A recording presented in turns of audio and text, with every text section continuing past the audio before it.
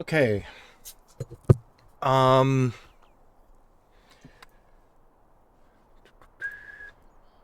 There. All right. This should be a shorter stream because I probably don't have that much left to do in Evendim besides this Tomb of Elendil quest, which I've been looking into. Like, okay, how should I tackle this solo? And I saw a video by I forgot who it was. I should. You know, I'm gonna look it up just to give the guy credit, who has convinced me.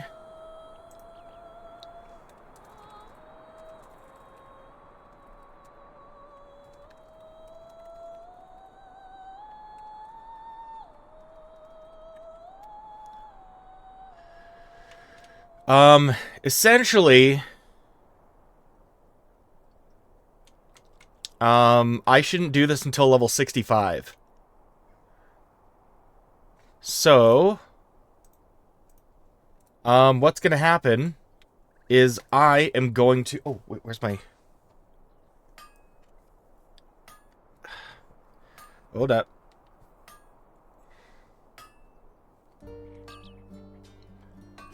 So what I'm gonna do is I'm gonna get this dagger and see what this story has in store for me. So it might not be too long. It might be a long time. We'll see. We'll see. We'll see. Okay.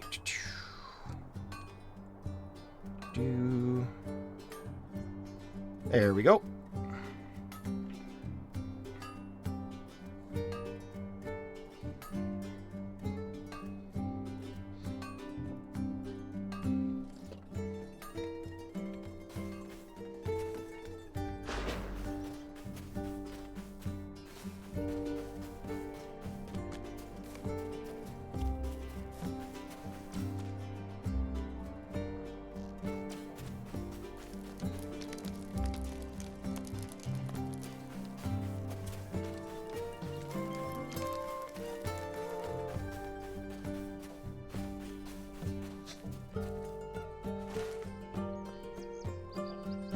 And we gotta go all the way to Numinas, which is A-okay.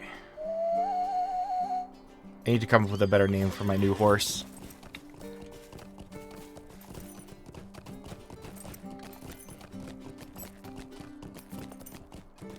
I've really I deeply thought through all of my horse names.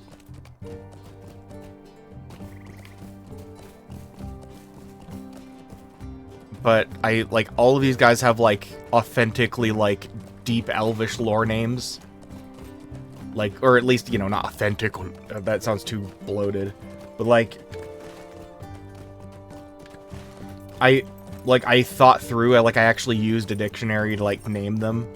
And then I just get this horn named Peach, and it's a lot more powerful and faster than the others. So I'm just sticking with Peach now, and I need to come up with a new elfish name. So, what's this one supposed to be? Level 40? Nah. Okay.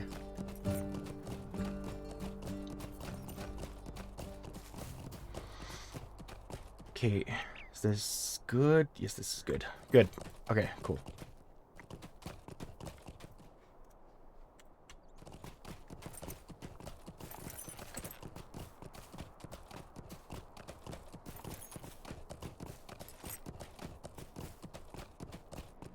Oh, wait, no, hang on. That's something else I can be doing, is the Slayer deeds. No, not Wildwood. No. Evendim. Here we go. Markers of the Sunken City. Now, where would that be?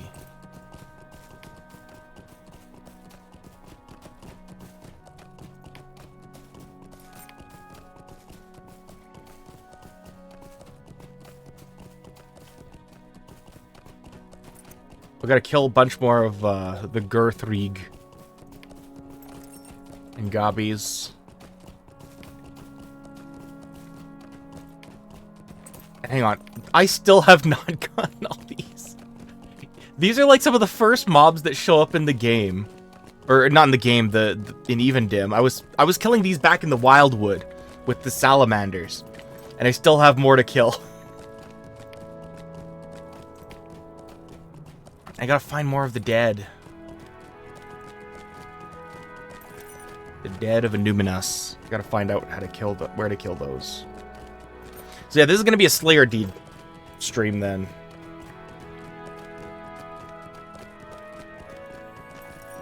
Yeah, let me just check to make sure the audio's good. Is the audio good?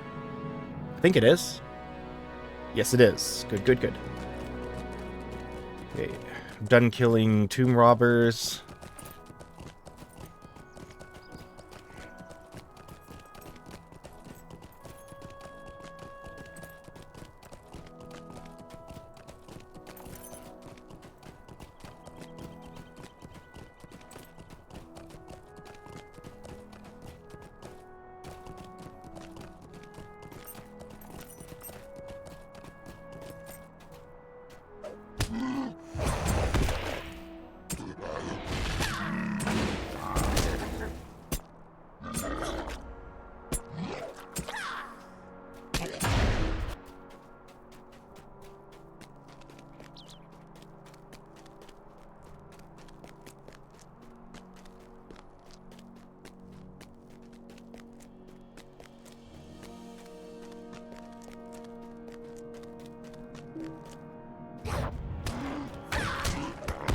How many more are you? About 50. Quite a few.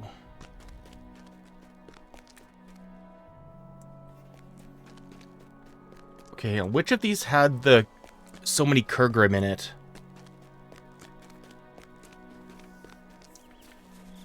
I think it's the tomb over there. Well, whatever, I'll just stay outside.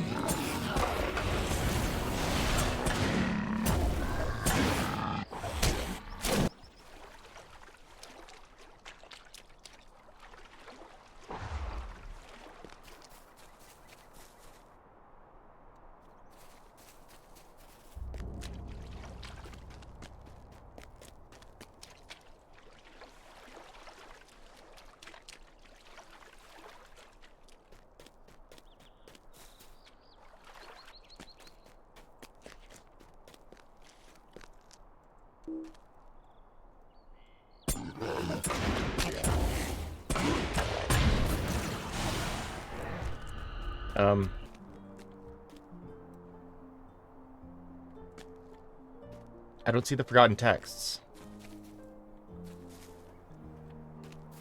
What? They got invisible on me? Oh, whatever. Moving on then.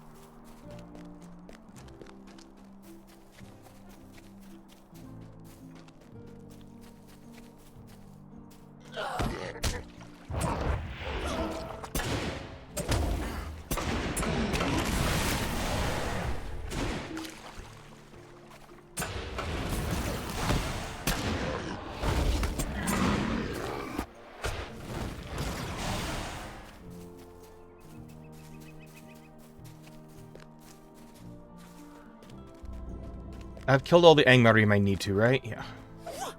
Okay.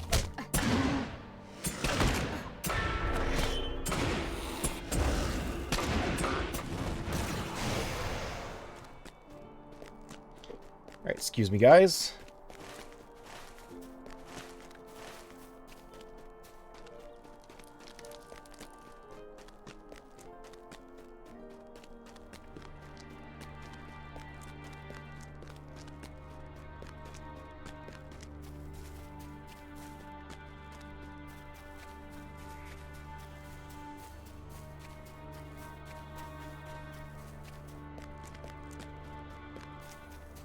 Now, what I wonder... I'm actually going to look this up.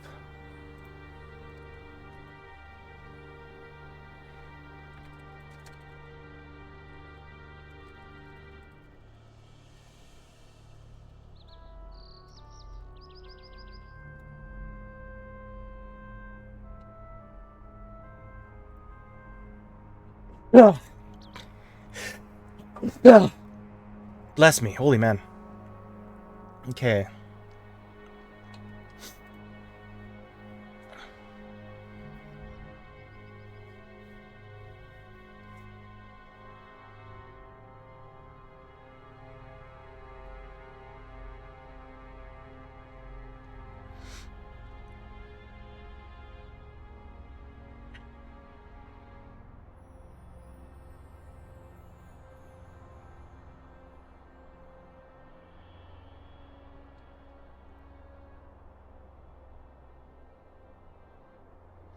Wait, really? Okay.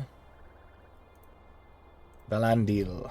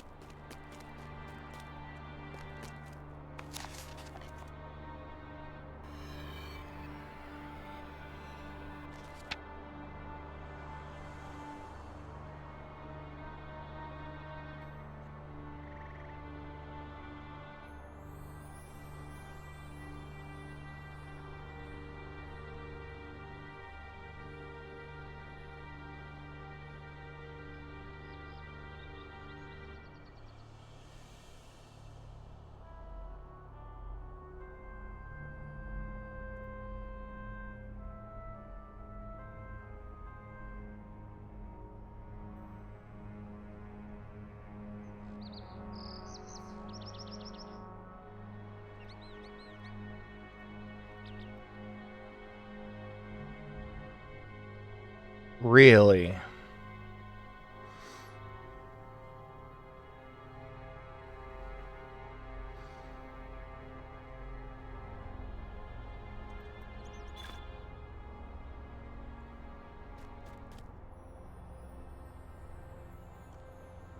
Glingham. The Gardens of Illuminas.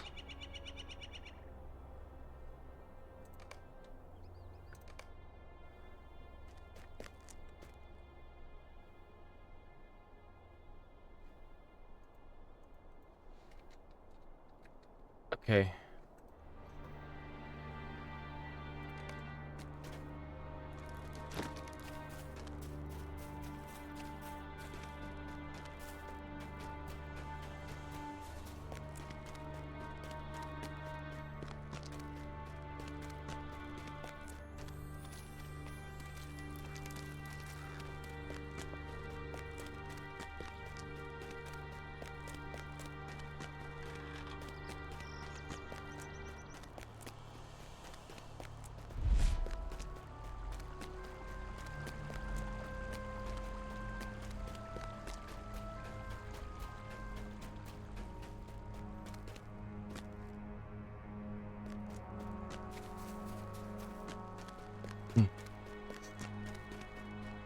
Maybe I should just go now?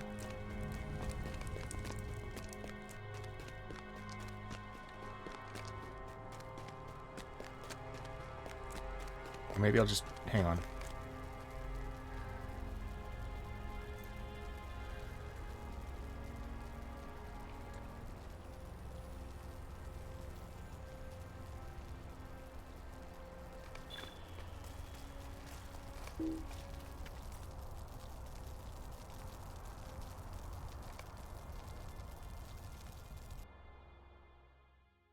Blinghunt, the gardens of Illuminas, once a place of great beauty, now overgrown and fallen into ruin.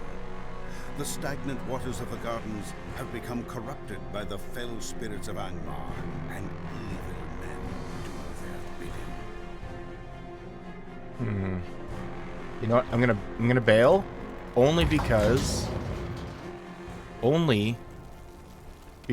the story will probably take me there anyway.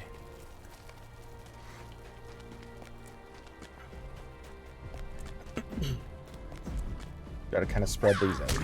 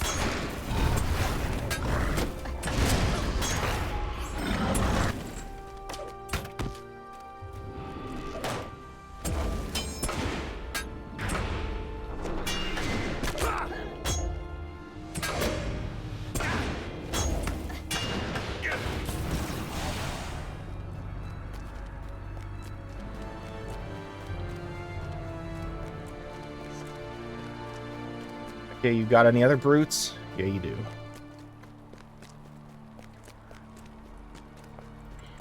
Bring them on.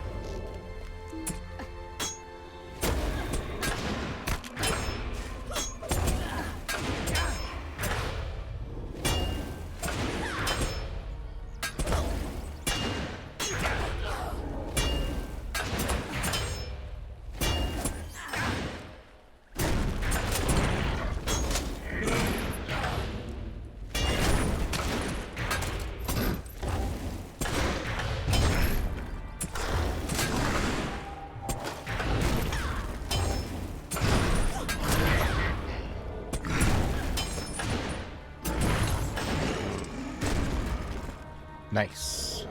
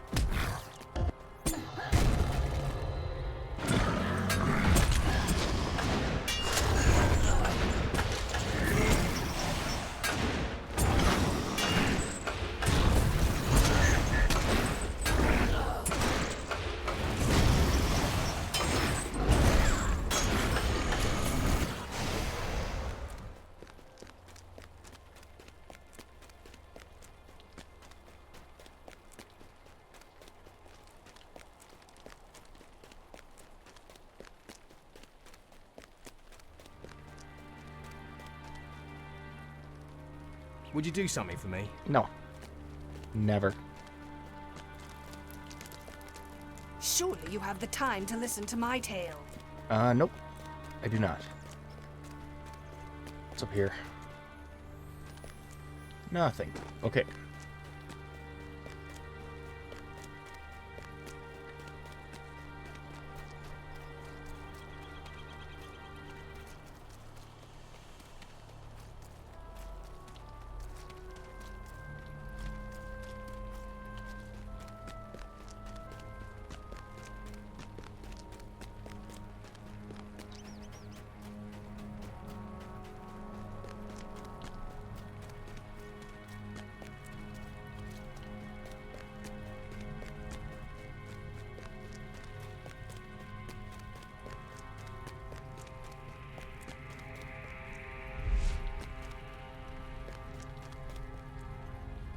Okay, what do you got? Fools! Did the Rangers send you? You are no more than a band of pawns, sent to their doom by my hand.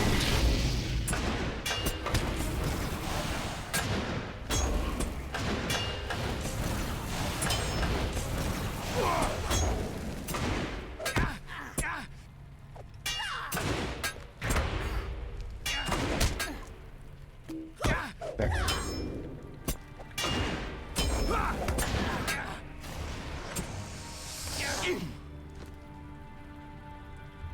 I've collected Tan Morgul. Bring Tan Morgul to Mordrembor. Alright, well, that's gonna be in a while. I have things to do.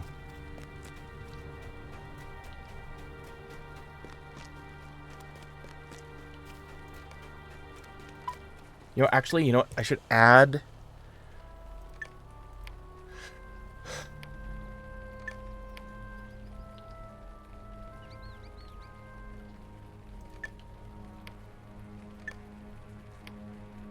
Yeah, these are my quests for today.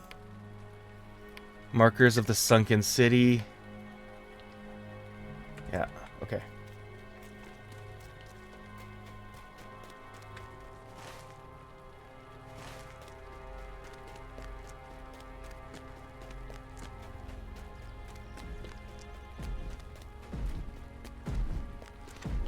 Be gone.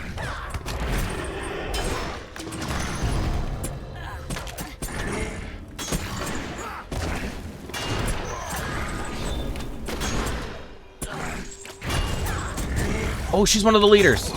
Okay.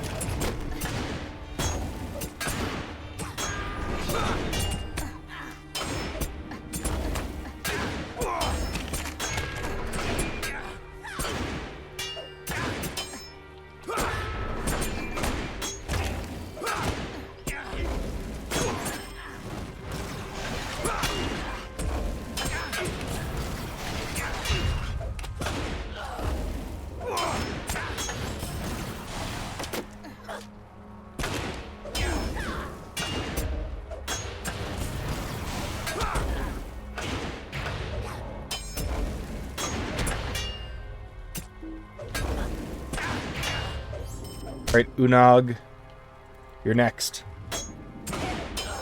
We will drive them into the water.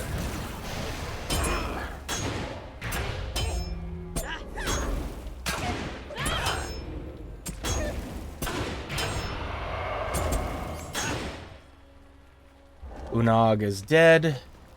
Oh, what's this? Plaque of Chlorhill. Oh, and Garthadir. Okay. That means I should be going back.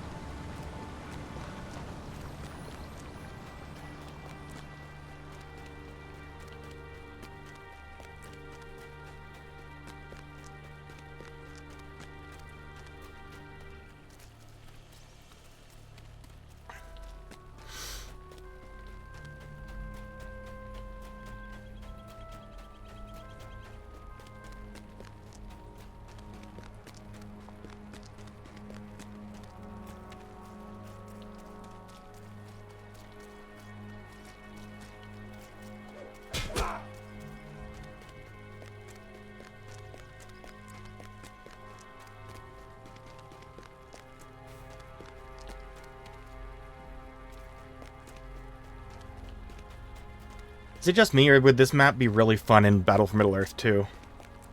Which is another game I want to stream. One day. Once I get it working again. Or something. Okay. Okay, where's my plaque? Bring me my plaque.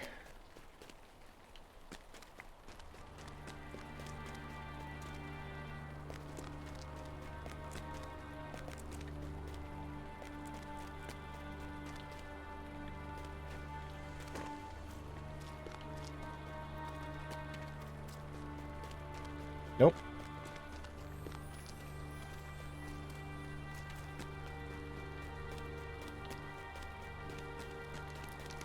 It's like right under my nose. There it is. There it is. Found it, found it, found it. A plaque, a marker plaque found amongst the ruins of Anuminas. Beautiful.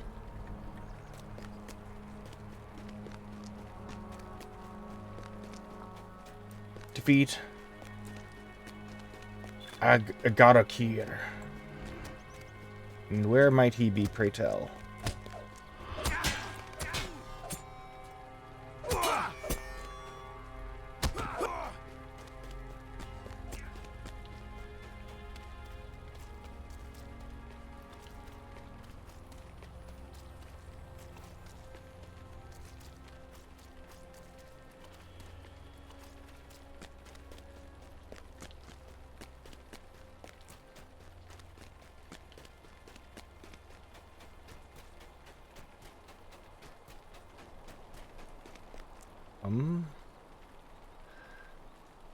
Okay.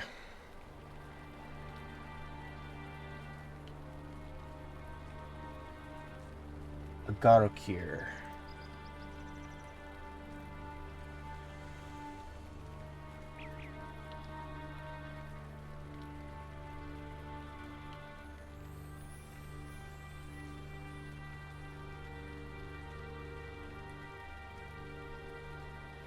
Found it, Tier Bond. Okay.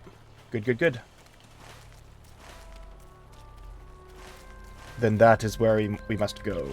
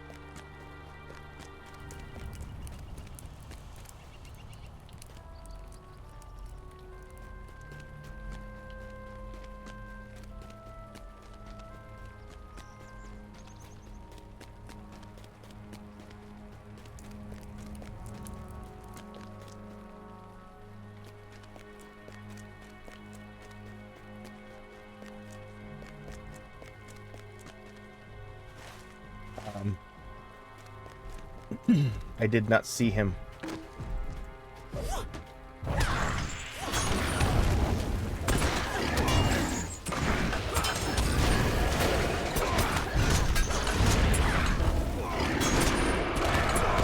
Oh, crap. We gotta go back.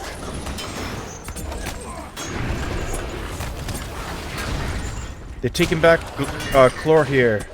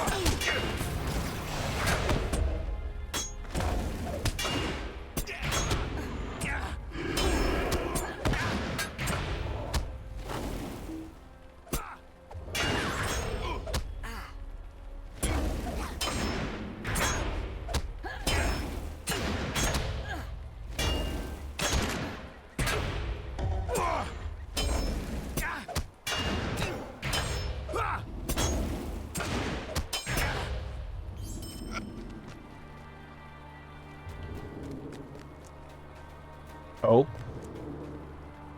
That guy looks different. Tim! Agarakir! I found you, you menace. Defeat is no option! Oh dear. Oh no, he's really strong. Oh, he's really strong. Oh word. Oh word. I'm screwed. I'm screwed. I'm really screwed. Why is he so strong? I hate him.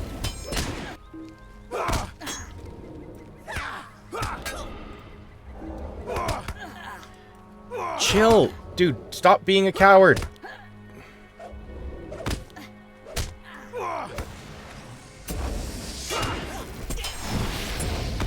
No! Brillmore calls for aid. And no one will answer. Oh, ruthless. No!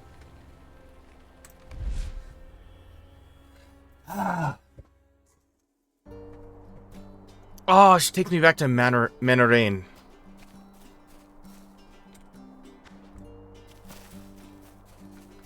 Okay.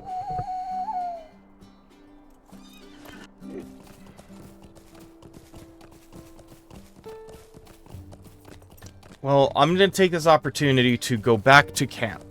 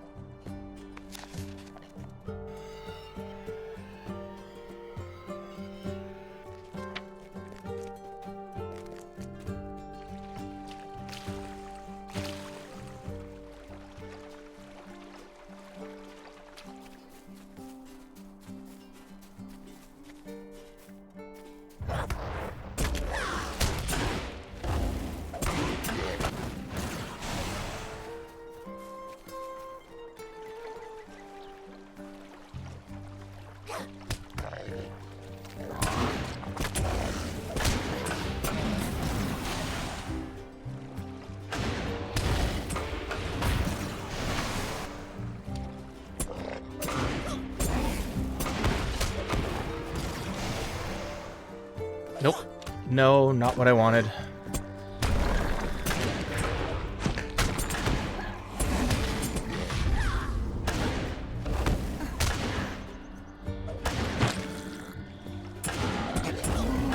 Good enough. Alright. Got like, what, 30 left? 31 now. Oh, there you are.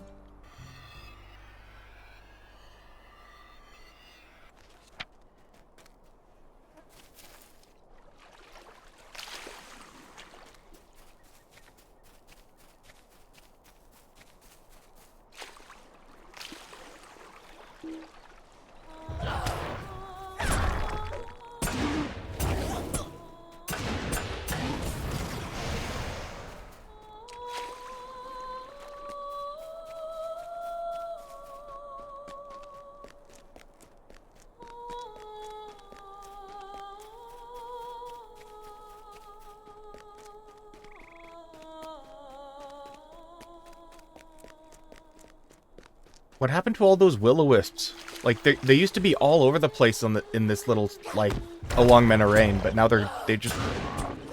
I can't pick any off.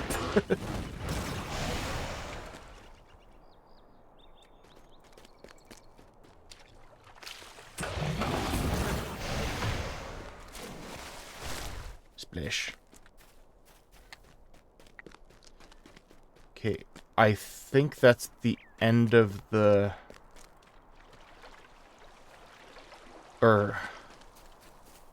Like, there aren't any more along King's Way. So might as well just warp. Oh, I stand corrected.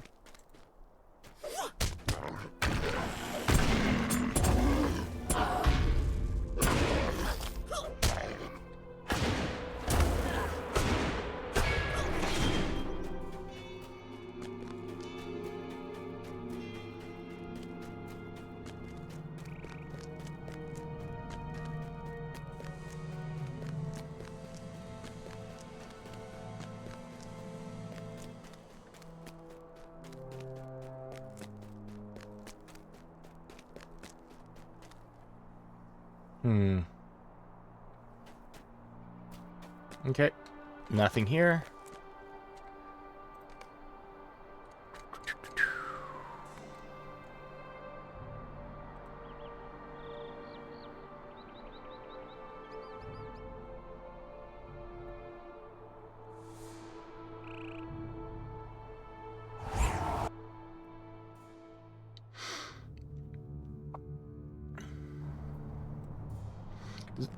I don't know why I had this thought, but like, looking out at the lake like this, I just immediately thought of like, with like the spires in the up in the middle of the lake. I'm just thinking like, I really want to play Oblivion again, don't I?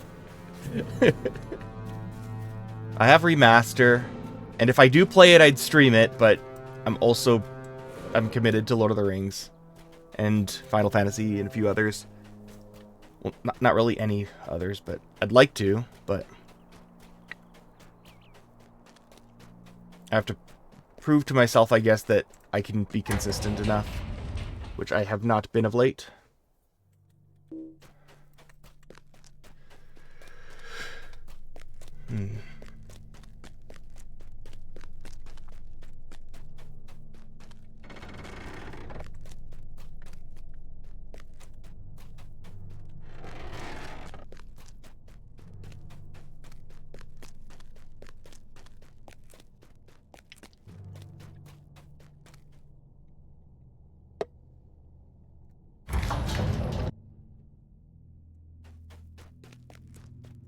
Oh, crap, I forgot. Oh, whatever. I was gonna go talk to Lairdan, but whatever.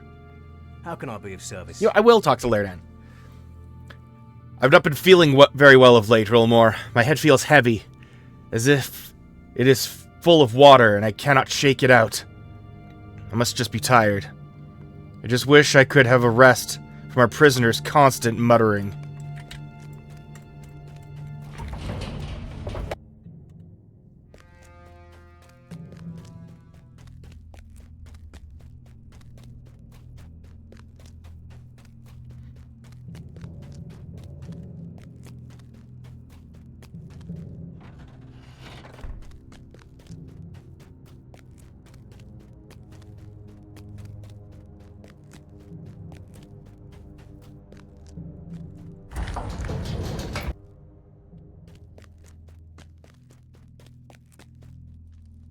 What do you need? Goldakir has been defeated? I'm filled with wonder, Rilmore.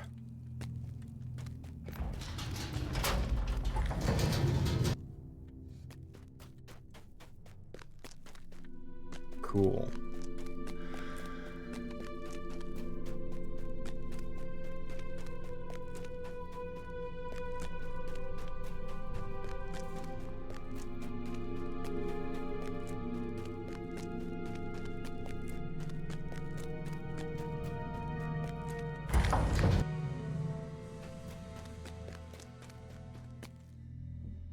Yes, my friend, yes.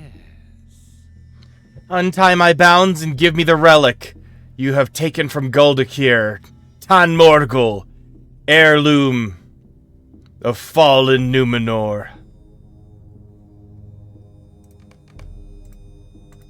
Angmar will destroy thee. Get thee from my sight, thou worthless worm. Thou shalt pay for thy failure. What can I do for you? Okay, Book 10, Chapter 11, Goldakir's Restraint. What do you think you are doing, Rolmore? I do not know what happened to me, but something seemed to shake me from a deep slumber, and I saw you about to untie the prisoner. You need to steel yourself against his wiles. Did not Lairdan tell you that? He is treacherous, our prisoner. We cannot let down our guard for an instant. I will take Tan Morgul and bring it to Kalinglad. I do not think it is wise for you to spend too much time in the company of Mordrambor, Rilmore. Calling you friend all the time. I do not trust him, and neither should you. Would you do something for me? Book 10, Chapter 12, A Means to Carry It. Lairdan came to see me, as you said he would, and he told me much of the same, that our prisoner remains dangerous. I did not pay as much attention to these words as I should have, it seems, but I have something to tell you that this unfortunate business with Tan Morgul drove from my mind until now. Lairdan has learned the location of Amarthiel's Palantir, and has devised a scheme by which it might be recovered. He is waiting for you in his room. I do not want to say any more about it while in the presence of the prisoner, but you should talk to Lairdan about this at once. What can I do for you? Hurry and speak with Lairdan, Rilmore. His room is atop the stairs on the other side of the keep. He is waiting for you. Do not worry, I will bring Tan Morgul to Kalinglad for you. Mordrambor stares at you with hatred in his eyes, but says nothing.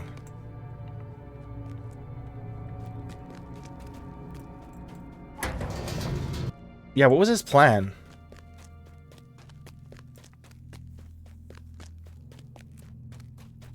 Oh no, Tannen is gonna listen to Mordrambor. Oh no. No.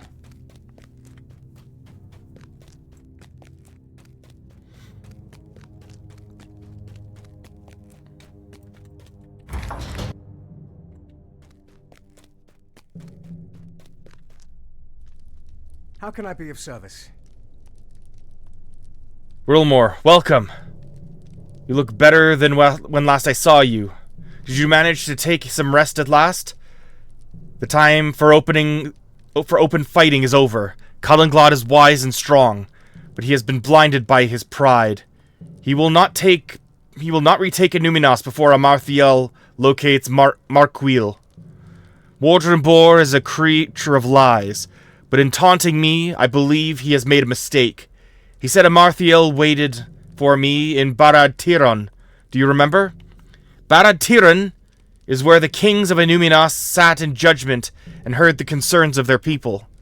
The histories do not agree on this point, but a number of them record that the Palantir of Inuminas was kept at Barad Tiron for the use of the kings. That Palantir of Inuminas is gone, drowned beneath the sea, but surely that is where Amarthiel strives with the Palantir she has recovered. We must assault Barad Tiran and reclaim the Palantir, Rilmore. But hold! Do not rush to Cullenglad just yet. This Palantir has been bound to the evil of the enemy. The merest touch of it will cause us harm. We need some means to carry it. Golodir has such a means at Gathforthnier. Oh. Though it may cause him grief to remember the events of his fall, you must speak with Golodir on this matter. Only he can provide us with what we need. But that's in Angmar. What do you need? Okay. We must hurry to Gathforthnier to speak with Golodir, Rilmore. Only he can provide us with the means to carry the Palantir. Once you have returned, we will arrange an assault on Barad Tiran with Cullenglad and his rangers. We must act quickly, Rilmore. Hurry to Golodir. I will hurry as slowly as possible.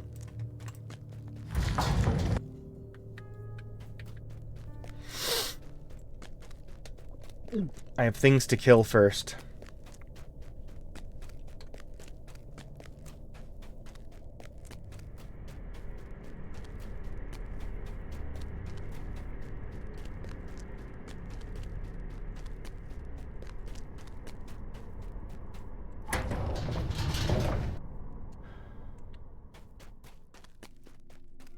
What can I do for you? Golodir is a good man, but I do not understand how... I don't understand how we can keep... Sorry. Golodir is a good man, but I do not understand how he can help us retake the Palantir. He is in Gathforthnier in East Angmar. If Leridan says what you... says you must seek him out. Mordrimbor stares at you with hatred in his eyes, but says nothing.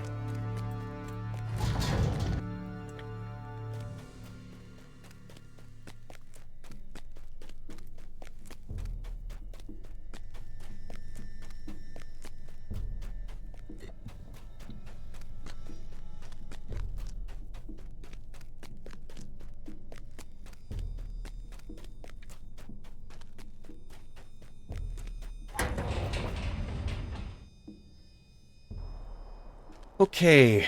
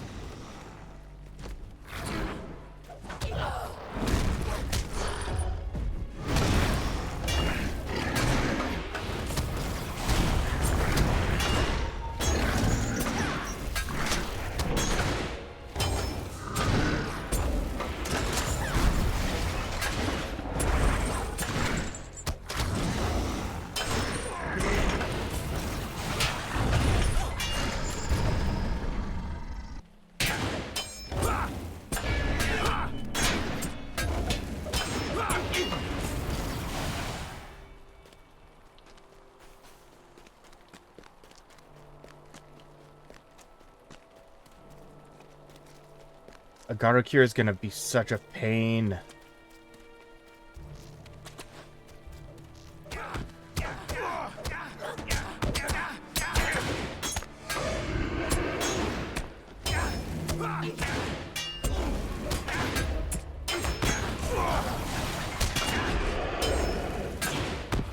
Oh.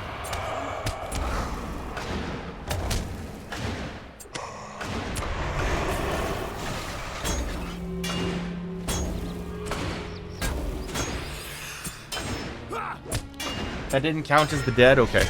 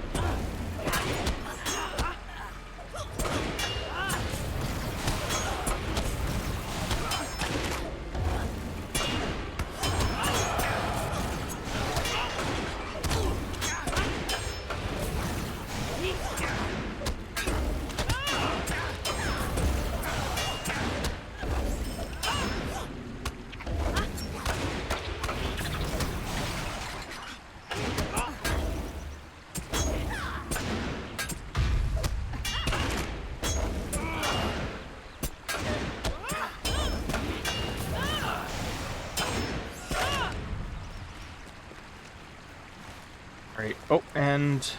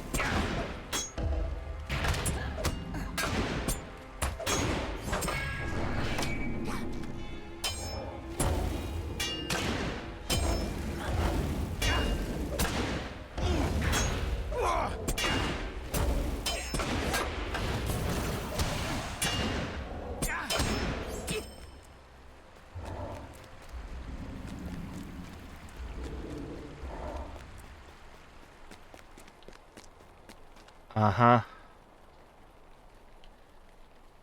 Yeah. Yeah. Oh, boy. Okay. Angmar will keep Tirabond at all costs. I'd rather it didn't.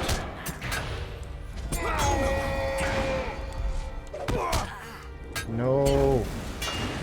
Nope. These guys. These guys. Up. Upsy daisies.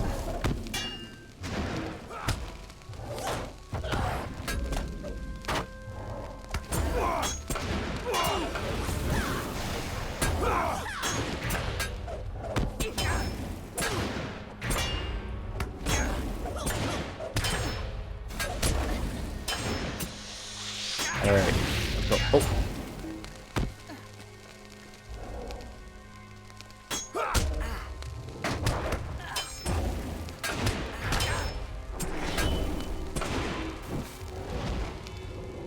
Get up, get up, get up. No, why are you scared? Get up, you coward. Coward! Oh my god, why?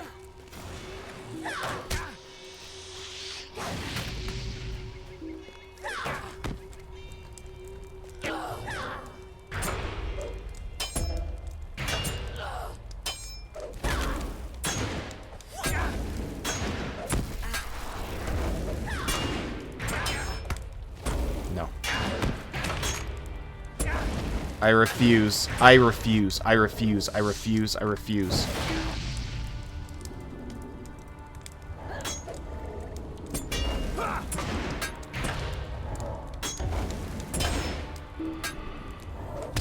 Why?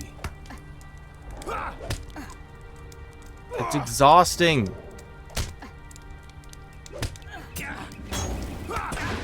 Crap.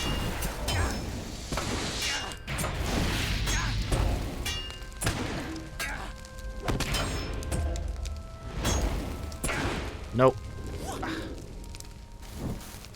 Yeah, I'm not gonna be able to get this guy solo.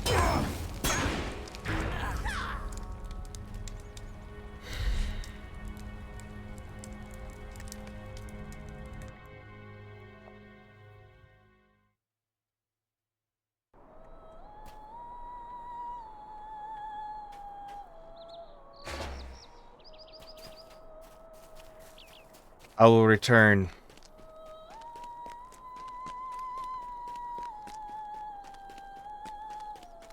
But probably just to fight the brutes. Gerthrieg.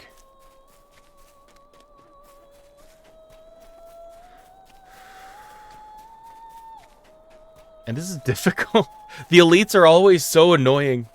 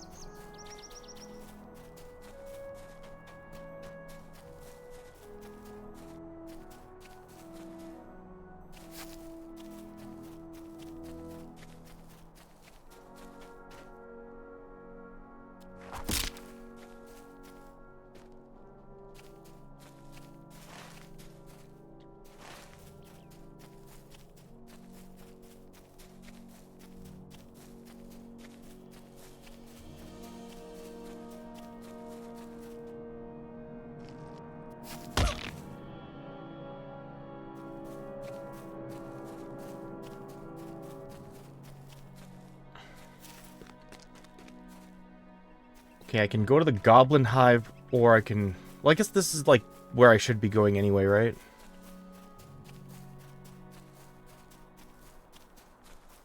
Gobbies. Kill them.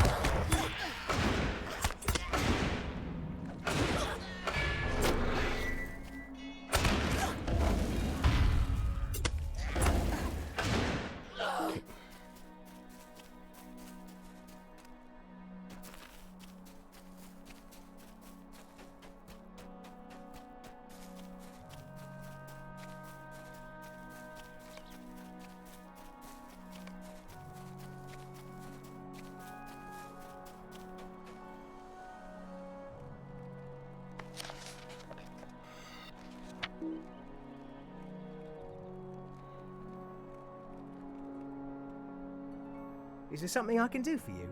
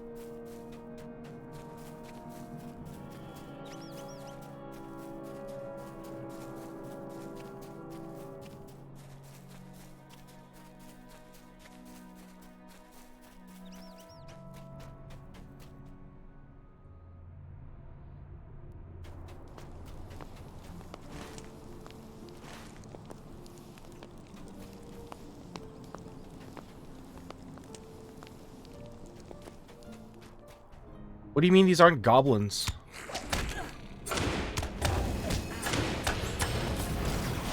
Why aren't they showing up?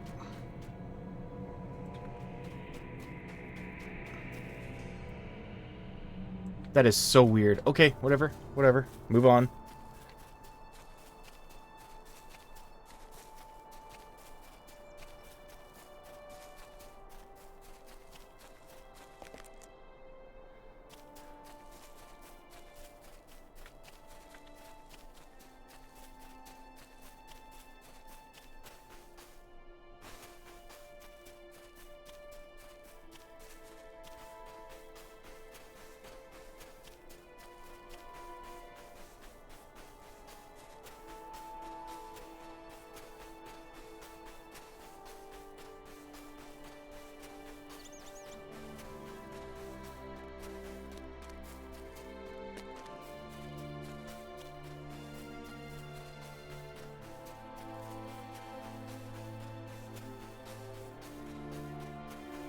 There is one.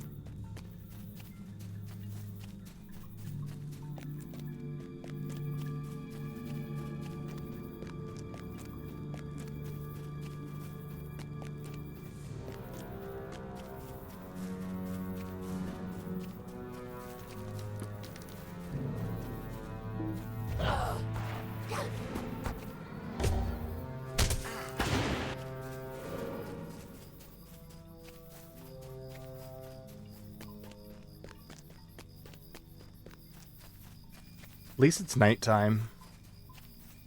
It's easier to see the what are they called? Limraffen.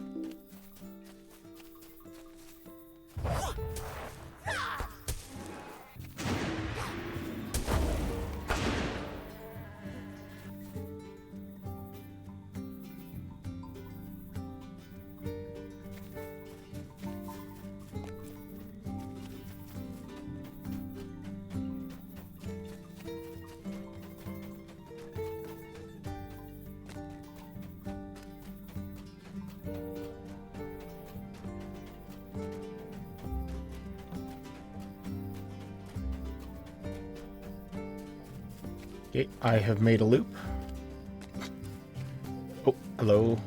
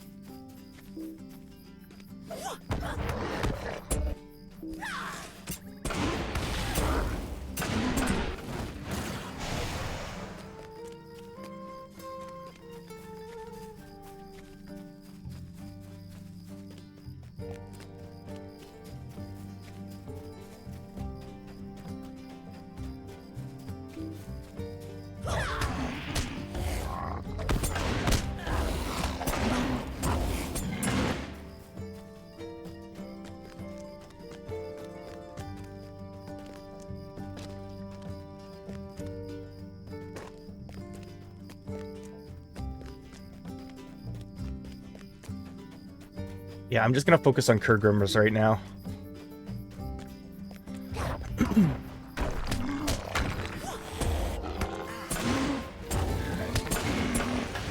Oh, now they show up. Okay. Wait, do they only appear at night? And then it's like bugs during the day? Yeah, I think that must be how it works.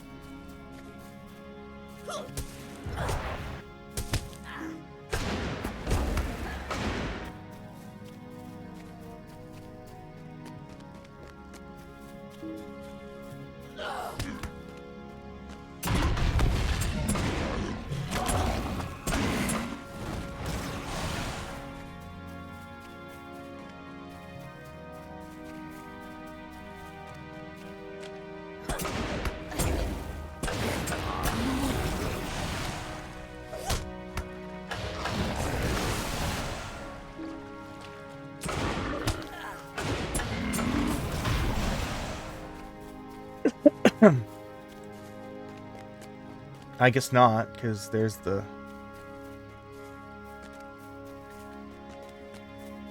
bug.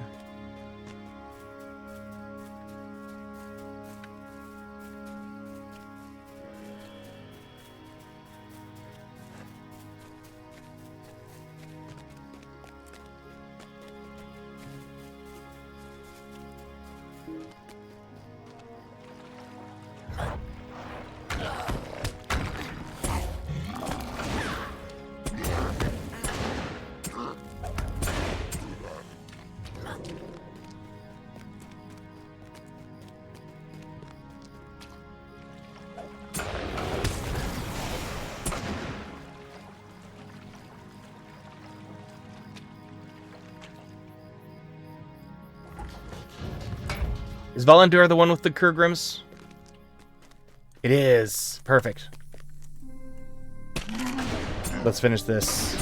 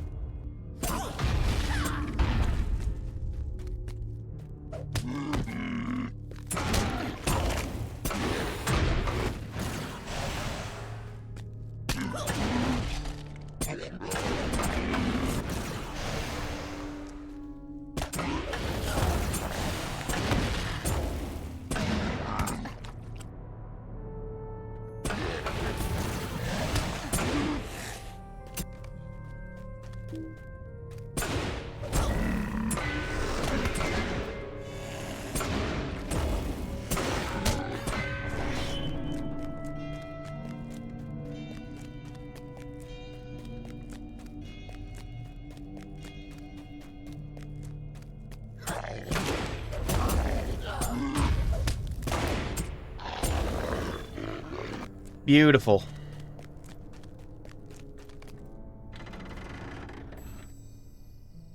Okay.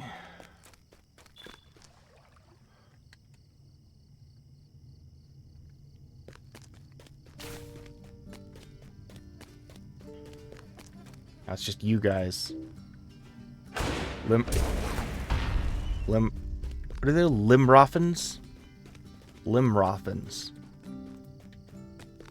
Probably mispronouncing them terribly.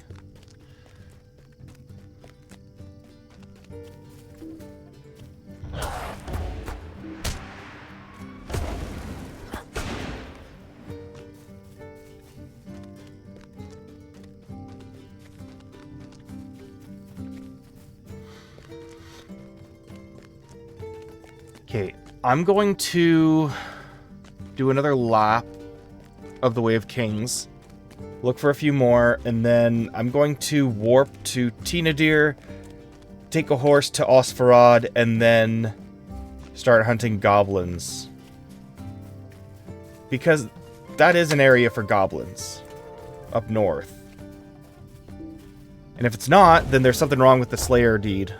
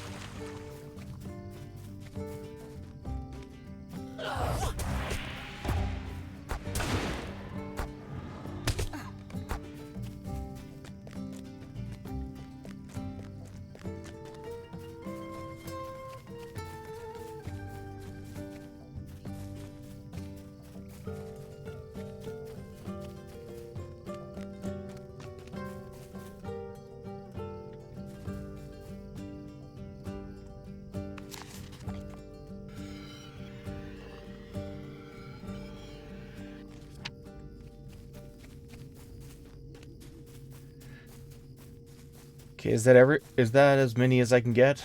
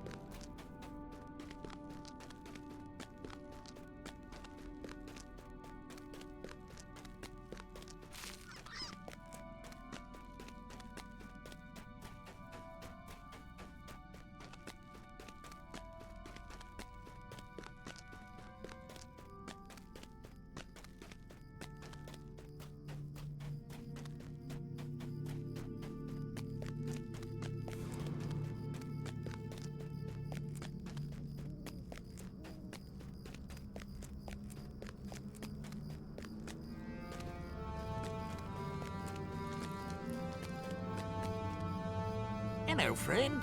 Can I help you with something?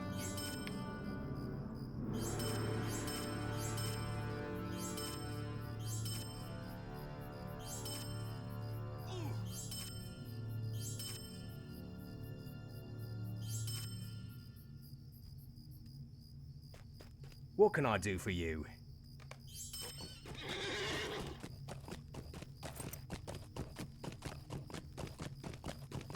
Yeah, Tomb Fuin.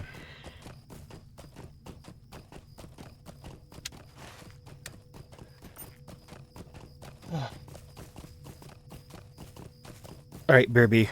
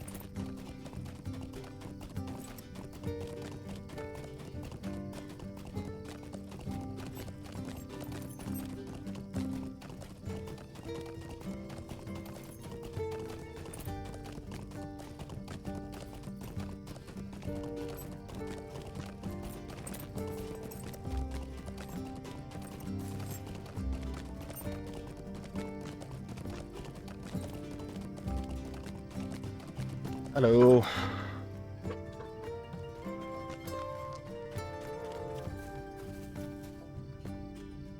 Okay.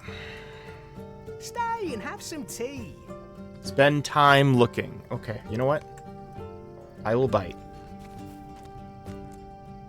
Hello there.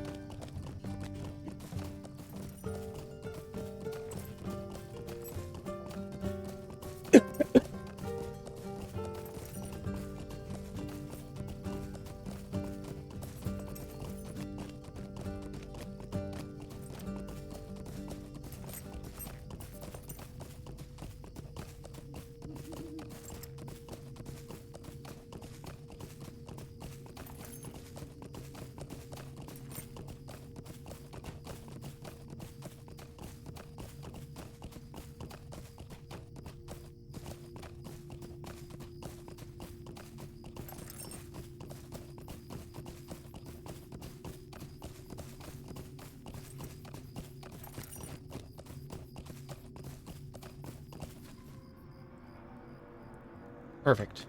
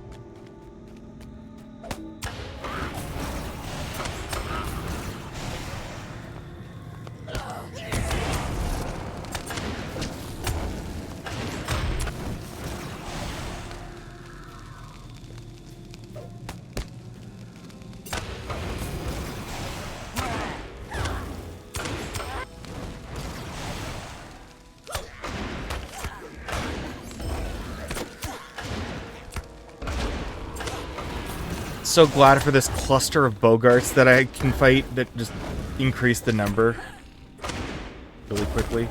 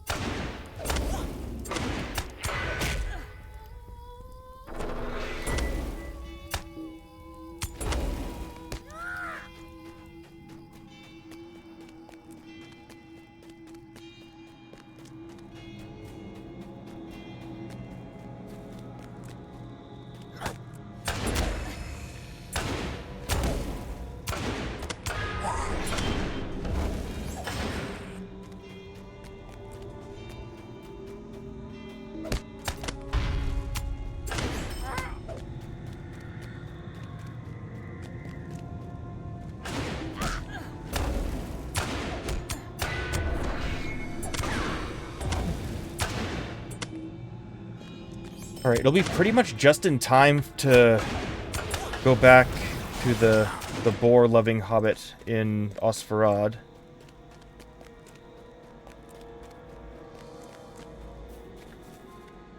Alright. So south we go.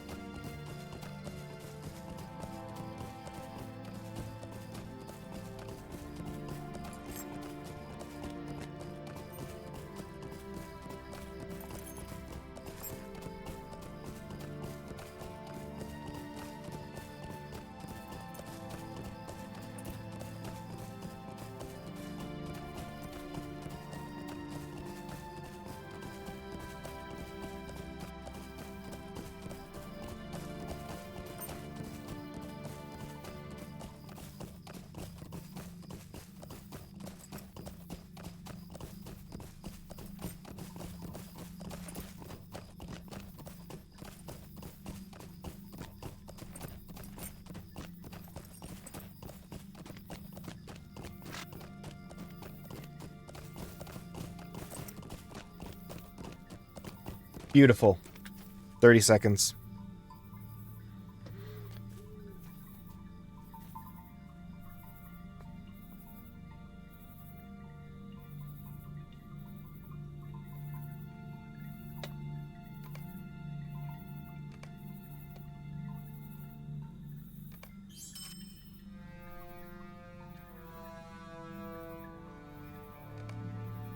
You found no sign of boars in Evendim. Good day. No boars? No boars at all? How odd, Rilmore. Now you really looked for them, right? You didn't just waste time doing errands or working on some craft or another, right? No, I trust you. But this means I'll have to do without a delicious Evendim boar steak. And that just won't do. I mean, Could I take a moment of your time? well, we must not let life's day-to-day upsets get to us, Wilmore. There may not be boars in Evendim, but they say there are a great number of bears throughout the hills of Tirn Fornic, and especially in Nan Orngon to the east. Orngon to the east. Bear steaks, while still delicious, are certainly no match for a sizzling boar steak. My friend Ronald Dwale, oh, that's the Tolkien guy, once went on at great length about the similarities between those two words, you know, boar and bear. But I must confess that I do not share his same love for words. Words are often an inconvenience and get in the way when you are trying to express yourself to get to the real meat of an idea, if you will. The meat in question here, for example, is certainly a choice cut of bear meat. Bring me back several cuts, and I will share them with some of my neighbors. There will be a bit of coin in it for you as well, and we can mourn the absence of boar over a delicious bear steak. How does that sound? Well, I will smoke to that.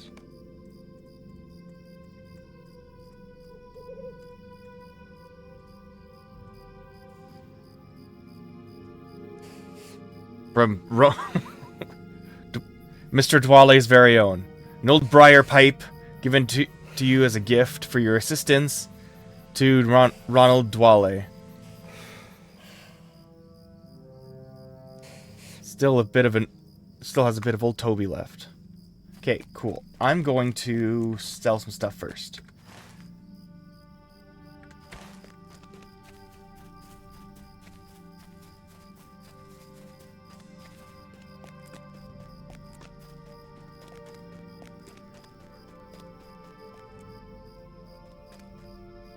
I've had some dealings with the Rangers. They aren't as bad as everyone makes them out to be. What can I do for you?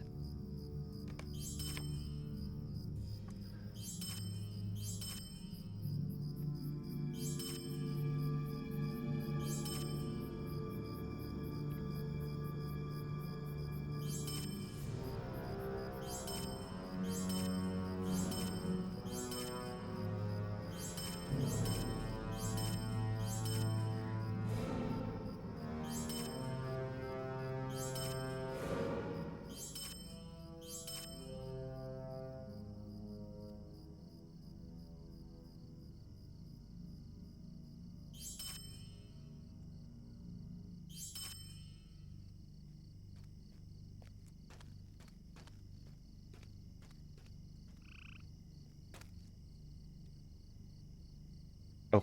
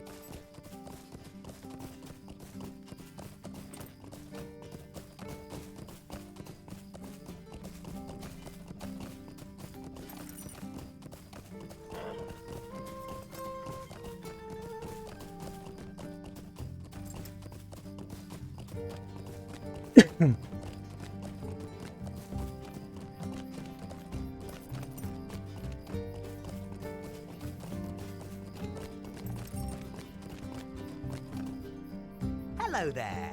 You brought me the bear meat? Good, good. I'll just prepare it and we'll have a grand old time. Still, it's a shame it isn't boar meat. You can make a really delicious steak out of boar meat, if you know what to do. Still, I don't mean to sound ungrateful. Bear meat is still quite good, And to tell the truth, people here at Osfarad don't have it quite as easy as my folk in Oatbarton. I'll call over some of these folks and share these stakes with them. It's only right. Thanks again, Rilmore. Keep an eye out for boars. I wonder where all the boars went. Evendim once had dozens and dozens of boars. The hills and fields were covered with them. I don't believe you. What do you need? Okay.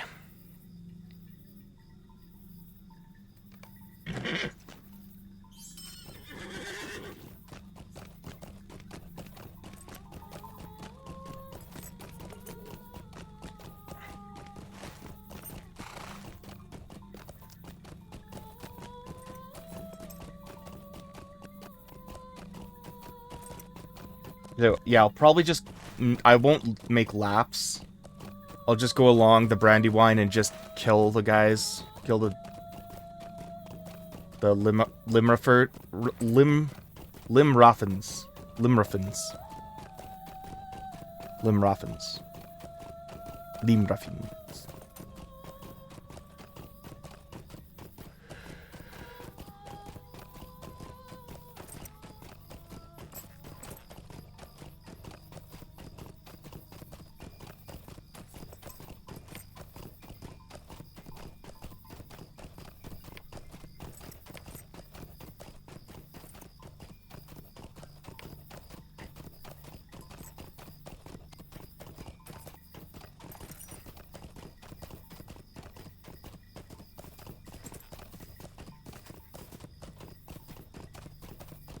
What happened to the paragraph-long lores that I got? Oh well. That's fine.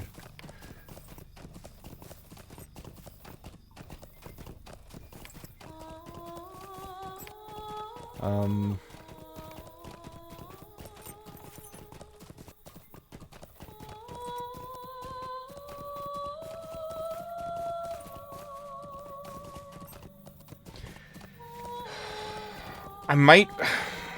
Yeah, I'll probably just put a Gauda Cure off for now.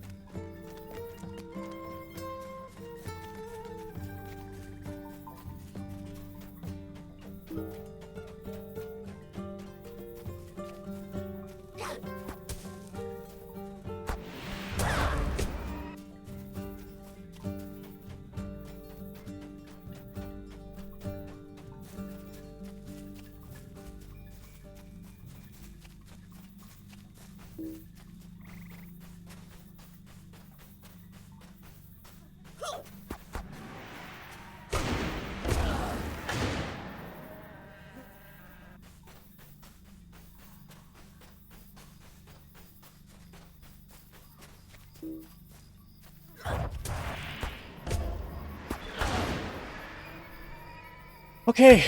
Wow. Alright, it's time to go back.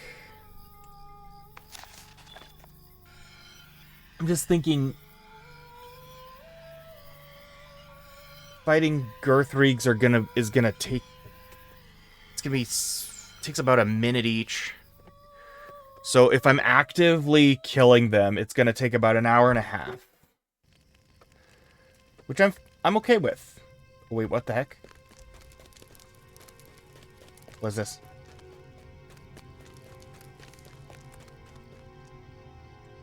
Might you spare a moment of your time?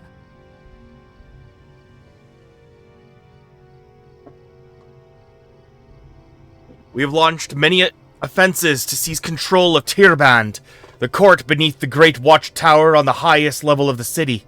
But always Agarokir repels us. He is one of the Amarthiel's Black Numenorians, and he is a fearsome sorcerer. If we are to seize control of Tiraband, Agarokir must be defeated.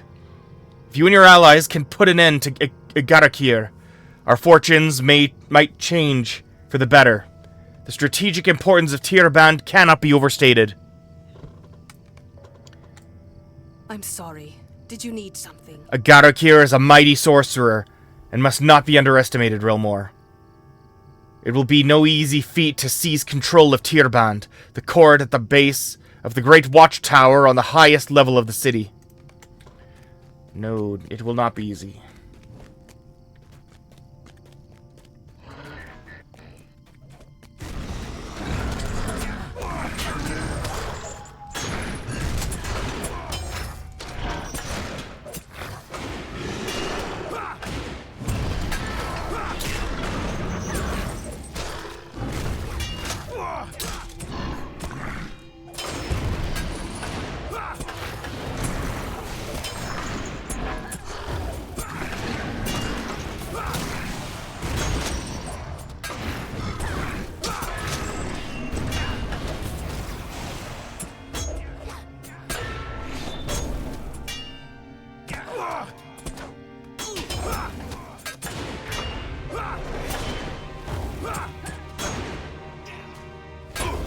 You will be cast from this place.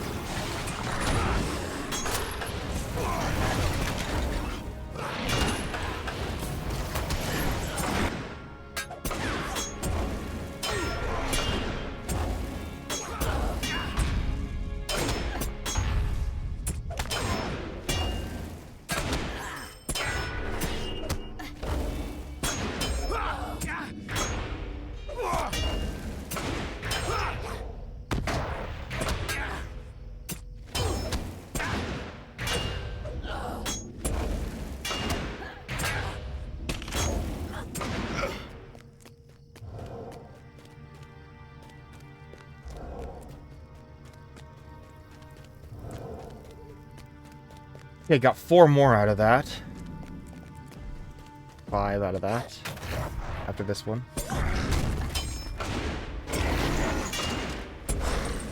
I gotta get 80. It'd be less of a hassle if I didn't have to fight Angmarim alongside them. You too. Get over here.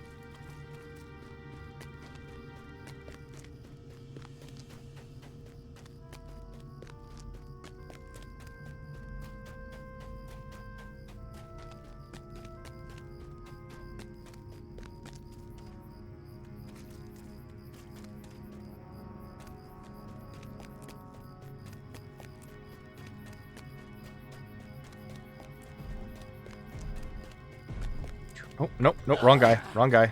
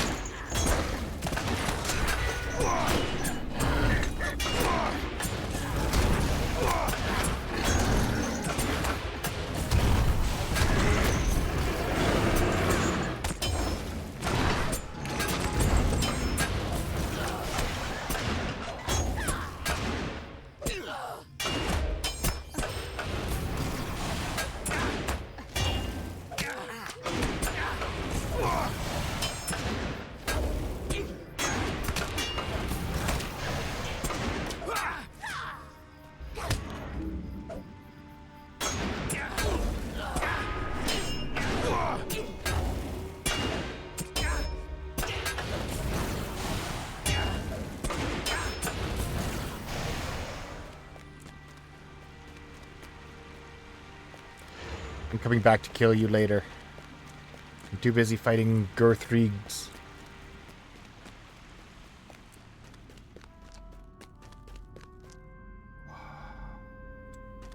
hate him.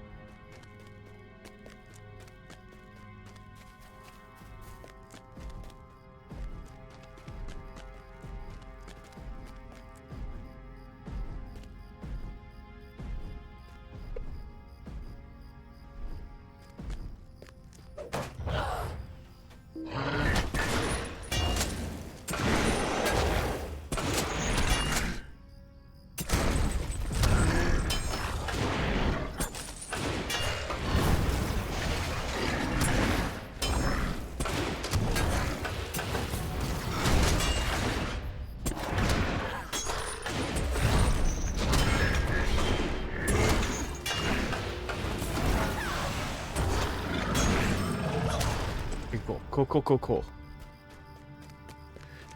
Easy prey.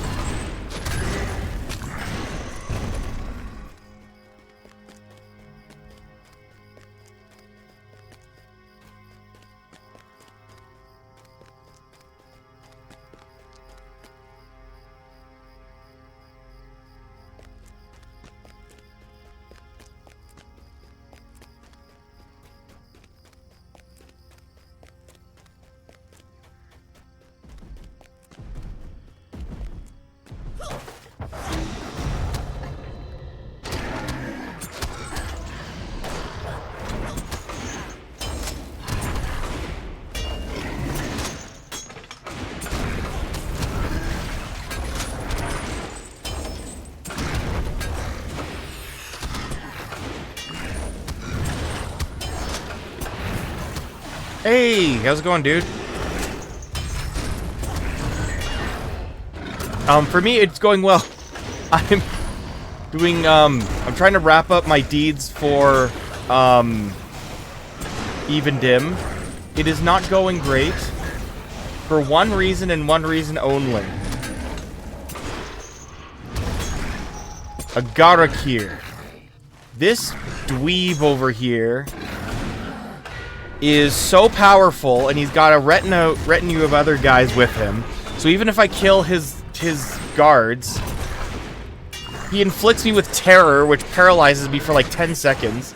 So I can't beat him, and he's on my deed list as well. Look at this. Leaders of the invasion. Agarakir. Look at that. That's going to stay there. Even though he's level 40, he keeps killing me. So, I'm just gonna kill the easier targets, which are these giant freaking brutes. The Gurthrigs. This dude's just a, like, the other invasion leaders aren't, like, elites, though. He's like an elite soldier, and I hate him. So, I need, like, a team of, like, a bunch of people. What is the highest population? Arkenstone is the most populated, but that's not the one I'm on. But Arkenstone is the server if you want a lot of people, that's the one you want to go on. It was so funny, because, like, I was on Laurelin for a long time, and I moved my character to Meriadoc. So this character's on Meriadoc. And, like, anytime someone would pop on, and I'm like, hey, so what, they were talking about playing the game, what server are you on? Arkenstone. Arkenstone. It's always freaking Arkenstone. So, yeah, that's your answer.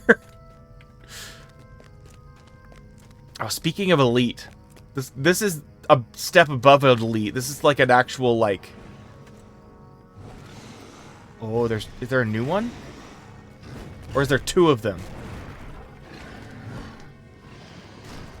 Sunaf. Used to be a, oh, balls. I'm not gonna deal with these guys, am I? Am I gonna make this my problem? Yes, absolutely. Alright, picking off the small guys first.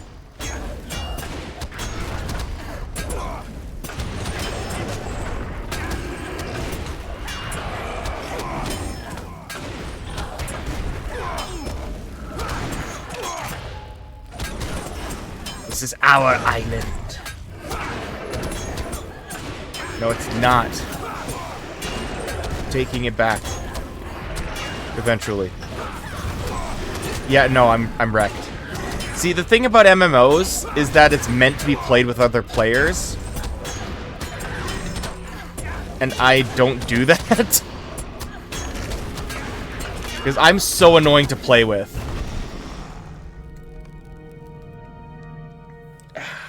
Damn. Alright, lesson learned. Because, like, I'm going in order. I'm 100%ing. So I'm doing everything. And I'm going one region at a time.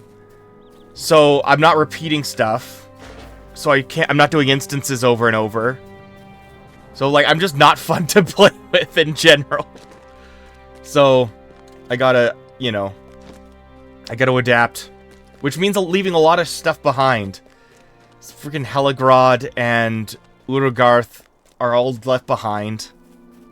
I started in Angmar at part 40, and I'm still not through Angmar. But I think Angmar is designed to be like a long-term project, and you're supposed to clear it with people. Because, like, I started there at, like, level 40-ish. And I'm still, like, it's the end game, right? So, it kind of makes sense, but...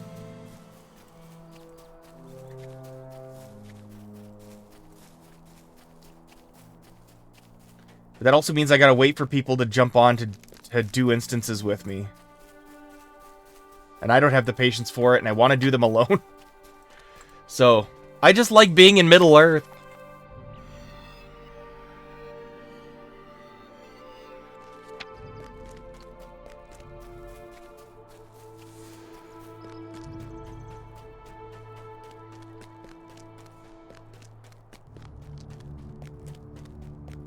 So yeah, after this, I gotta also be doing there's 3 dungeons. I don't know how I'm gonna beat them without anybody.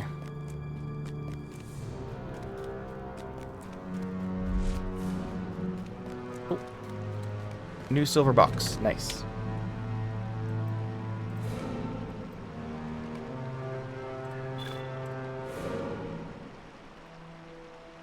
Wait, what?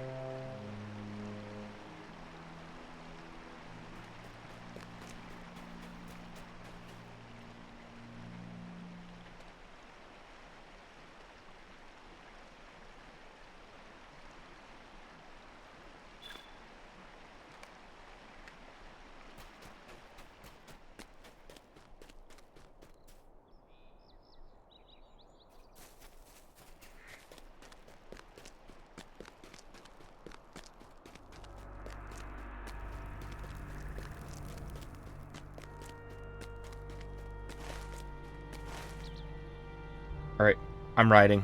Wait, no, oh, no, I didn't pass it. It's the next courtyard.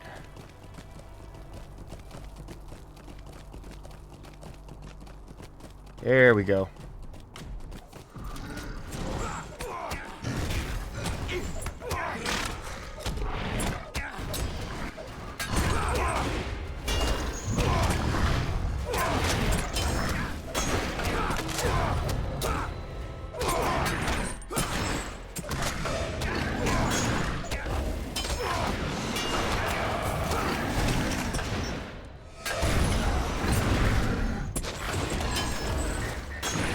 Okay.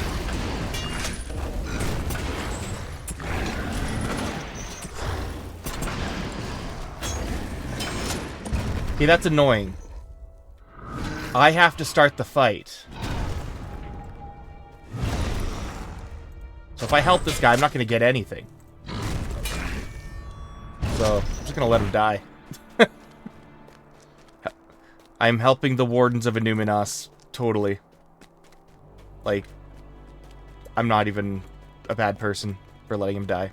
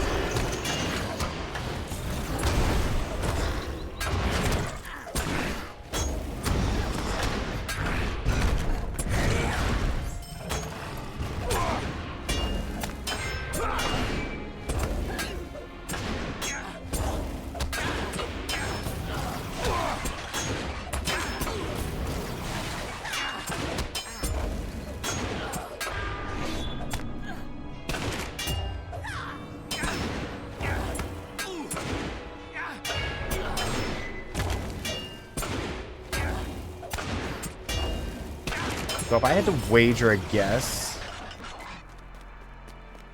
I have another, probably. Oh, hang on. Let me think. My guess is that I got another hour and a half of just killing Gurthreeds. And there's like 4 I can like this courtyard has 4 of them.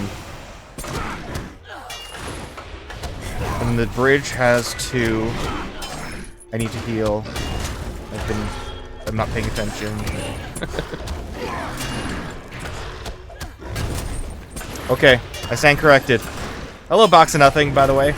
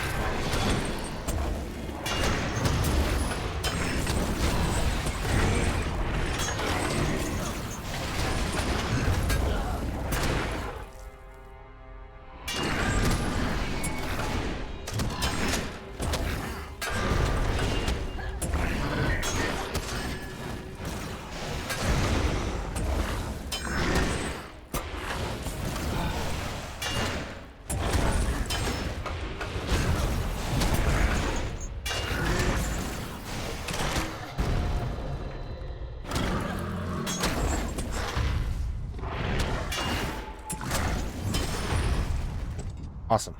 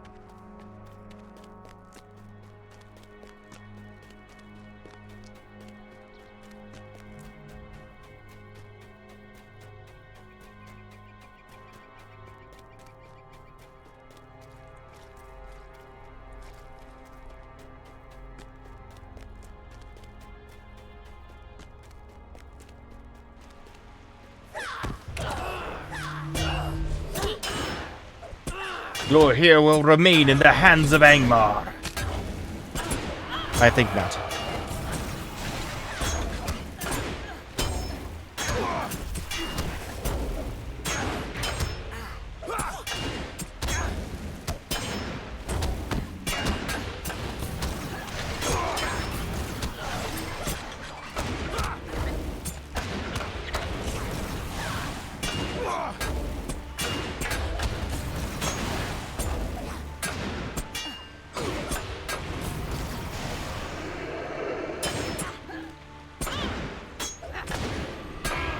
Yeah. This is very true. I knew going in that I would take forever. Yeah, that's something I chose consciously. I know a lot of people typically wouldn't have the patience to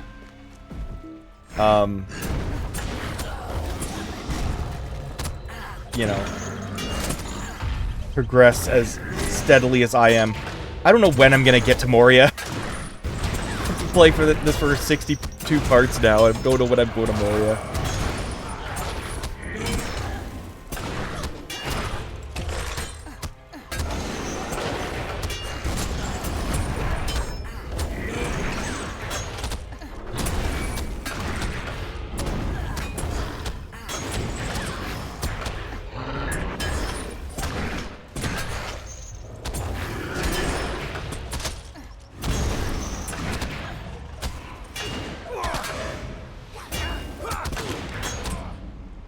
Kind of weird though, you didn't get up to speed quickly in your home MMOs either. Why should this one in particular be any different? Yeah, exactly. And I mean, to be fair, I've also... Yeah, I've done that before, so it's like caught up and stuff, so I'm like... Sorry, I'm distracted.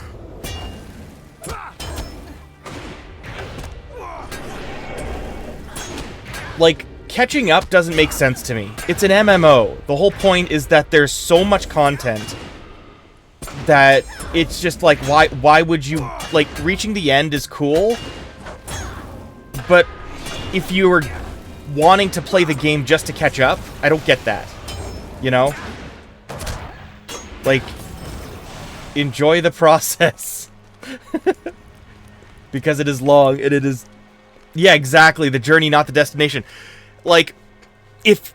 I don't understand how... Like, that's also why I, like, read everything, too. Like, I'm never gonna come back... Like, I doubt I'm gonna come back to Enuminas unless I'm, you know, coming back to kill this guy. Speaking of Box of Nothing, if you are able to have a character on Meriadoc, help me with this guy. Agarakir has killed me twice, and he is holding this place hostage, and I hate him. Anyways... But like, Enuminas is such a big deal in the world, right? Like in the lore of Middle Earth, right? So if I'm just skipping over it and just skipping all these quests and not taking in sort of the care that the devs have put into it, because I love what, not just like the lore, but also this mechanic for like keeping the city like out of the hands of the Angmarim. So like, there's so much to the games. Wait, what's nothing? I imagine not, but that's... Like, oh yeah, there's gonna be so much. But also I suck, and I don't typically...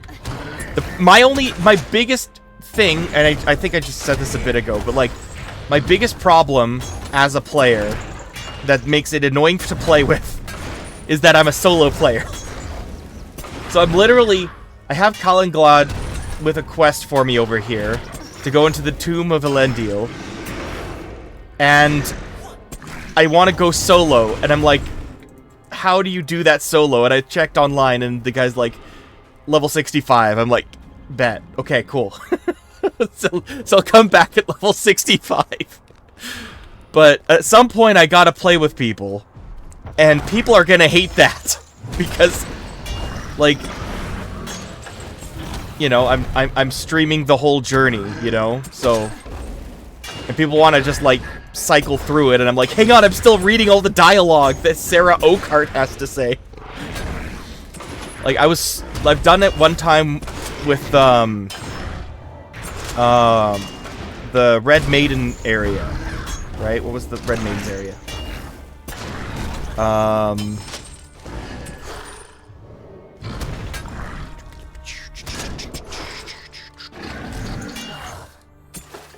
Yeah, Garth Agarwin. Yeah. When I was there, people were like, at the beginning, people, like, I went with a few people separately. First guy was really patient, really cool. Was just like, yeah, sure, let's just slow down and read everything, sure. The other guy's just like, you should be grateful.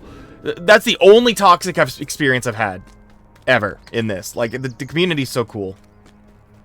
But that was just this one idiot who's, like, mad at me for wanting to read everything. It's like, let me, it's, you know, I want to see what they did.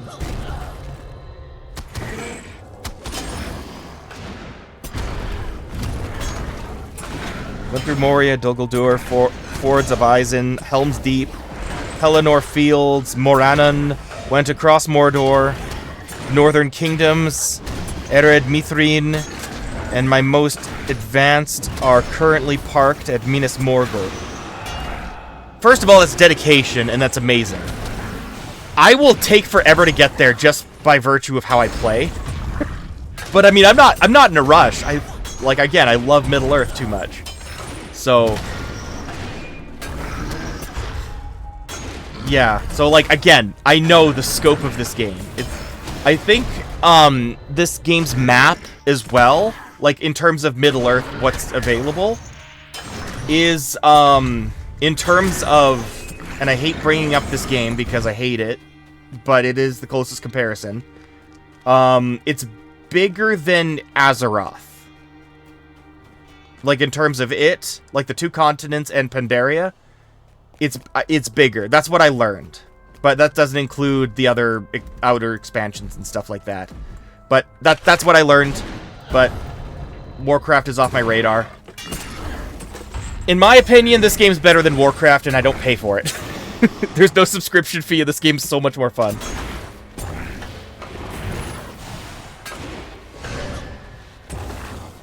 I was joking about this on my last Lord of the Rings stream, but I was considering, this is as a joke, I don't mean this, but I was thinking about making Warcraft a bannable, a bannable phrase. I'm just too salty.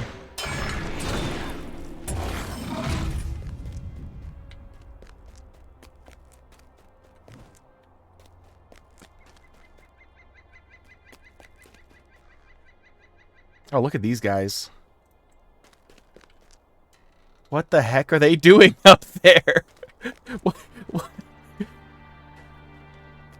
Hey, let me... Oh, no. Oh, that's funny. When would you fight these guys? What are they guarding? This little dome? Anyways.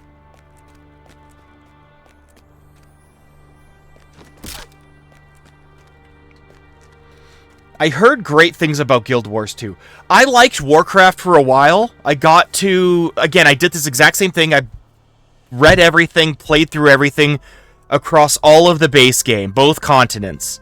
And then I'm like, okay, this is after having beaten Warcraft 3 as well, right? I did Warcraft 3 and then I tried Warcraft. And I'm like, this is cool, but like... what's the point? Especially after Cataclysm, it's like... Okay, now there's part of this that has already happened, so it got weird, and after a while, it's like what the community just became so toxic. That's the big thing. Like my home MMO is Final Fantasy XIV, and that's not an old quote unquote MMO, and that's not, and like as you said, like between Warcraft and this, I don't know why no one plays... I don't know why more people don't play this on the Warcraft side. Free-to-play in Guild Wars 2 is more like an extended trial. You will be Way too limited if you haven't bought at least the first 10 years of content. Oh yeah, I know, you have to buy expansions, obviously. And then once you reach the end of an expansion, you get the next one, right? I understand the system. But that's another nice thing about Lord of the Rings Online. When you do these deeds, you get... you get these things called Lotaro points, which were formerly called Turbine points. But Turbine doesn't exist anymore. But then you buy the content, look. Look, you buy it using game currency that you get from the game. It's a sale for $50 and there's no sub. Yeah. That was the big game changer. I know Guild Wars 2 was the game changer in terms of like the first free to play. So that I have respect for it. I just don't like I'd love to play it. I just gotta figure out my, you know, between my very steady marathon of this and my very steady marathon of the Final Fantasy franchise, and wanting to stream a lot of other stuff. Like, I'm considering the Elder Scrolls series as well, but Lord of the Rings is my main one to stream. And everything I do in Lord of the Rings Online with Brillmore is over stream. So I'm doing the whole journey. It'll be like 1,000, 2,000, 10,000 parts. It's gonna be great. I know it is mid. It is mid, but I love Elder Scrolls as a series. Honestly, I'm mostly a. Oh, hang on. Like, the problem is what they did with the lore. You can. Well, that's another thing. I've kind of put myself in a corner here, too, because, I've been very, very steadily getting the content for Elder Scrolls Online, so I do gotta stream it. Because I have almost everything, and I just gotta make a character to play through it. But, I mean, dude, I play, like, everyone who plays Elder Scrolls is like, oh, like, usually you hear it's Skyrim, and sometimes Oblivion. Right? Oblivion was my first, but I mostly play Daggerfall Unity.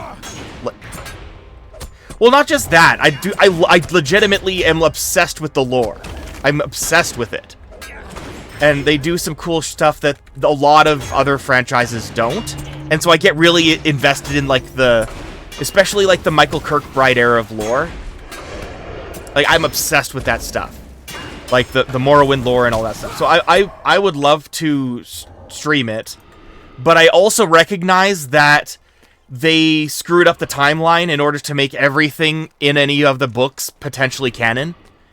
The biggest thing is realizing that the Tribunal exists in the context of Elder Scrolls Online. That infuriates me. But then it's like, okay, so this is a timeline separate from... This is a timeline where Akatosh ironed out the consequences of the Warp of the West, and now it's set in the past. From that. Fine. I can work with this. I'm just gonna be annoying while I play it. I'm gonna be this snobbish lore nerd.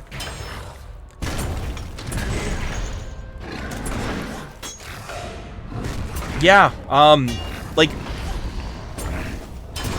Yeah, as long as it's good. Like, I'm already invested in these franchises, so that's the big thing. But I'm gonna have the exact same problem when it comes to Elder Scrolls, where it's like, I'm playing it solo, and I love doing all the quests and stuff, but like when it's time to do a dungeon, it's like I don't want to do it with people, especially since it takes me forever to learn a class.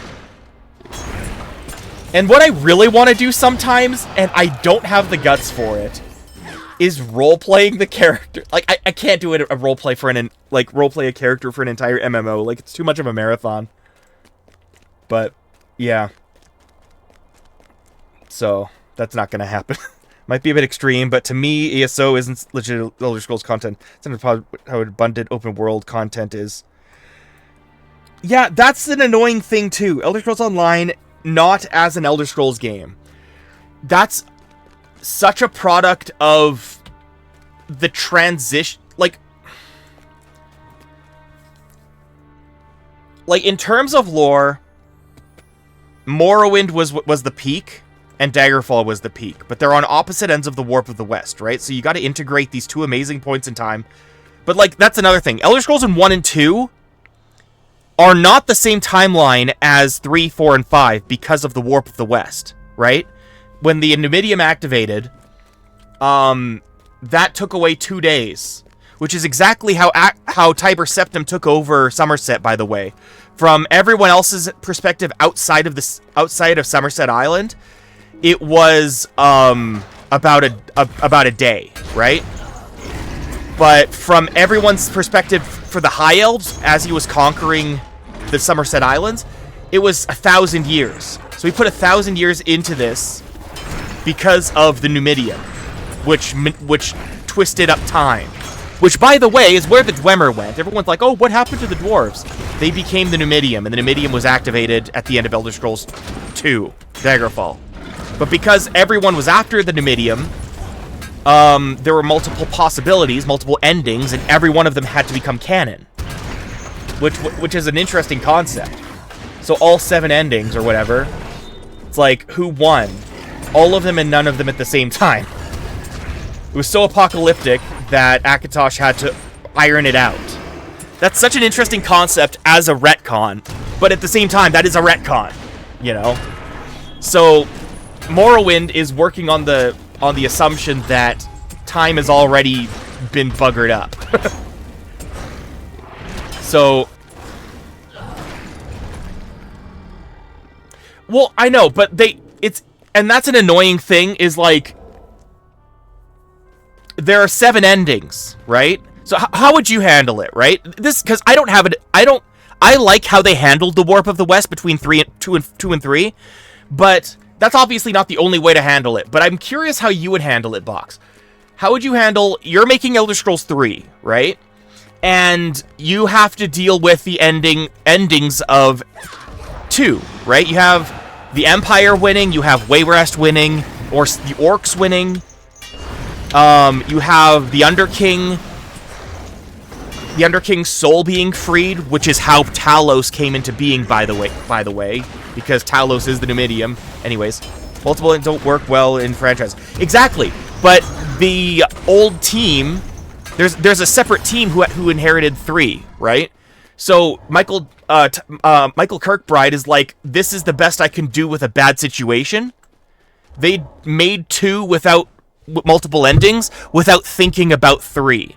So this was a screw up on the writer's end for like Ted Peterson and everything, creating this situation with the Numidium.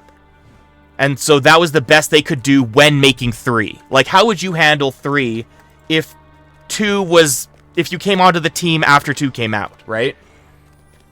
That's the kerfuffle. And I mean, like, I agree with that 1,000%. But time has already been in this state of flux in the Elder Scrolls series. So, like, I have more forgiveness for the way that Elder Scrolls kind of wishy-washy, because there's always a reason, compared to something like Fallout, where they're just lazy. And you have to deal with Emil Pagliarulo's ego. Speaking of, my YouTube channel has 2 separate videos dedicated to riffing on Emil Pagliarulo, because there's no one I hate more except for a fictional character from 14. Well, it all boils down to your tolerance of what it is. Well, I mean, and that's what they had to, and that's how the warp came into being. That was their way out, essentially. And plus the style was changing because they wanted to get out of that classic generic Ultima fantasy setting that 1 and 2 kind of were, and like overly political, like, oh, you're earning favor with the House Daggerfall, but if you're in House Wayrest, you aren't, because they're gonna go to war eventually, but you're also helping the orcs. But also, in order to beat the game, you literally have to side with Manamarco, so that he can become the god of necromancers, the king of worms. So the warp is responsible for that, right? So, oh crap! Where's the dude? Where's the dude with the health bar? Okay, I'm leaving those guys be. So yeah, But, like, Fallout 4 is so ass. It is so ass. I liked Fallout 3. I like New Vegas. I love New Vegas. And I like 1 and 2, right? And it's really interesting watching Timothy Kane's channel on YouTube. Talking, because he made the original game, and he left the game for 2. And, yeah, so he was, like, the co-creator. And he's really, really good at articulating his thoughts on design and stuff. I really like him. Wasteland 2? Is that 76? I know I have issues with 76. I will not touch 76. Get their power armor out of there. And also fix their games. But yeah. I would love, if there was a Fallout game I would love to just go in and stream because I'm familiar with it, it's Fallout 3 and then New Vegas. But I would also love to do 1 and 2. There's just a bunch of games I'd love to stream. Oh, yeah, okay, yeah. The original, yes. Dude, I like the first game. The second game's, I've never gotten very far past the tutorial because it's so annoying. The Tomb of Trials or whatever. Right, okay.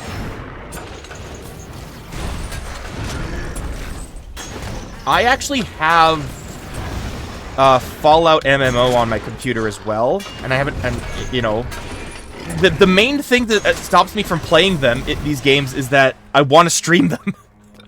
But I'm also really bad at, you know, the top-down TTRPG-esque Fallout games. I've been too, what's the word for that?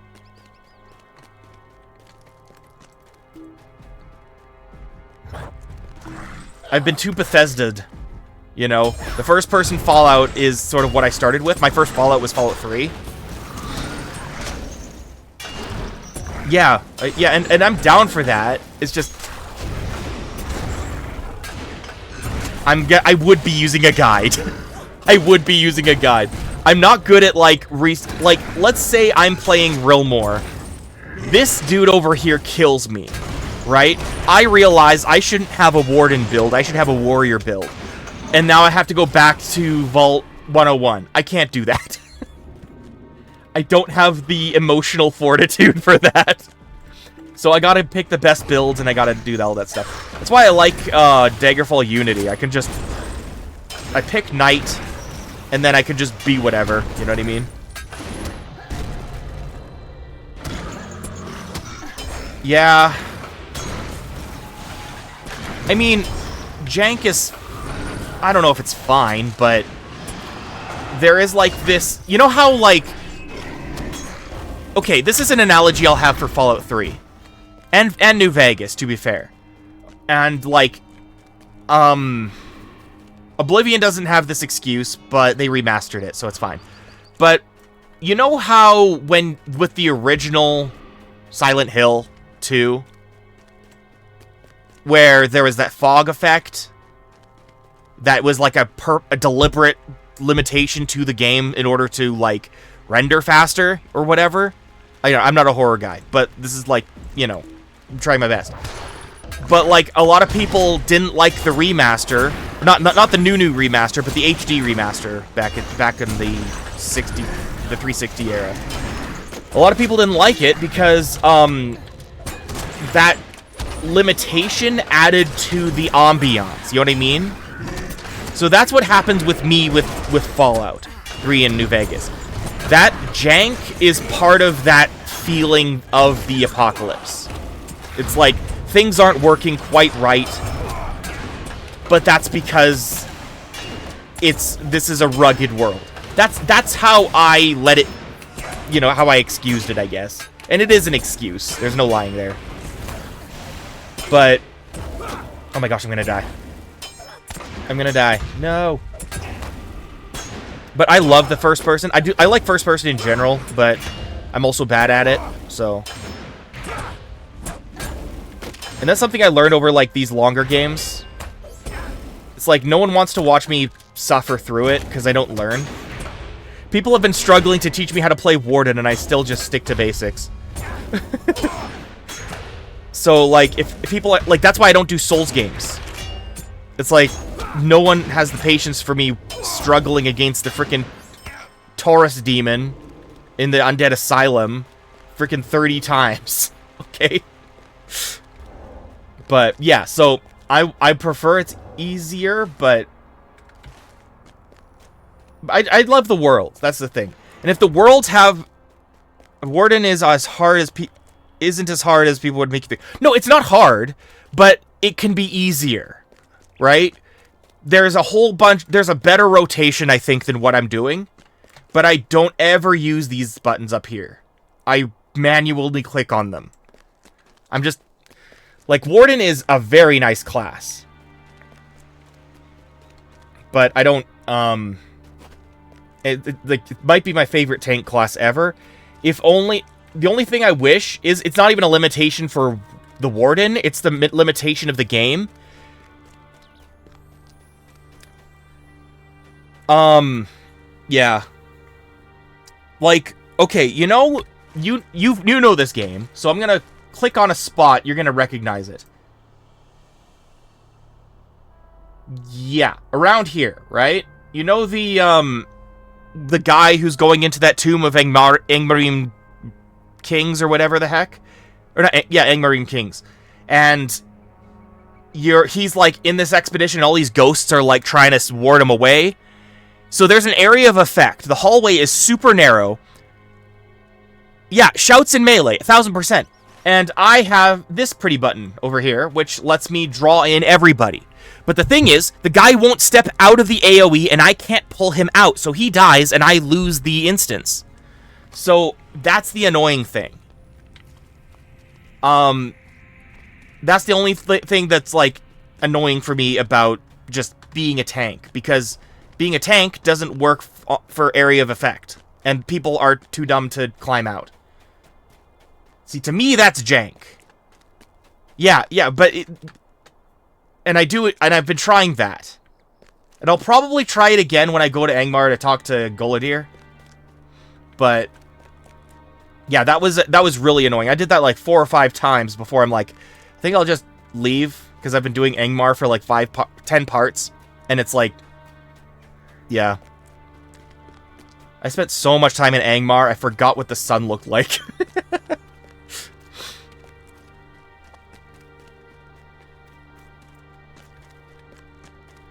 So, yeah. But yeah, I would love to stream Elder Scrolls Online, but I also recognize the lore problems. But there's a lot of other stuff I'd love to stream, too.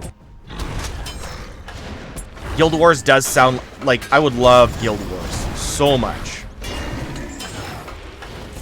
Oh, no. Get back here. Get back here. Before... There we go. Good brute. Yeah, 7 swords. It's tricky until you realize you just have to prevent them from ganging up. Yeah. Yeah, should I try that again tonight?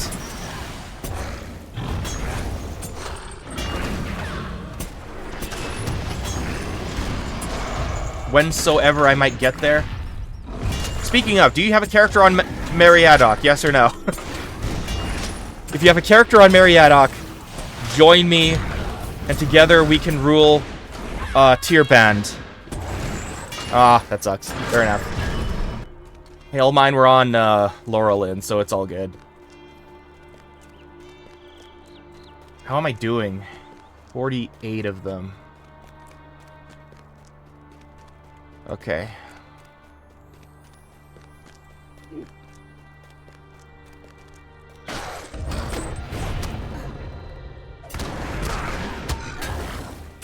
That's valid. But do you have every deed on every character? That is the question. Yeah. That's gonna be my claim to fame, except I won't be famous. I'm just gonna be doing it because I feel like it. But that's my niche. I'm just doing everything.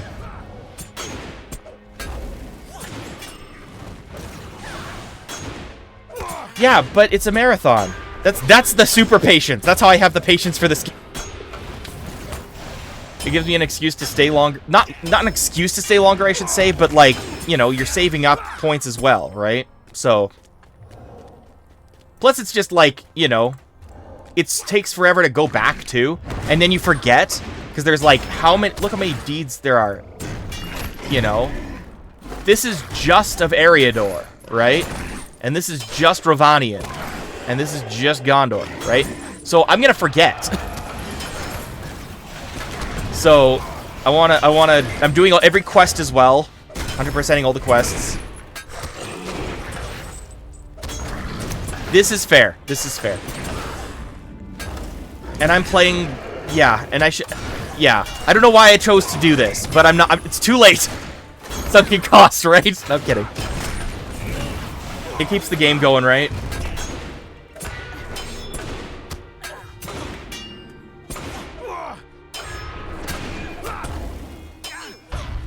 Because, like, once I'm caught up,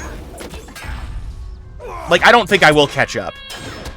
Ever. But, I mean, I'm gonna try to. Like, I want to get her to Umbar and beyond, right? I want to keep doing the content. But I want to be doing it at that pace. And I don't know if people are gonna keep watching for that, but that's what I want to do. So, stay tuned for the next infinity years.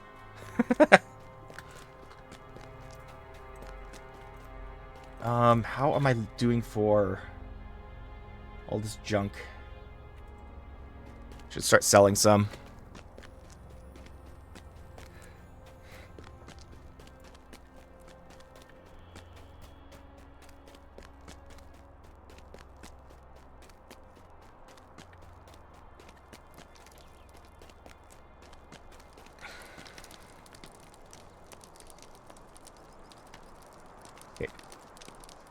Greetings. Hello. Oh, I'm really running out of... I'm always nervous about my armor breaking.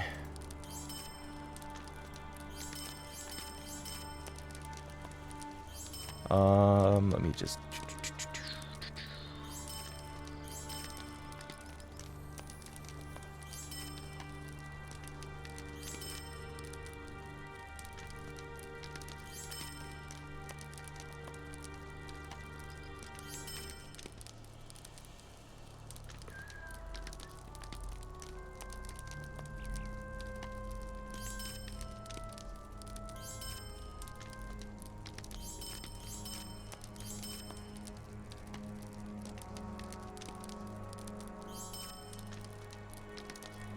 Trade secrets. This manual is known...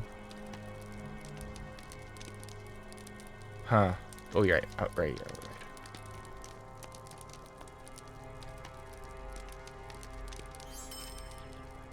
Okay.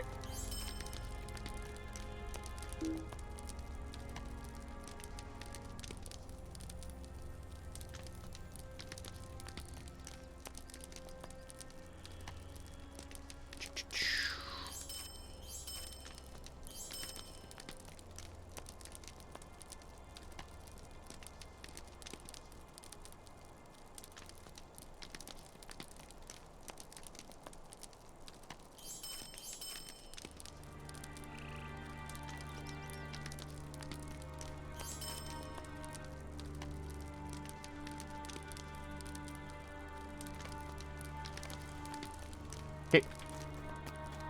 Back to it.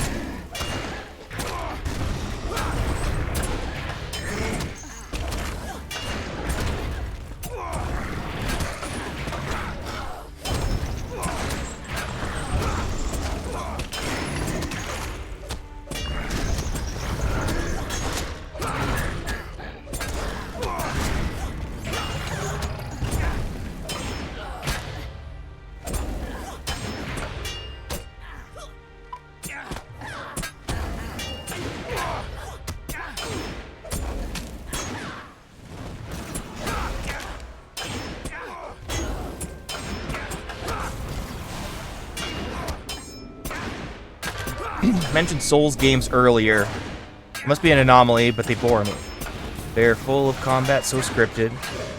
It feels like a string of QTEs, with enemies slowly walking in circles around you and telegraphing kill shots 2 weeks in advance. I have a different reason.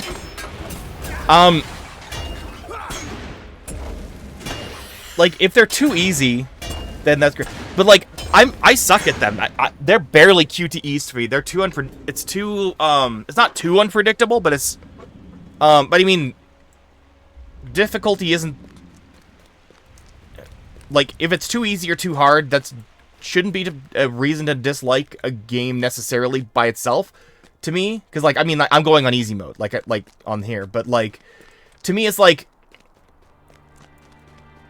you don't understand what's going on, and if you want to know the lore, you watch VOD video.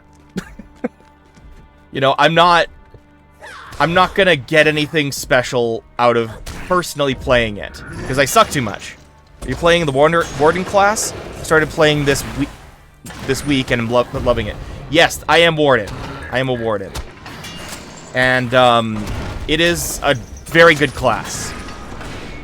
Maybe my favorite tank class ever in something, besides the fact that you can't pull people out of AoEs.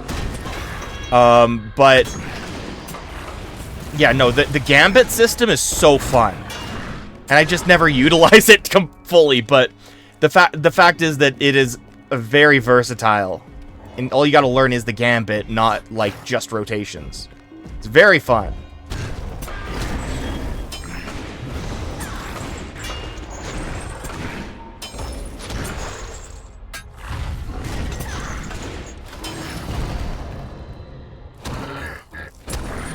I think like, I brought this up a few times over the course of my journey, but, you know. When I first, on part 1, when, I made Rilmore, I let chat decide everything about the character, right? So, the name, the origin, race, gender, everything, including class. So, I have my chat at the time to thank for deciding to let me be Warden. Because I favor tanks in MMOs. You know, I'd rather survive than do damage. Plus, I mostly do PvE stuff, so. And when I am doing, yeah, my current favorite is Mariner. Easy to play, but getting the best out of it is probably harder than playing Warden. Yeah, I've never had a chance because Warden or Mariner was brand new when I started. I remember Umbar was brand new around the time that I started playing as Roman. That was about 1.5 years ago now. So I haven't had a chance to experiment at all, or like to learn about it, because like I was learning about the classes when the game was new. And I was just like, oh, I can't wait to play this, but I wish I didn't have to pay subscription fee. Now I don't have to pay subscription fee, and I can just try everything out. But but I was watching the previews and like on the website and everything like that, and watched the YouTube videos over and over. I was so excited for this game. Yeah.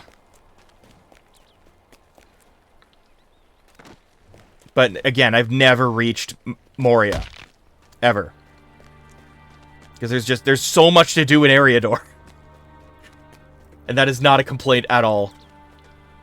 Ah, here we go. This is where. That's where it is. Someone else is here. Wait, should I go in order? Maybe not. Join.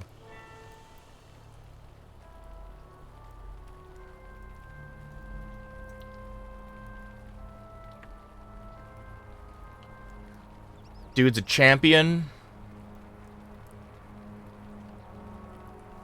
Okay.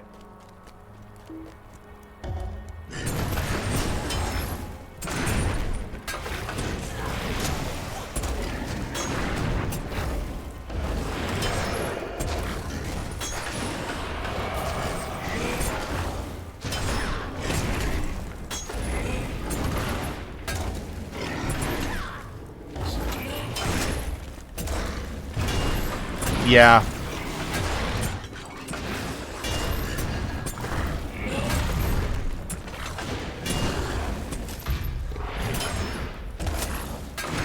So I'm probably not going to do it.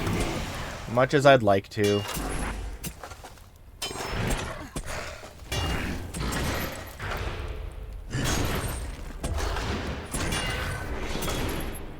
If only you had a character here. Oh hum.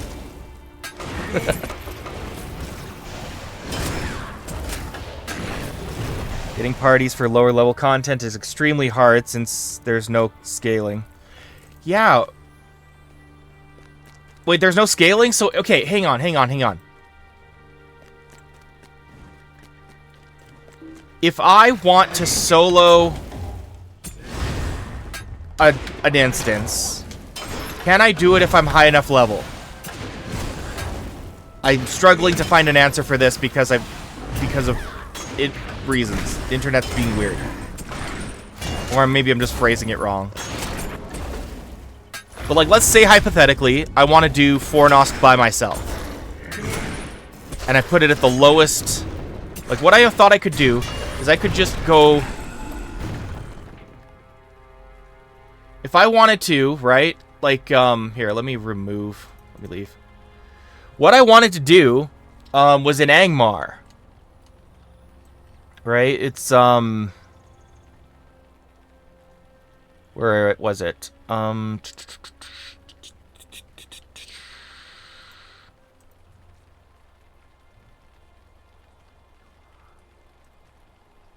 on. It was whatever the heck is over here. Morpheal or whatever. There's like there's an instance around here. Dude wants you to go in because of his father or something. I don't remember. I haven't been in Aughyr in forever. But there's an instance there, and I'm like, I want to do it by myself. But I'm also really weak. So how do I do that? So, like, let's say I'm in here. Grouping request. So it has to be equal to my level, or can I... Or is it just going to stay the exact same difficulty no matter what level I'm at?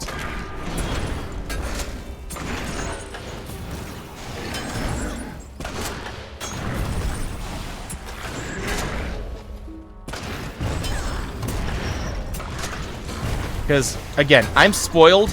I'm a spoiled brat. 14 doesn't have this problem. You do your... You gotta do a dungeon, or an instance, in this case. Do it together. Everyone levels. Everyone's synced. Mix of scaling and non-scaling instances. Okay, so I can't even tell the difference? Oh dear. This is why I haven't done many. I've done Fornost and Garwin. That's about it. Helagrod, Karm Doom, they've been abandoned. They're one of those I'll do it eventually situations.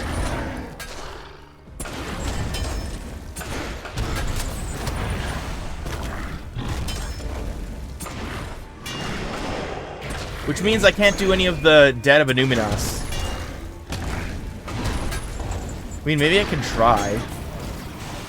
Okay. I mean, not necessary and, like, neither are deeds, right? That's not what I'm doing. I'm trying to do everything. I see a quest, I pick it up, it asks me to do a thing. I want to enjoy the content. I want to, like, enjoy it and then not look back. So, if grinding or something was necessary for, like, was it a reason to do the dungeons, then, or instances, then cool.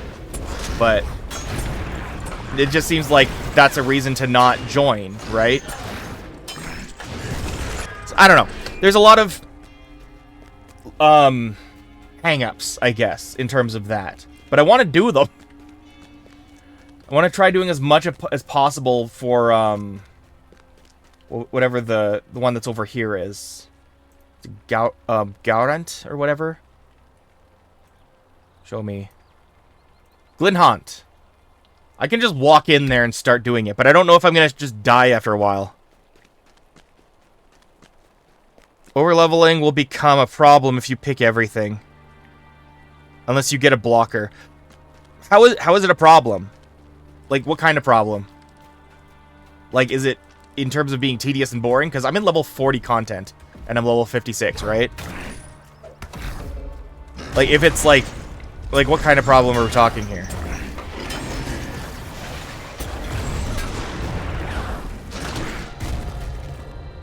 Because right now, these guys are a problem because they take too long to die.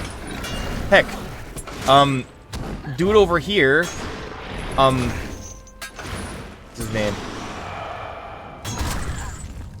Garak here is giving me no end of trouble.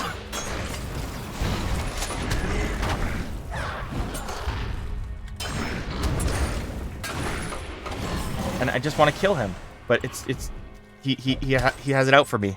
Enemies no longer attack you. You don't get XP from defeating them. Quests earn you. Yeah, those are all numbers. What does that tell me about the world? You know, that's a numbers game, and that takes away from just existing, I guess. Just doing the things in the world. No. It's not meaningless. Just because I'm higher level than a goblin at level 30 doesn't mean the quests and story associated with it have no meaning. By that logic, all of this is meaningless, right?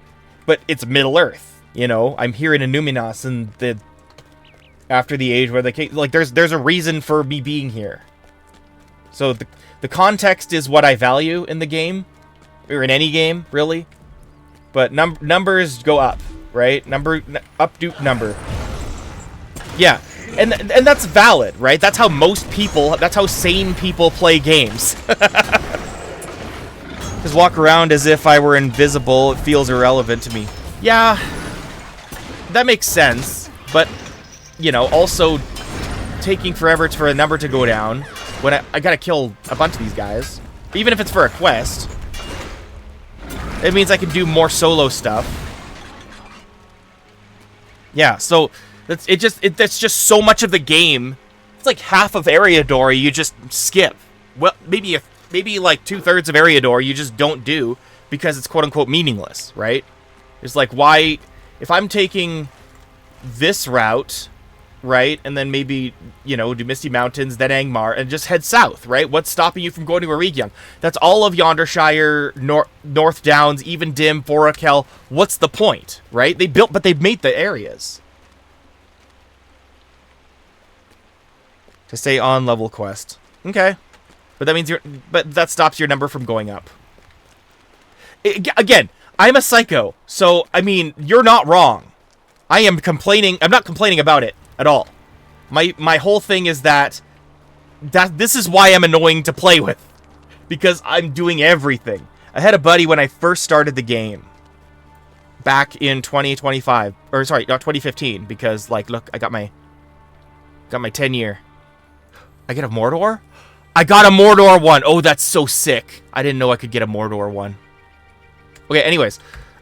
So, 10 years ago, I start the game. And my buddy and I are playing together, but, like, I'm playing like this, right? This is how I play games. Like, let's do everything there is. See the whole world. All that stuff. He got so sick of it, he just stopped. So, yeah. But that's what I'm doing. So, I want to do everything, but that requires other people, and other people... Yeah. You see my dilemma? This is why I solo... That's why I play solo. But, you know, again, I've been so spoiled with 14 that you don't even have to think about other players. You don't need guilds necessarily unless you want to have a housing system. There's no, like, it's impersonal, but also it's like, you know, you're nice to each other. Because you get rewarded for being nice to each other. So, yeah. But the whole point is for the number to go up. Or to get a reward that allows you to spend it to make a different number go up. Otherwise, what's the point? of going back. But the whole point is so that you can help other people go through that stuff. But that's a level syncing, and this game doesn't have level syncing. That's fine. I've just been spoiled, and yeah. But I can do everything in the game. And it's not pointless. Prefer Guild Wars 2 approach to cooperation. You're nice to others because it's mutually beneficial. Exactly, that's what 14 does. You get commendations, and like it's like encouraged for you to help each other. And if you're in a party, of course, like any MMO, you share the experience, right? Yeah, mutually beneficial co-op is always good. But also, you aren't punished for playing solo. That's the big difference. Co-op, bonus, single player, you know. Because that's another thing. There's so much writing in MMOs, and I read it. And everyone just clicks. Like, and this isn't shade on anybody, of course, but like, I watch streams of Lord of the Rings, and people just click. Maybe because they've seen it 1,000 times, but like, I'm doing one character. So, yeah. Like, do you know how 14's system works? At all? Like in terms of like, you get bonus if someone in the party, and I say party loosely, because you sign up for a type of dungeon, whether it's a boss, it's a raid, whatever, right? You sign up for it, you wait for people to queue in. It doesn't matter what dungeon, it's a dungeon, it'll be random, depending on what the demand is. So if someone hasn't done it before, you get bonus experience. So and then you're just like, GG, give commendation, and then you never see them again. It's the best thing ever. I don't need to know, Timmy, freaking this guy's entire life story. Yeah. Landscape events? Like PvE, you mean?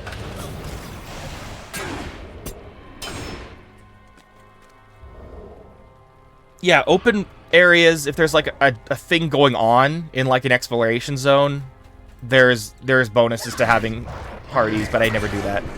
From the moment you contribute, you're rewarded proportionally. Yes, that is something that I learned about Guild Wars 2 that set it above. Yeah, no, I like Guild Wars 2. I know sheerly by reputation is such a trailblazer. Like, it set the standard for so many things. Like, if I'm paying a subscription, there had better be a lot that it has to offer that Guild Wars 2 doesn't. Or have something that is unique to it, right? So, like, I'm 1000% in for 14. I think it's the best design game, period, in the world. But that doesn't mean other games are, bad or whatever. But Guild Wars 2 set the standard so that it could be that good. You know what I mean? Later large events are equivalent to landscape raids.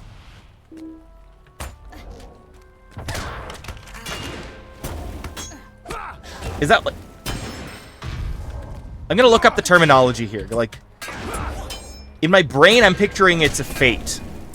And unfortunately, fates in 14 don't give you proportional. You get a set amount of experience if this is the same thing as fates. You get, like, if you've contributed 80% and the other person contributed 20%, you get 80% of the total experience that this fate gave you. That it can contribute because it's a set level. You have to level sync with the fate. I'm gonna look that up.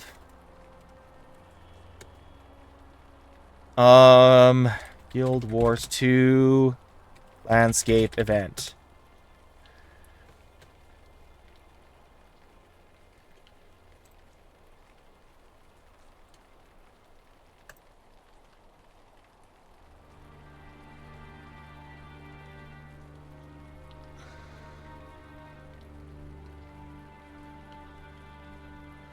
Yeah, there's also these for battlefields, but battlefields work the same way as fates. Uh-huh. Yeah.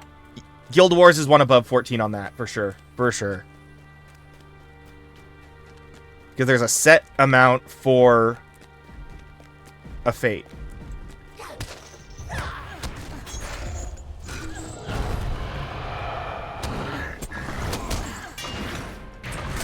Yeah.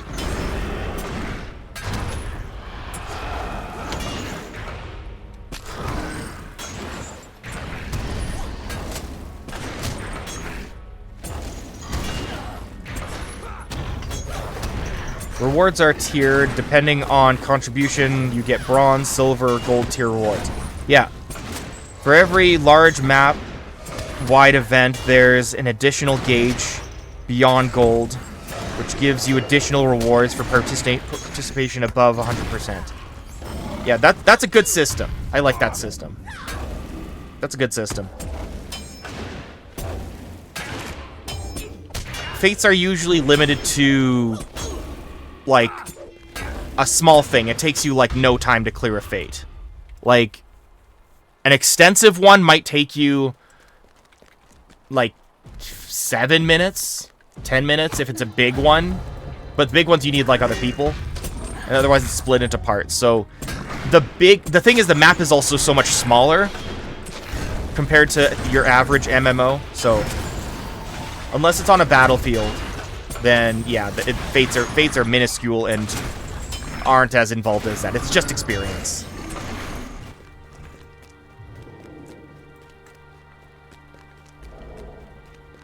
Largest event takes anything from 30 to 90 minutes. Holy shit. That's crazy. I like that. Yeah, that's like a raid. A raid takes about 20 to 30 minutes. Very quick.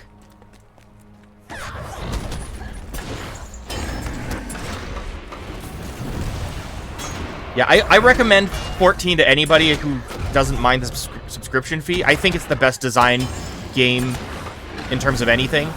I think if the map was bigger, it could handle that a large-scale event being like that. But the maps aren't that big. It's a lot more, like, compact and personal. It's not like it doesn't make you feel like you're a cog in a bigger machine, which can be a good thing, like, you know, in this or Warcraft or Guild Wars.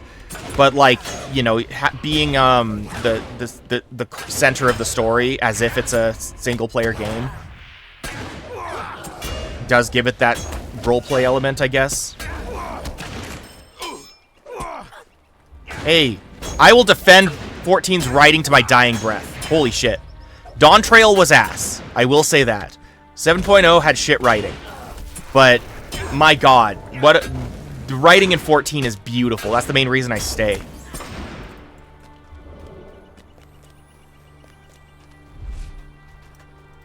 Well, that's a difference of opinion.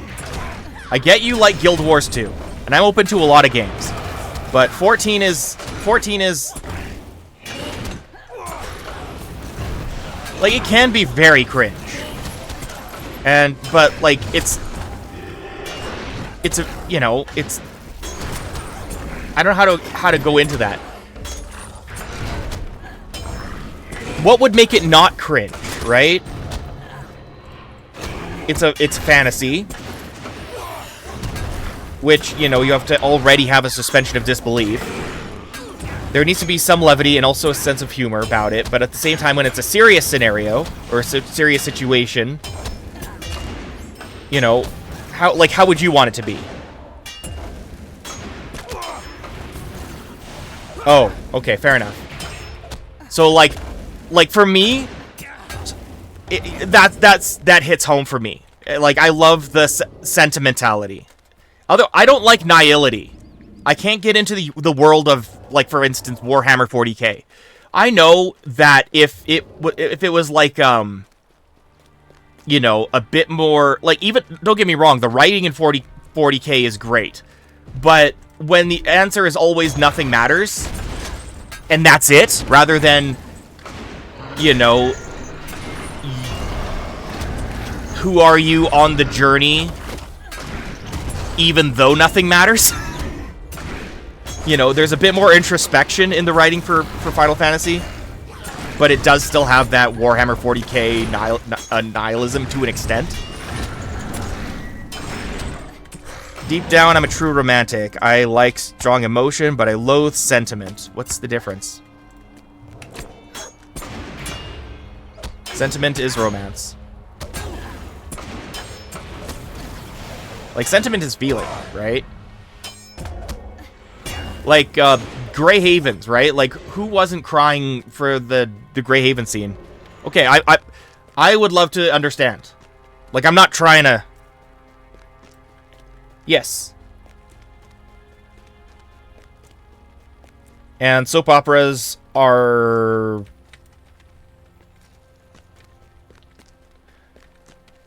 What about plays? Like Shakespeare plays, right? Is that too... Or operas. It's soap opera, obviously, but like...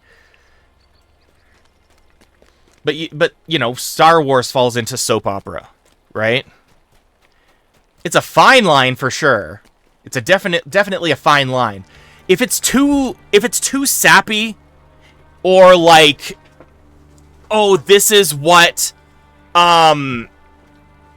it's always been about. If there's some grand moral rather than characters struggling to find a moral, that's big, right? When you're being preached to about what the story is. I'm like, okay, I could have read a freaking postcard, right? But if it demands you understand yourself to an extent, otherwise you're gonna miss something. Otherwise you're gonna just like, you know, that's when the story means something to me. And 14 has that in spades. You know, they don't always land, especially the Nomura era. Tetsuya Nomura is not good at avoiding the cringe.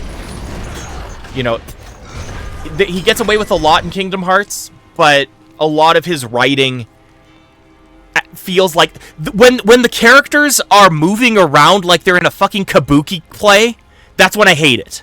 When they got the big hand motions and all that stuff. Like, I like a lot of the characterization in 7 Remake and Rebirth, but the movement is so ass. It's like the characterization's so good, they ruin the plot, and everyone moves around in big bombastic things, and the scenarios kind of became cringe. It's like... It's not like I'm learning something about the world, it's like I'm excusing things. Yeah. Like, 7, for... Like, the graphics and the characterization didn't save 7 Remake for me. My gripe is... I have is a lot of Japanese writing, all the emotions part are overwritten. Yeah,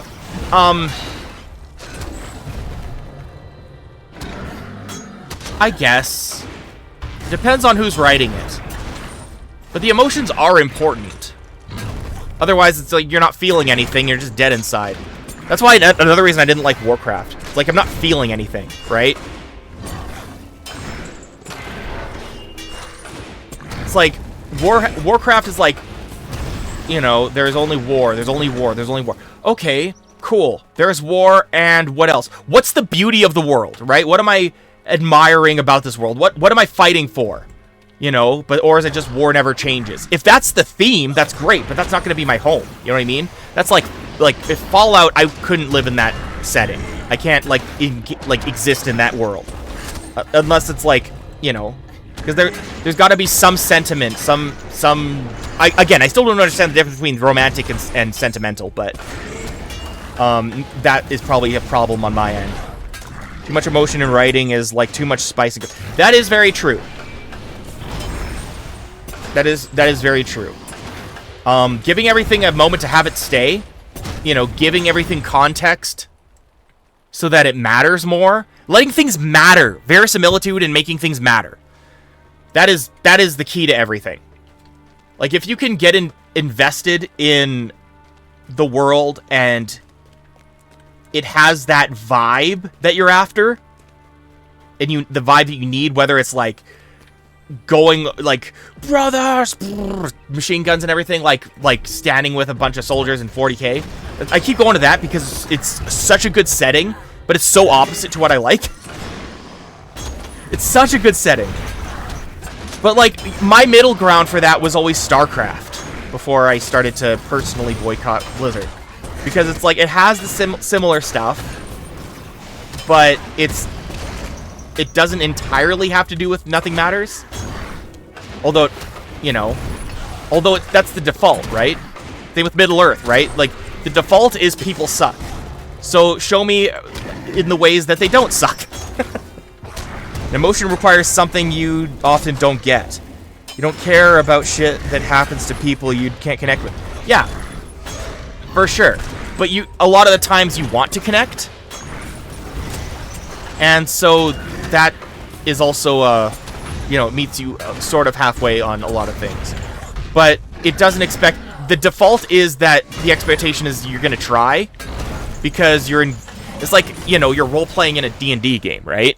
Where it's like, you know, you're going to try to care. You're not going to, like, take the Dungeon Master's character that they wrote up and be like, okay, I'm going to just cut his throat. You're not going to be like a murder hobo about it, right? You know, you're going to try to find some sentiment, and it'll get silly, probably, but you want to have the emotion. Like, if you go in expecting to just not care, oh crap, then you won't care, right? But it's like, okay, here's this character who I know nothing about. How is this character going to absolutely emotionally devastate me and leave me, like, in broken tears? I can't wait. But at the same time, I want to say, okay, let's see this weapon. Let's see how freaking dope this, like, the exact minutia of how this weapon is forged and how it fires, like, bullets faster than most other weapons. You know, that kind of thing. I don't want to connect. I want to be offered characters that are relatable, where you establish connections naturally, not because you're funneled into it. Oh, no, of course not. And you don't need to be sentimental about everybody, right? But if you don't want to connect, then you already lost half the battle. But if you're offered a character that's relatable, not all characters are relatable. It's like an eldritch being that you can sympathize with. Again, that's another thing. Sympathy and empathy are different. There are characters I don't sympathize with at all that are, you know, the sympathy and relatable kind of coalesce there. But there's characters I empathize with, but I'm like, but also you're a freaking monster and I will never be on the same page as you. Like one of the big baddies in 14 I have no sympathy for, and I'm glad he's dead. But I get him, and I feel bad for him, and they wrote him really well. But I would never change my mind about killing him. You know what I mean? So there is that. But like that's sort of that improv idea, right? That yes and, right? If you're gonna just say no, like if you're on an improv team, right? You're meeting the character, the world halfway because you're being in this world. Because otherwise you're just pressing buttons. If the world doesn't matter, you're just pressing buttons. But it's like if the world's like, here's a character, what do you do? And you just say no, I don't care. Then it's like, I don't know. I can't, oh, did I get it? Oh my gosh, I got it. Like, the thing is, it's not natural for everyone. Not everyone's gonna connect with every single character. Just ask people and their reactions to frickin' Wooklamat. They tried to make her as likable as possible. And the opposite effect happened, because not everyone is likable. And when you want to be liked, it comes off as fake. So it's just gotta be like, this is authentically what the character is. You can vibe with it, or you cannot vibe with it. There's a lot of characters, you know, that's why you need variety of characters as well. So, yeah, that's my take. I have a very, you know, and I'm not trying to be all, like, hoity-toity about it. I just, like, I love role-playing games, you know? I love role-playing games, I love being a character, but also, like, living in a world like this, you know? Just existing in it. So, I'm probably too pragmatic. Roleplay in video game isn't real. You pick options from a limited set of predetermined options. No, that's the nice thing about 14. As long as you're thinking like your character, it's not about yes or no, or it's not like freaking a dialogue tree like in a BioWare game. It's like, this is what my character would feel. I am a distinctly different person than my 14 character. Very different. But I know how he would react to this. And I know how I would react to a certain situation. If I just assume that this character existed before I made him, then that does a lot for you. But being pragmatic is like, okay, you know what's really pragmatic? Getting up off my ass, doing something else, like that, where's the vibe in that, right? So that's where I come from. It's a very it's its own thing, I guess. I should head out to where I'm going, Esteldine. We're going to Esteldine, folks. It doesn't change what happens in game, and that's the core condition of roleplay. Not necessarily. It's the journey, not the destination. Again, it's that idea of fate. No matter who you are, it doesn't matter who you are or what you do, but what matters is discovering who you are at the end of the journey. And that's like a big theme in 14. It's like, again, it's like there's nothing, you're like the hero, you're the freaking chosen one, and you still don't save the world. That's the craziest thing. Spoilers. You save you're as chosen one as it gets. But they still subvert it constantly. Everything's subverted, but without condescending. But even then, you don't save the world. You don't save, in fact, that's the fun thing. You can go into the entire game and say, I'm an asshole, but I'm playing up that hero, right? Because the idea is that, like, every antagonist thinks they're the hero of their own story. So you can literally go in, play the exact same story, but the context and the writing allows you to live in the space of a villain, especially starting with Shadowbringers. Just like, it's coy and everything, but then you realize, like, everything I've done to this point might have been a bit selfish, and I'm doubling down, or it's like there's no other choice, or I'm doing this thing because of someone else. You live in that space. It's about living in the space, not the journey, but the journey becomes the space, and then your own experience reacting to it that's how the writing works. And that's why I think that's why I praise the writing so well. Like, that's an amazing feat to pull off without any dialogue branching. That's a crazy thing to pull off. Unreal. That you can imagine Rilmore here playing along, but then at the very end it being like I was prepared for Sauron's return, right? Like, I would have been down for it. Like, if the game lived in that space, which it doesn't, we're very clearly against Sauron, but if it lived in that space where I would have been fine, that's not a diss. It's just praising the... How can I be of service? That's me praising the writing for 14.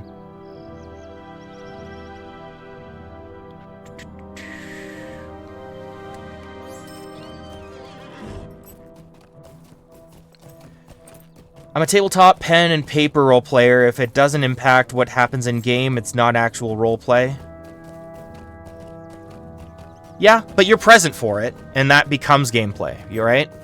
If I don't get that, it stays external to me. It doesn't pull me in. Yeah. Again, have you ever played 14, by the way? Like, again, I feel like you're very set in Guild Wars, and there's nothing wrong with that. Again, this is a fun discussion to me as far as I'm concerned. I'm just not dismissing anything outright. I'm comparing to everything with being completely unbiased. Okay, fair enough. Yeah, and this largely is too. Like, I'm not thinking like Rolmore is, although it is really cool anytime, and they do this so much that I love it. I'm a High Elf, and I was there, and the tutorial for High Elf was at the Last Alliance, right? So I love it when Aragorn and Elrond and other characters acknowledge that I've been in Rivendell for the last 3,018 years. It's funny that it's been 3,018 years and then I wake up in time for the War of the Ring. But, yeah, I love that when that pulls me a little bit back in. No video game has managed to pull me in on a personal level in a very long time. 14 did for me. 1,000% 14. But, again, I allowed myself to be that, and I'm like, who would I be? Who is my character in this world? From there, the base game isn't that, but it's your time to build your backstory. You know what I mean? You build your character in the base game, then in Heaven's Word, it just starts shoving you along. And it's not sappy. It's not, well, it's sappy at times, but like it's not cringe writing. It's certainly not Nomura writing. So it's like we're outside of the realm of Final Fantasy 13 and 10 for sure, or Kingdom Hearts, or 15. Yeah, it's authentically fantastic writing. Even if you aren't looking at it as an MMO, right? Right? You're seeing these other characters. It's like a play. Which, you know, should be a soap opera, quite frankly. Role-playing should have a sense of soap opera. But again, what's it? Yeah, I'm gonna look it up. Because I'm curious now. What is difference between romantic and sentimental?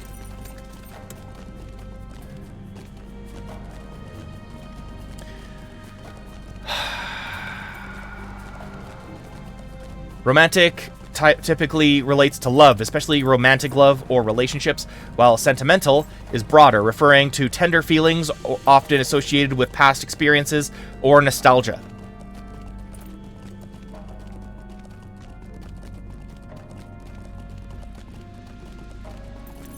Romantic is specific. Okay, specific versus broader. I getcha. Okay, yeah. So, yeah. In that case, yeah. Okay, whatever. Yeah. Should I go back to Seven Swords? I don't know if I want to, but I might.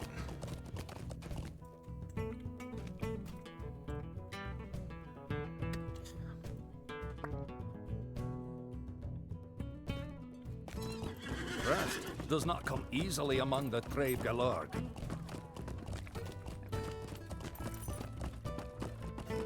I should probably get my gear fixed up too.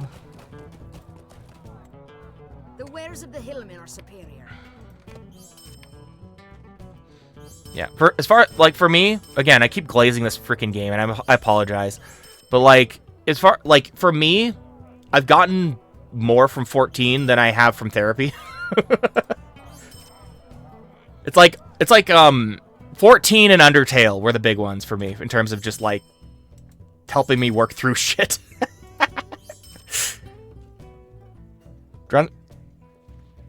Romanticism isn't afraid of painful emotions. Actually, it thrives on them. A perfect example would be Wuthering Heights.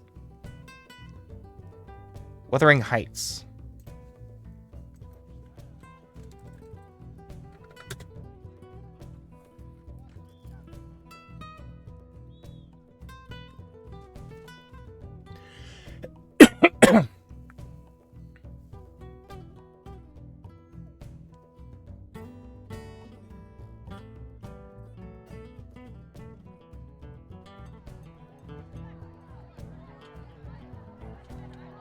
Yeah, it's also very dry, though.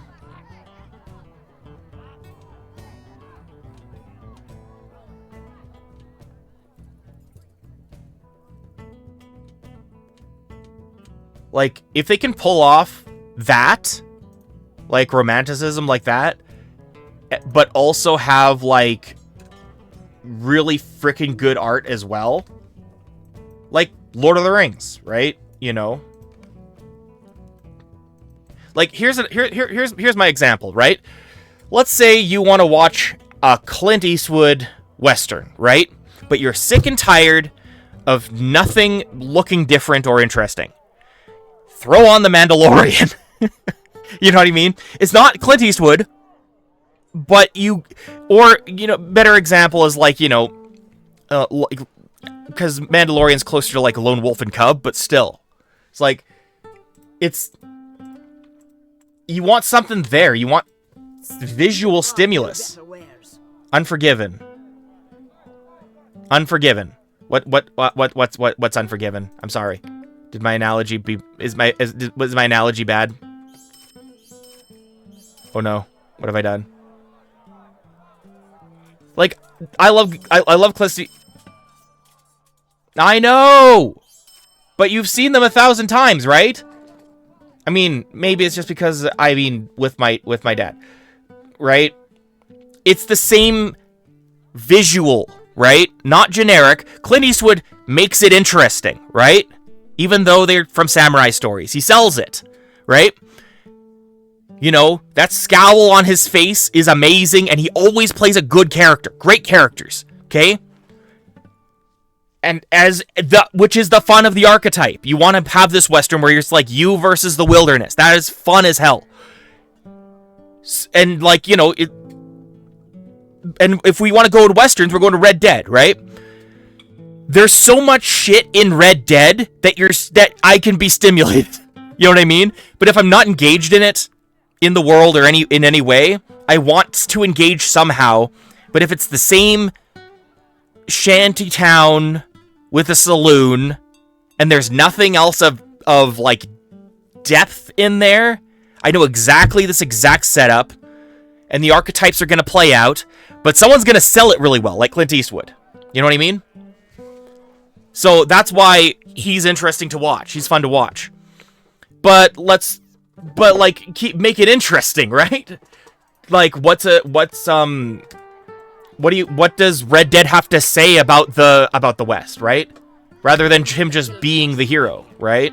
Because no one likes a Chosen One story by itself. Legitimately. There has to be something interesting at this point for the hero to matter. Otherwise, he's just a dude. Right? What makes Unforgiven so effective? Right. You're saying the title. Unforgiven.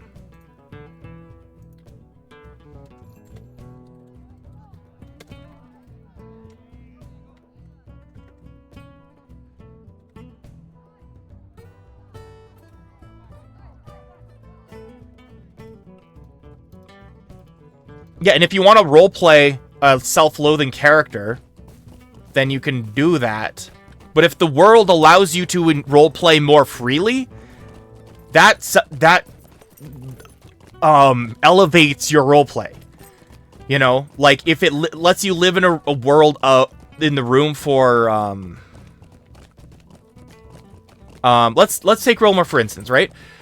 I have self-loathing for letting myself screw up in the Last Alliance when people needed me. Maybe if I had just not run on ahead, it's my own damn fault, but I ran on ahead, and now the ring is around 3,000 years later, right? This is my fault, right? Even though the story would be exactly the same, I get to live in that space. You know what I mean? Oh, commercial.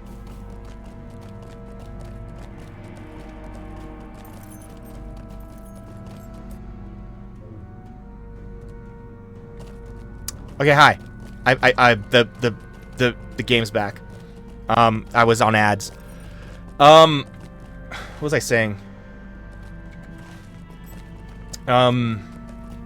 If Rilmore took it personally that the ring's destroyed, even though the plot would not change a damn thing. Tolkien's story has existed before I ever existed, right? Everything that has existed for Middle-earth that this game draws from existed before I ever did. But if I want to live in this space, I'll roleplay the character who won't forgive herself for letting the ring continue to exist. Like, if she was just there, she would have two-hand shoved Elendil into Orodruin rather than Isildur trying to play the diplomat. You know what I mean? But it's my fault. And maybe that's something I can have with Elrond. It's like, you were too weak, Elrond. I should be the one. You know, that kind of thing. Like, I'm from Gondolin. What does that have to do with me? Like, anything's possible as long as you live in the space. Not entirely. If the world reflects on it. If it lets me live in the space where the game's just like where the villains taunt you or something, where it's like, if only you had done such and such and such, right? Or, you know,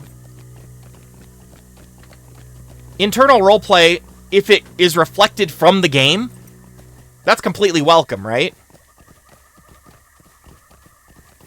rarely, but when it is done, it's not always done, and when it is done, sometimes, more often than not, it's not done to great effect. I'm just, without bias, certainly there is bias, but at the same time, I would say otherwise if it wasn't true. 14 is elevated above that.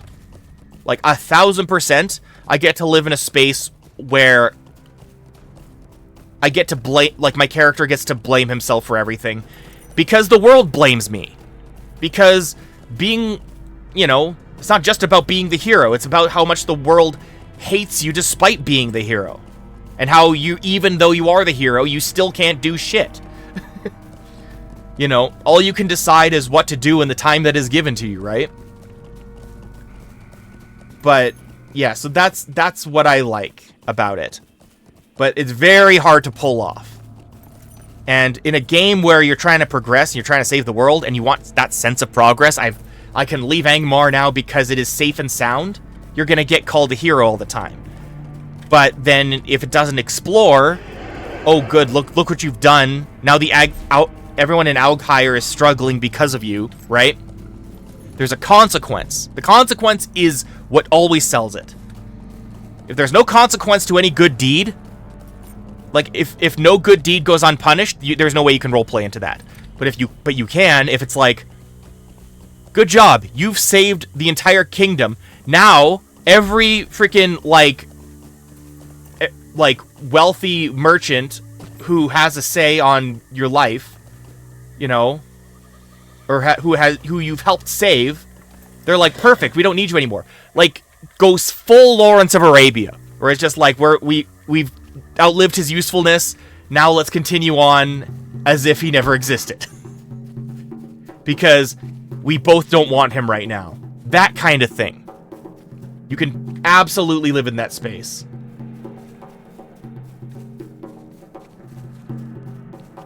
Because, like, 1000%. 14, people are happy, but the world isn't happy. That's what sells it for me. I should also start killing more Urukai. Okay, really quick, I hope I'm not coming off as intense and too much of a simp for this game. I just loved having these types of dialogues as it is, like this type of conversation, because I love kind of being able to roleplay and what that means and all that crap. And just being in these spaces. Like, I'm not actively thinking about what Vrylmor's thinking at every single moment, but, I mean, I can if the game invites me to, right?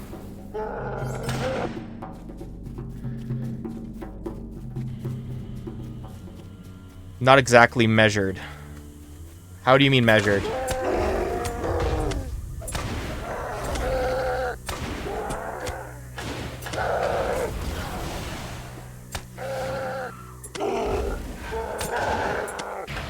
Like, in terms of, like... Actually, I don't know what you mean. I'm old enough to be very set in my views. Hey, dude. Never stop learning. Dude, I'm older than I sound, so it's... Like, as soon as you're set in your ways, in my opinion, I'm not bashing anybody, it's just like, this is my personal philosophy, then you stop learning things, right? Or you start... So, that's why I... stay a little bit, at least a little bit starry-eyed in some things, because I don't want to end up as an angry old nihilist. That's the last thing I want to be. I've seen so many people, growing up, I've seen so many people grow bitter and old and forget what it means to, what being young was. Everything? No. But if I'm set in my ways, I won't ever know if it is bad or good, right? Then it's just like, I just stay bitter. Just because people are different, right? Everyone's different. They know things that I don't, right? So I never assume I'm the smartest person in the room. Never the smartest person in the room. And that's not from lack of knowledge, it's because I know that I don't know everything. No, that's not true either. I have a line. But that doesn't mean I won't learn other points of view. That doesn't mean other points of view aren't stupid. Or that I just will never reconcile with them, but that doesn't mean I can't empathize with them. And if it's like, if it's worth learning about, and if it's interesting to me for sure, then it's like, sure, why not? But if I'm set, then there's no room for flexibility. The line between what I will and will not be is separate from what I am and what I can't become. Because everyone's in flux, whether they like it or not. Because you'll believe one thing and then you'll learn something new, and you can either be stubborn about it, like that's how science grows, right? That's how things change and evolve. Things never stay the same.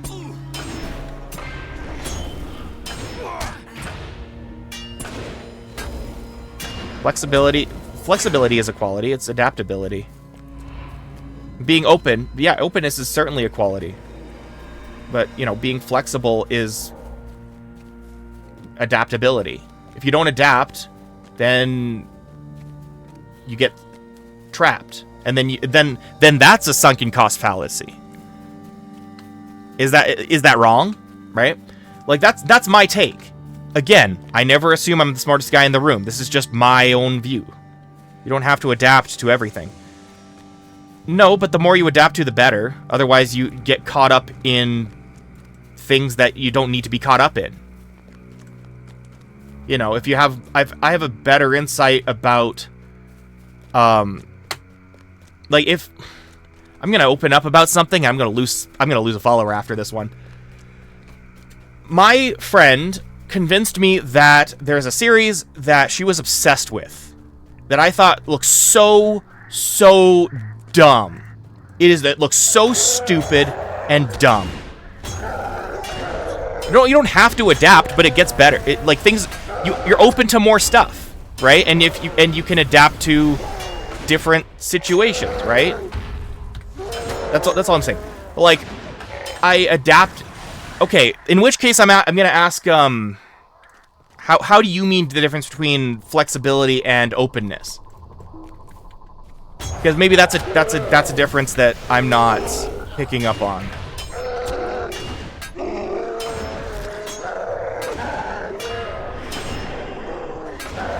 Because again, being a frickin' so adaptable that you're spineless, that's not good. You know, you have your standards, right? You just be like a simp for, you know, just that's how people become like set. But being open to feelings doesn't mean you're, you know, let's say there's a girl, right? You like the girl and you're open to them, but they start treating you like shit. So you can decide, you're open to trying new things, or you are, you know, or be flexible. But if you aren't flexible to how things are different, and you don't, you know, I empathize, but I don't sympathize kind of thing, then it's just like, okay, this isn't going to work. So pull away before this gets ugly. You know, so that's, yeah. Openness is admitting you might learn something, but listening to opinions contrary to yours don't mean they have to sway you. Oh, certainly not. That's nonsense. That doesn't mean that adaptability doesn't mean being spineless and noodly. But it just makes you more adaptable to new points of view, which is essentially openness, right? In this context, you might learn something. So being fixed in your ways isn't openness, in my opinion. Me being set in my ways, I should say. You know, although I have my likes and dislikes.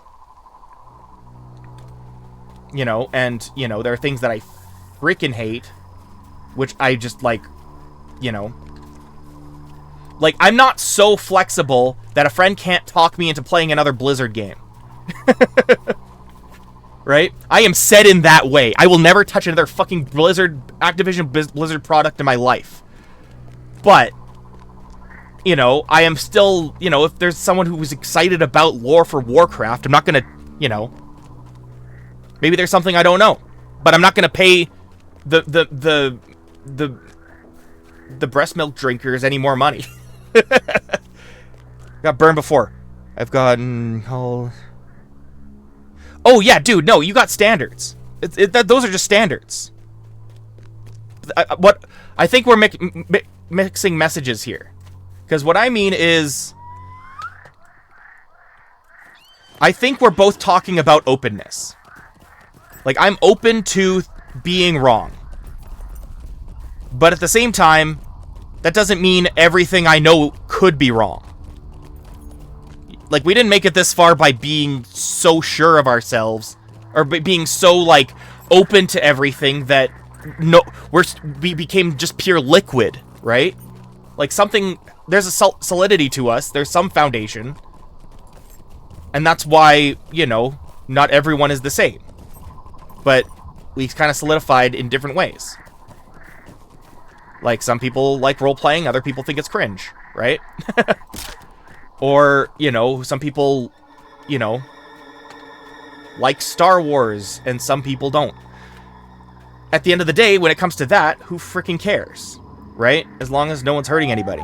Simply put, I don't need others to doubt me and tell me that I need to do better. I do that myself. Yeah, that's fine. And I'm certainly not doing that. I'm just explaining what I think. And, like, I'm certainly not trying to freaking sell you Final Fantasy XIV. Don't bother. Like, don't worry about it. But I'm telling you what I like about it. And, you know, I'm also not dismissing a game like Guild Wars 2 outright. You know? Like, there's no point in dismissing things outright. Once you get to know something, then, yeah, dismiss it. You know, not everything's for everything, but that doesn't mean you shouldn't learn about it. Or at least know what its function is. You know? Always interested in knowing what makes someone like something. Yeah, that is very true. Why do I like stuff? That is a really good question.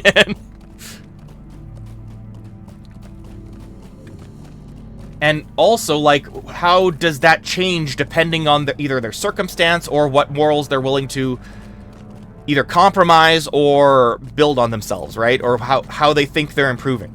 Like playing an MMO, is that moral or not, right? Depends on what needs to happen. Do I need to step up, or do I got time, or do I need something to occupy myself? Otherwise, I'm going to come unglued, right? Depends on the person. Depends on what the person needs. But I'm not trying to be smarter or holier than thou. That's not what I want to do. I'm just having a fun discussion. But because I'm so, like, articulate with it, it sounds like I'm, like, intense at times. So, yeah. I don't want anyone thinking that I'm, like, bossy. I come off as very bossy at times. I don't want to do that. I mean, you usually know your own motivations, I think. But how can you discuss anything if you don't know the same about others?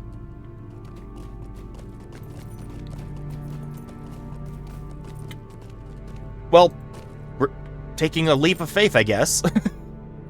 Going like, hey, Lord of the Rings. Meh. Okay. Final Fantasy? Video games? No, I read from the Dewey Decimal System. I only read nonfiction, okay? So, nonfiction lore? You know, again, as usual, it's about the context. Okay, let's try this again. With the aid of the heroes of the North, the Ranger Scholar Nethra has reclaimed 7 swords which were given to the Hillman chieftains of old. Now Nethra and his allies prepare to enter the ancient halls of Kruslav Lanan. Okay. I don't think I've tried this since 2024. I am stronger and tougher than I was. So this should be fine. What level is this quest? Well, 47. That's still pretty high. Never expect the worst, but don't rule out. Exactly.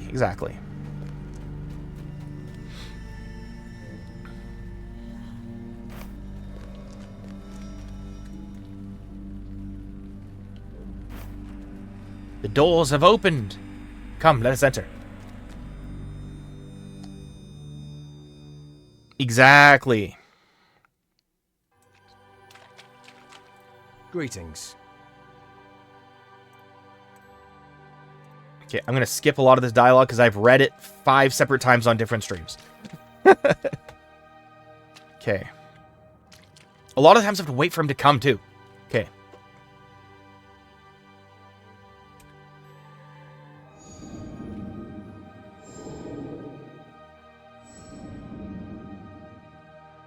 What do you mean 2-3 lines? What are the 2-3 lines IRC? What does that mean? Teach me your lingo.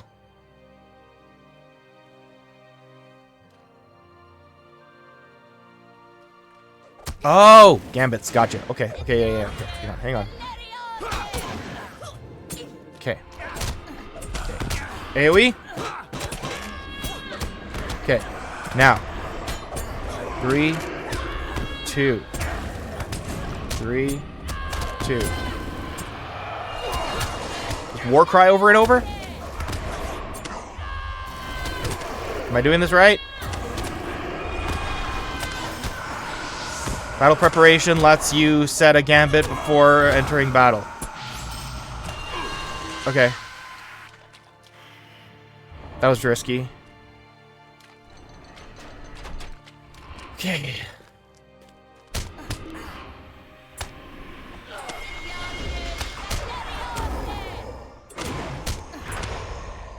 How do I do battle preparation?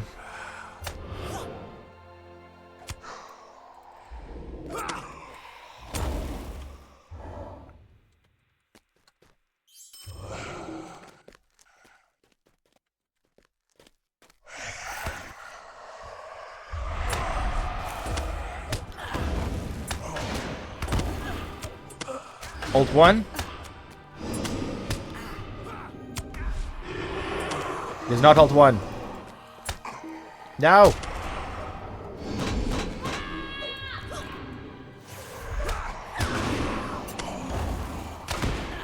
How do I get rid of all this dread? It's so dreadful. Oh, I hate that status effect so much. Okay.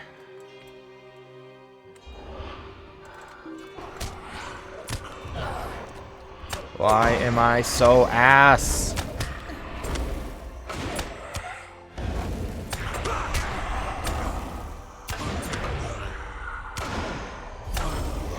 Wait, really? Is that what I am? Nope. Hope token. I'm writing that down. Wait, I can't because this guy won't stop running.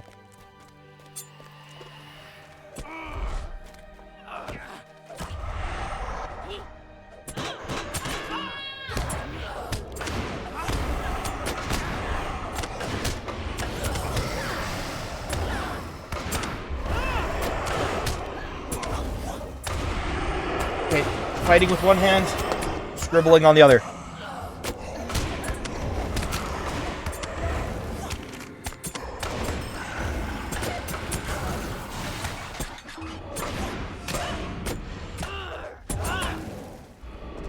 Am I dying? Nope.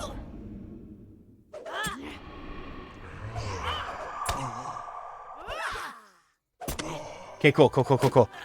Okay. Alt 1 skill. Alt 1 skill. Okay, Alt 1.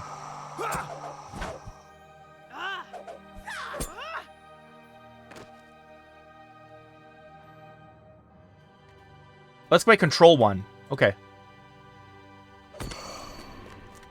Okay.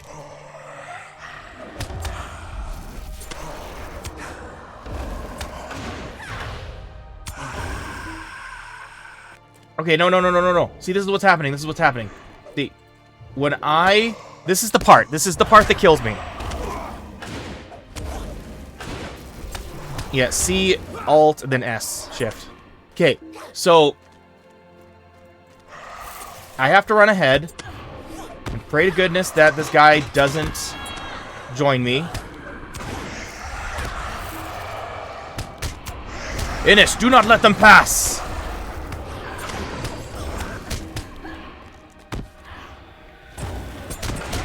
Yeah. Meanwhile, I gotta make sure I don't die.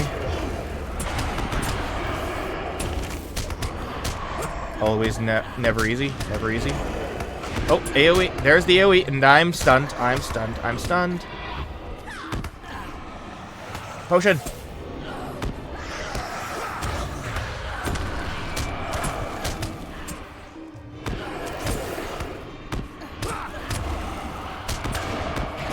See, Netheroz's dying. And if he wasn't dying, he'd be fighting over here.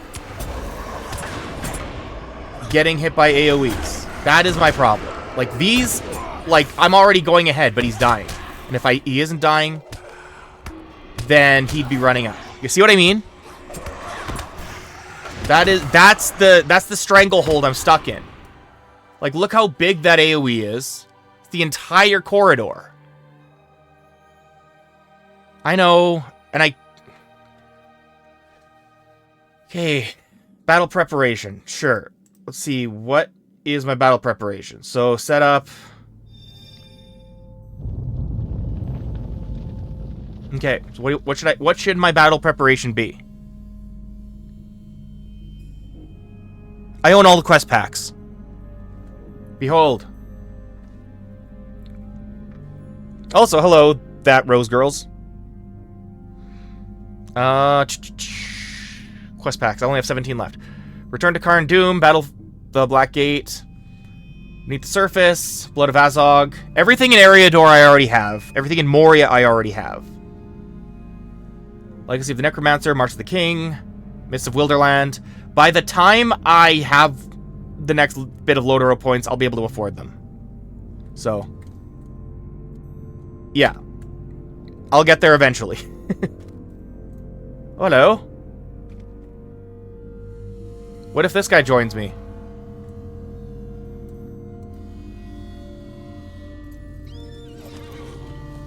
No, come back. This is why I play alone. Alright, lesson learned. Okay, but no, what should my battle preparation actually be? Oh, wait, you said it. Let me scroll up.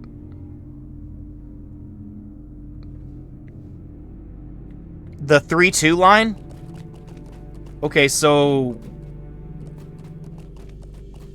yellow, green, and then anything? Or just yellow, green? Have war... Because that would be...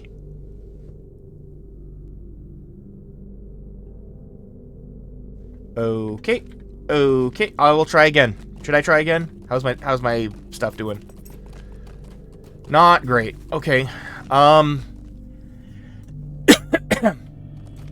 Let me give this a shot. Okay. Let me see. Okay. 3, 2, 3, 2, 3. Desolation. Desolation. Devastation. What a mess we made when it all went wrong.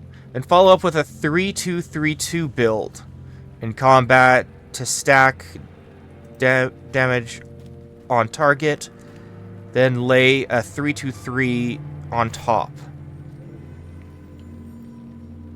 So 3-2-3-2-3, then 3-2-3-2, and then 3-2-3.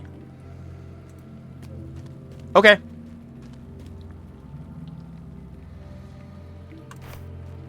Thank you.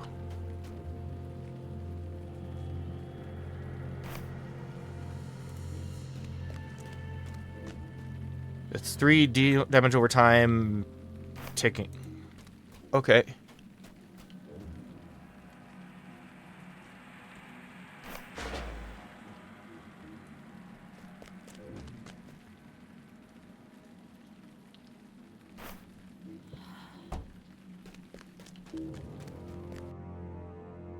Okay.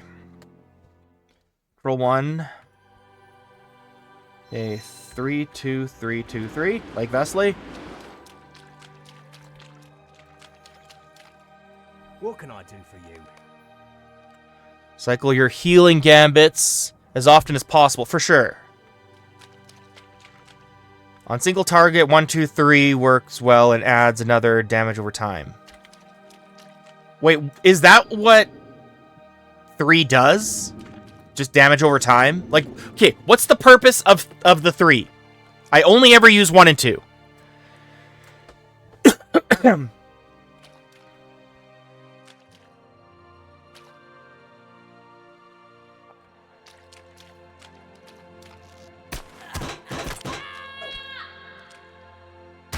Why did I do that? Wait, it took too long. Never mind. Explain it then! Okay, hang on. 3, 2, 3, 2, 3.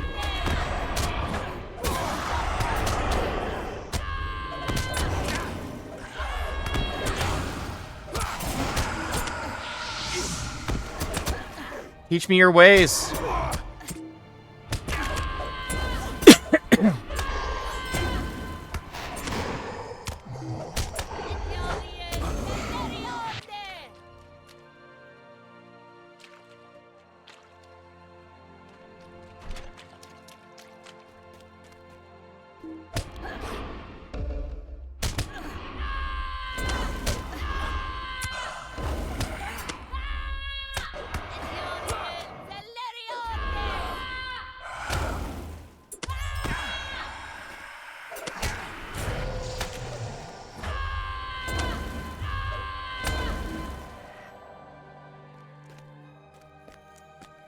Okay.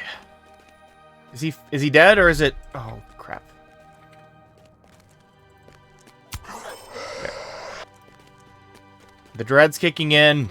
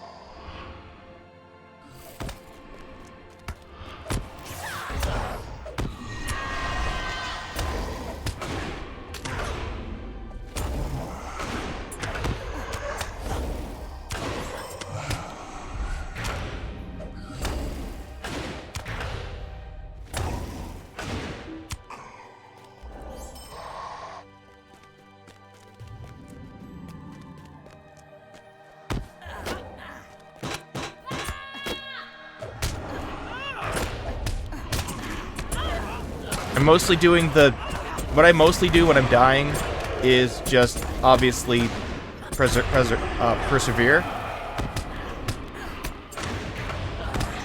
But I don't use ad. Hang on, I think there's an ad.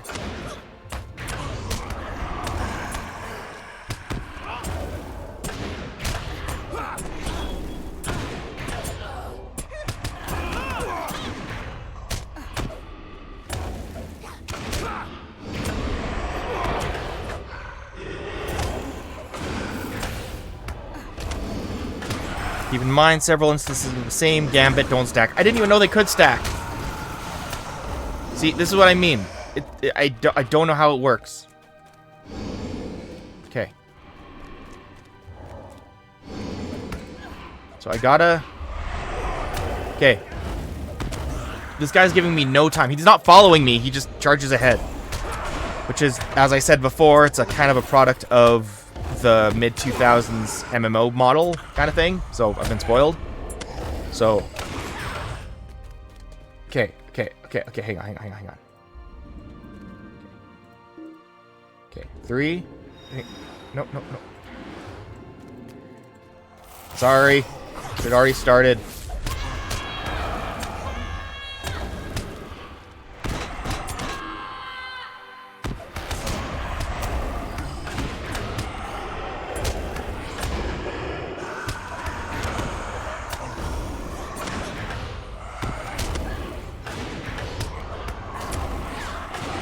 Yeah, because, like, it works over time, right? Oh, it works over time! Holy crap! Oh, it just works naturally! I don't have to do it over and over. This is a revelation to me. Part 62, by the way. Okay, come on. Stand. Stop.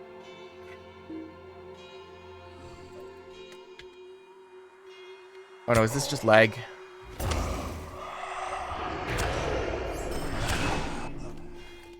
Okay. Shoot.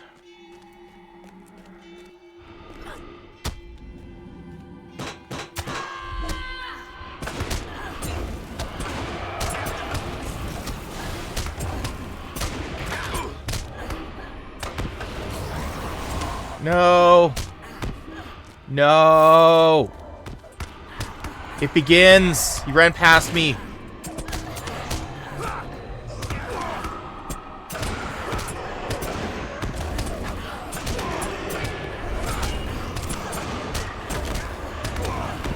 Then that happens, and I'm fucked.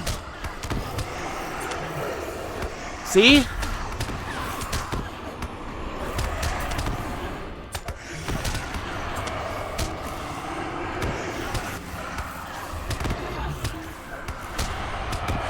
And then I get scared.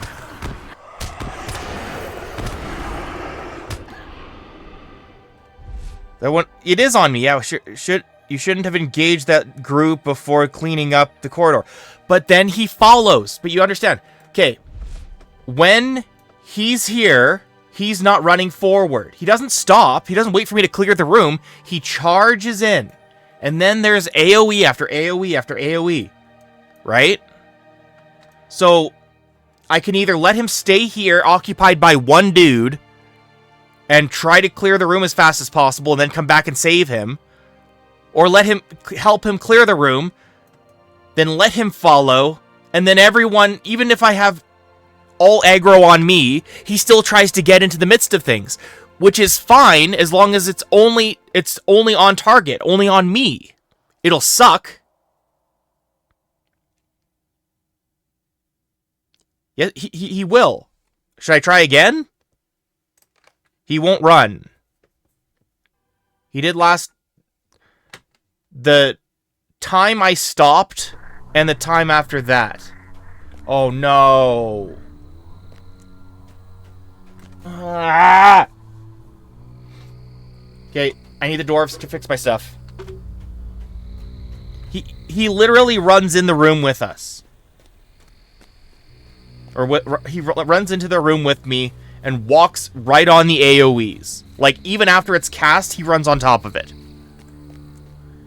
And I can't use a spell to pull him off. I can't shove him away. I can't dispel the AoE. All I can do is hope he doesn't die from an AoE that's being cast again and again and again.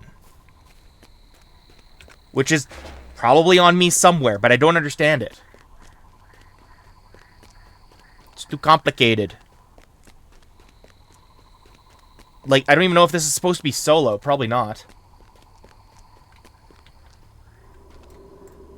What do you need? Fix my things.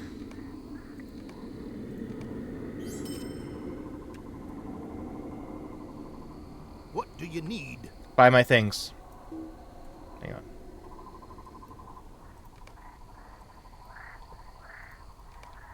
So, that's my situation right there. Did you need something? It's not solo, but I've pulled it off alone on level with most classes, including Burglar. Neato. I don't know how to do that. I suck too much.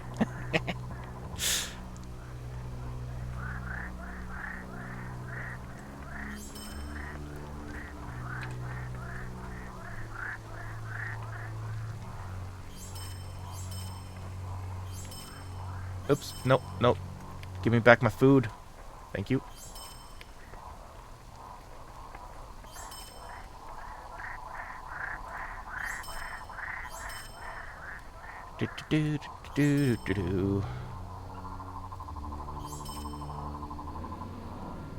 Okay. Warden is mostly about planning ahead. When you enter combat, you must have a clear idea of what you want to cycle. Okay. Then what do I cycle? And I'm not trying to sound annoyed. but it feels like I'm not, like, maybe I'm not saying it right. But, like, what do I cycle in order to make sure that he doesn't run on top of an AoE? Like, it has nothing to do with my class. It has to do with keeping him out of harm's way when he insists upon running into harm's way.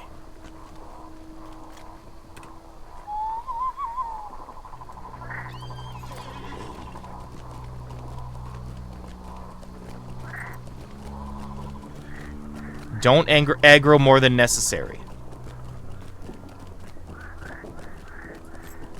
For group cleaning, go 3-2. Okay. I'll write that down too. 3-2 for group clearing.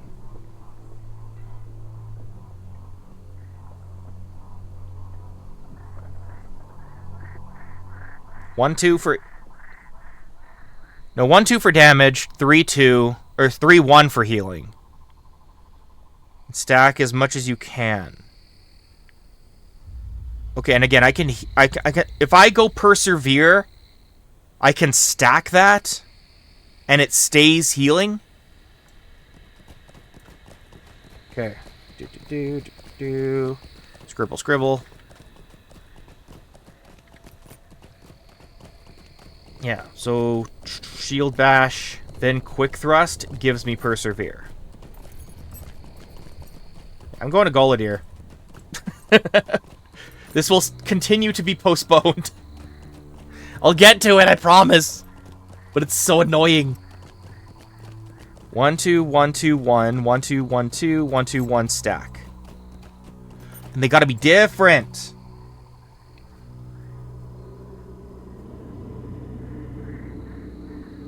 Different gambits in the same 2-part branch stack. Very good to know. Very good to know. That is pivotal information. Same for... Yeah. Okay. So, what about that situation? I couldn't go in with battle preparation because I had already filled up a bit of my gambit. So how do I dispel my gambit? So that I just remove it altogether and then start a new one. Oop.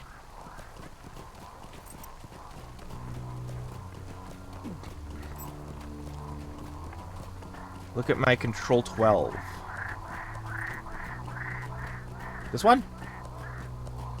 Recovery. Hey, thank you. Hey, what's here then? What I'm gonna do?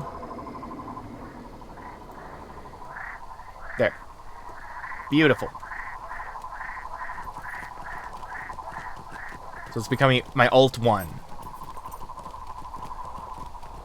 Okay, good.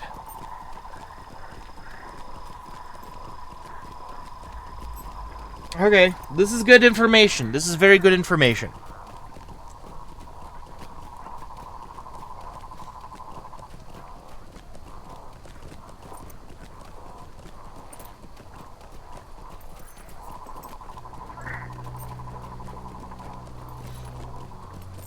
Also, single target Y is 1, 3, 1, 1, 2, 1, 3. Oh. 1, 2, 3, 1, 2 is best damage. Sweet.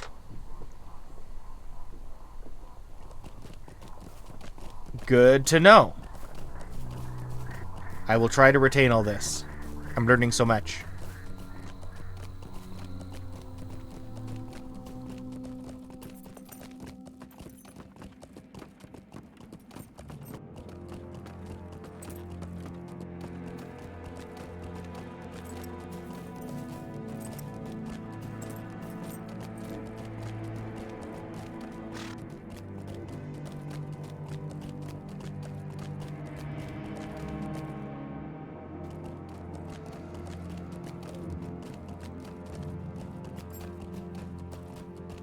Did I take a wrong turn? I did take a wrong turn.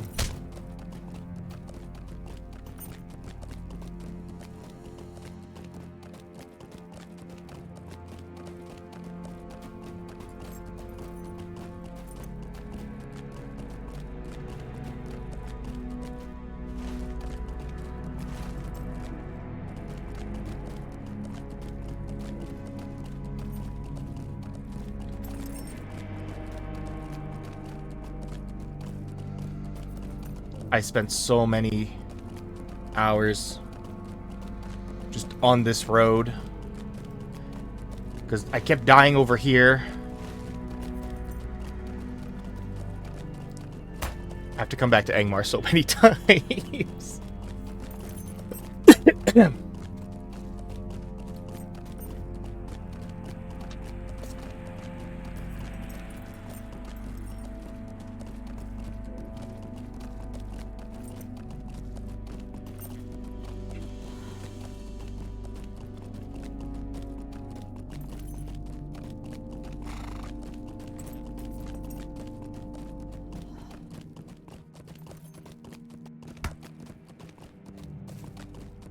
Can't I just send a letter?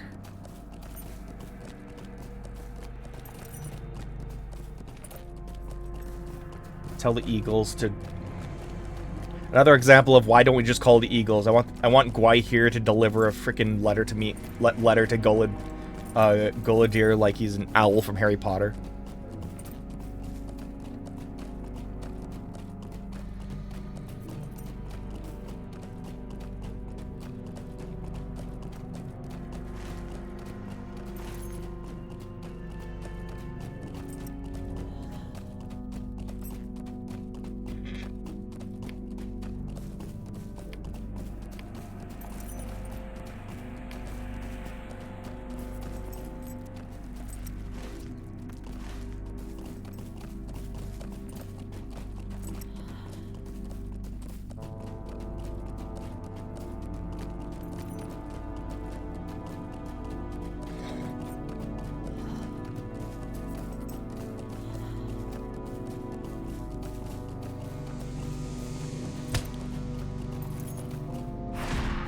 The hell? Shoo.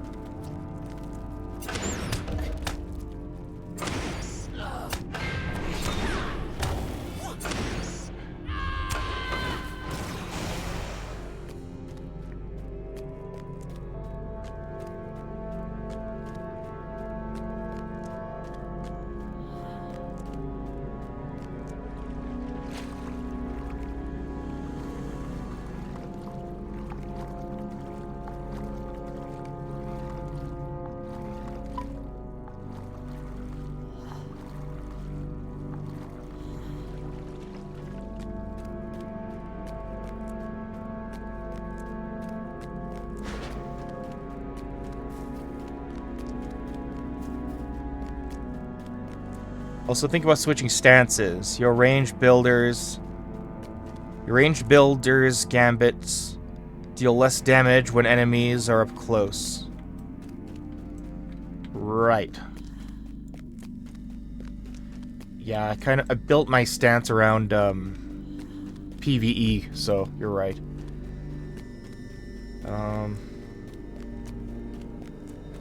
So in that situation, what stance would you have recommended?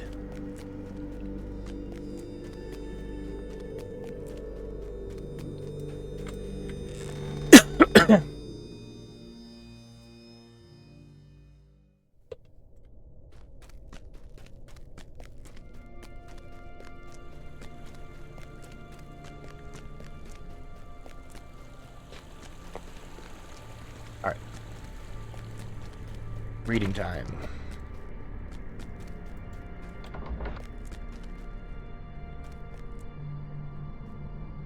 Greetings. Book 10, Chapter 12. A means to carry it. Rilmore, I had not expected to see you again so soon. Why have you come to me? Would you do something for me? Book 10, Chapter 13. The plan carried out. You say you have come from Laerdan, and that he believes I'm may play a part in reclaiming the Palantir that was taken from Carn Dûm? The Seeing Stone is wholly evil. I see that now, and wish I had never been made to gaze into it. Mordorith has paid for his torment of me, but even that will never be enough to satisfy his debt. No act of vengeance will bring back my poor, lost Lorniel. Lerdan speaks the truth. Even as Mordorith brought me forth from the gates of Carn Dûm, the hateful images of the Palantir still burned into my mind. I clutched in my hand the black cloth with which the Seeing Stone was covered, which the Seeing Stone was covered when not in use. With which the Seeing Stone was covered when not in use. Okay. The terrible events of that day had all but pushed it from my memory, but I remember it now. Hold the Palantir only with this finely woven cloth bag, else the stone will seek to show you such things that might bring you to despair. Do not touch the Palantir without this bag. I do not wish for you to endure what I was made to endure. Give Lerdan my good wishes, but warn him not to underestimate our enemy. He is a good elf and true. But in him alone have I recognized the terrible burden I have borne in the days since Lorniel was lost to me. Something gnaws at his heart, and I fear it will bring him to harm if he does not guard against it. How can I be of service? If you touch the Palantir with your hands, the enemy could show you such things as would freeze your heart. Use only the finely woven cloth bag I gave you to carry it. Even then, the effect of the Seeing Stone upon your mind may be great.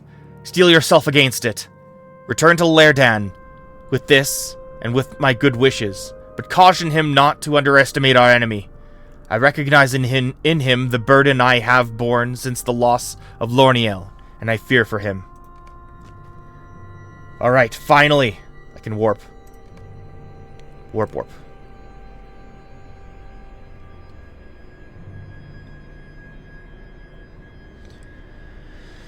Okay. And this stacks when it's 4 and 3-step versions. Also, think of switching stances. Yours ranged... Okay. In this specific circumstance, always melee. You have no range. No time to do any ranged opening. Very fair. Good stuff.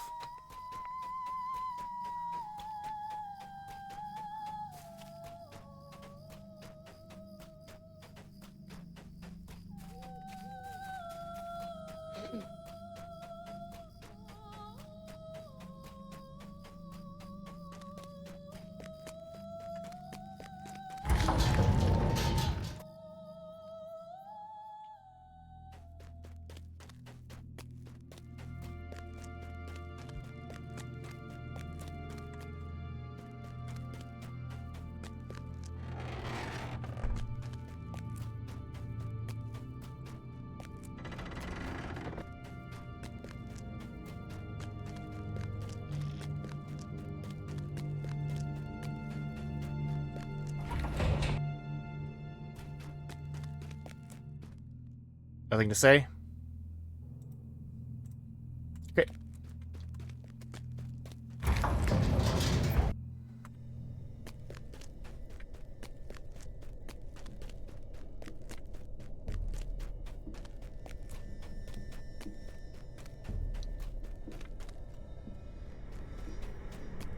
Yeah, well, I appreciate that, dude. The assistance. I will do my best to retain it. I've written down as much as I could. There's a note pinned to Lerdan's door. The note is written in an urgent hand and pinned to the door to Lerdan's room. Oh boy.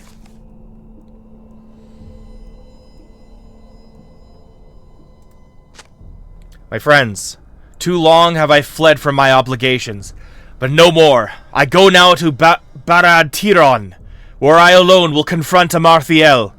It is not right that I should send you to wrest the Palantir from her clutches when I am to blame for much of her evil. I will no longer shirk my responsibility. If I succeed, there will be no cause for fear.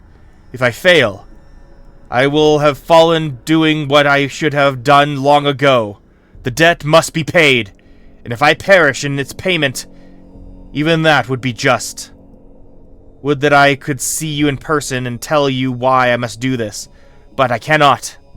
Out of kindness and friendship, you would seek to dissuade me, and I fear I am not strong enough to maintain my course when confronted with such persuasions. Do not follow me, my friends. This is something I must do alone. Laerdan.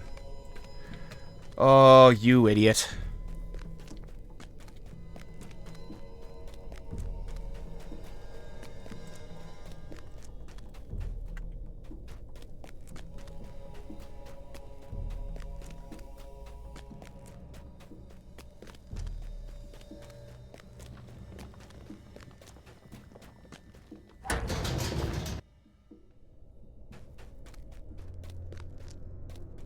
The Dunedain will fall, and their deeds will come to ruin. I can feel thy despair, Rilmore. To me it tastes sweet and cries out that thine end comest quickly. How can I be of service? What is this? A note from Laerdan? This is my fault, Rilmore. How could I have been such a fool? Laerdan offered to watch the prisoner for a time, and I agreed. I have not felt well for some time, and I thought some fresh air would do me well. I said as much to you, if you recall. The prisoner must have said something to Laerdan during that time, woven some foul tangle of words. What sad irony for Laerdan to succumb to this treachery when he oft spoke to us of its danger. What do you need? The prisoner wrought some fell sorcery to cause Laerdan to venture to Barad Tiran alone. Ask him and see if he denies it. Thou art too late. All has been according to the wishes of Angmar's regent. My jailer is a fool, Rilmore, but even he is not the fool thou art, given to pride and an irresistible desire to do good. And yet, what is good? Thou hast done only what the regent of Angmar and I, her greatest servant, desired of thee. It was no accident that brought me to the tomb of long-dead Elendil with so few servants. Thou didst not think Amarthael would needlessly risk the life of one so valuable, surely. While I have had thee running errands about the city and on pilgrimages to the far shores of vast Ninuiel, she has been gazing into the Palantir she retrieved from Khon Doom, willing it to show her that which she seeks. I am greater now than Goldakir, for it was at her suggestion that I told you he bore Tan Morgul. He thought to use it to challenge her for leadership of Angmar. Thou wert a useful pawn in his removal. Amarthael shall thank thee for it. But now I have completed my greatest task, the task for which she sent me to thee, Rilmore. The delivery of Laerdan to her at Barad Tiran. She has much in store for the elf, much for which she has waited long. Didst thou think that Laerdan was innocent? Thou art twice the fool, then, or thrice so. Run to thy master, Rilmore, and tell Calanglad of thy folly. Laerdan will not return from Barad Tiran, or if he does, it will be in a form none shall recognize, wholly twisted and evil. I have but one task remaining to thee, and I will relish in its execution. It's so sick. I love it. Mordrimbor stares at you smugly, a half-smile playing across his lips, but says nothing. Greetings. This is terrible news, Rilmore. We have been so careless, and Laerdan must pay the price for our folly. Bring these ill tidings to Calanglad at once, my friend. Surely he will know what we can do, if there is anything to be done.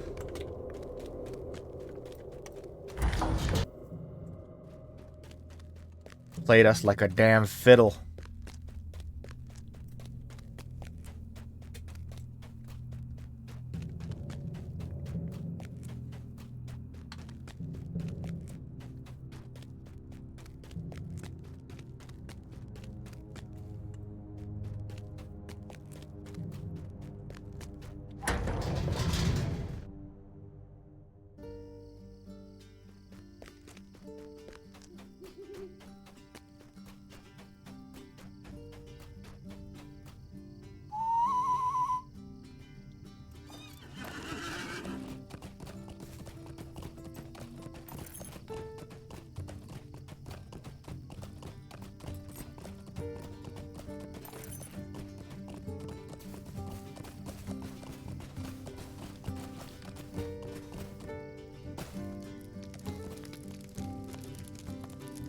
What do you need? Plan carried out. I get it now. Okay. Every decision I have made has gone ill, Rilmore. My thoughts of victory turned to ash, even as it seemed so near. For Lerdan to pay this price for the mistaken pride of the Dunedain fills me with sorrow. May 1,000 curses fall upon the heads of Mordred Boar and his fell mistress. Nay, I will not give in to despair, though things seem darkest. Our prisoner is a creature of lies and deceit, and despite his cruel whisperings, we have won great victories in Inuminas. Can this be a ruse, risen from the desperation of a captive whose plans have not borne the expected fruit? Can it be that Amarthiel's search has gone less well than she hoped, and that Mordred seeks now to fill us with a despair where none should be? We may be able to save Lerdan and recover the Palantir, as he intended, Rilmore. Though he has left us, perhaps the Dunedain can repay Lerdan for his friendship. One last assault on the steps of Barad Tiran may get you and your friends within its walls, Rilmore. And we shall see if there is any truth to Mordred words. We shall see if the time has come yet for despair, or if our greatest victory is at hand. What do you need? Okay. I get inspiration. But the challenge will be great. Oh boy. Here we go.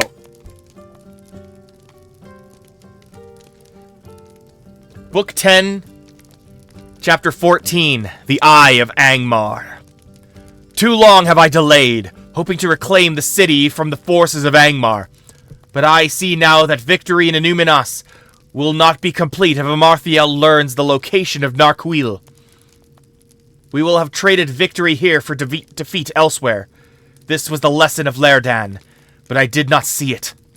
Speak to me when your allies are ready, and we will launch a final assault upon Barad Tiran. If we are successful, you will have access to the inner chamber, where one of you must pick up the Palantir and carry it back to the entrance, where I will be waiting.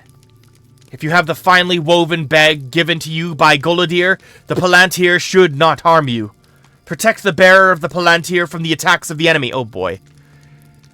Much depends upon thee, Rilmore, for we will not have another chance. If you see Lerdan within the depths of Barad Tiran, do what you can, but do not endanger yourself needlessly. The retrieval of the Seeing Stone must come first. It is what he would have wanted.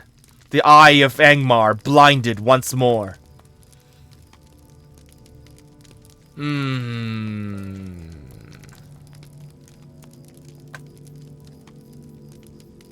Are you prepared, Rilmore? I will give the word when you and your allies are ready, and we will storm Barad Tiran with as much force as we can muster. Retrieving the Palantir will be up to you. My men can only pave the way for you. If you can do anything to help Lerdan inside Barad Tiran, I would ask that you do, but I fear he is lost to us.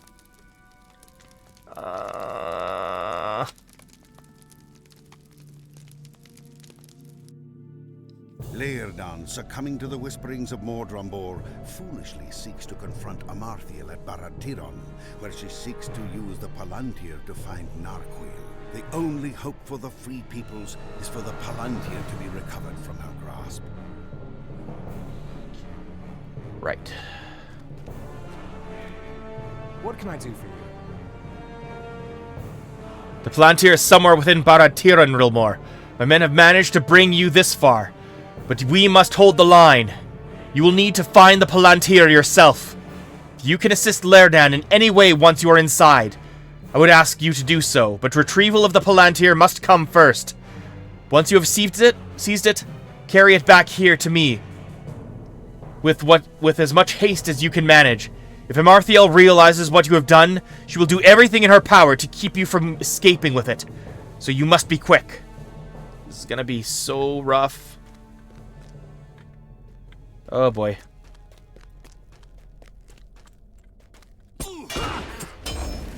Or maybe not.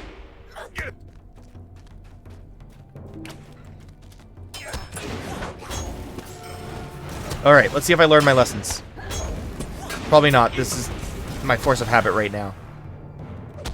Okay. Okay, 3, 4. 3. Wait, this is a group attack. I mean, I don't really need to worry about these guys if they're... Okay, what was it? Okay, 1, 2, 3, 1, 2. 1, 2, 3. 1, 2. Mighty blow.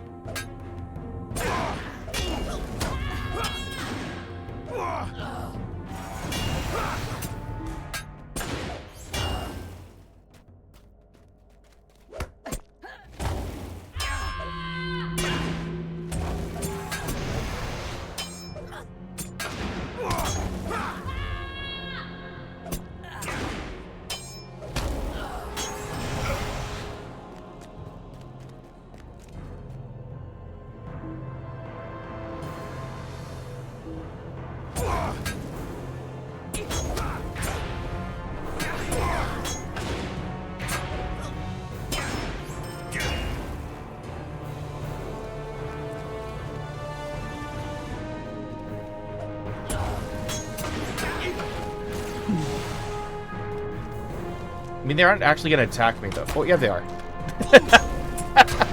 Yes, they are. Nothing to worry about.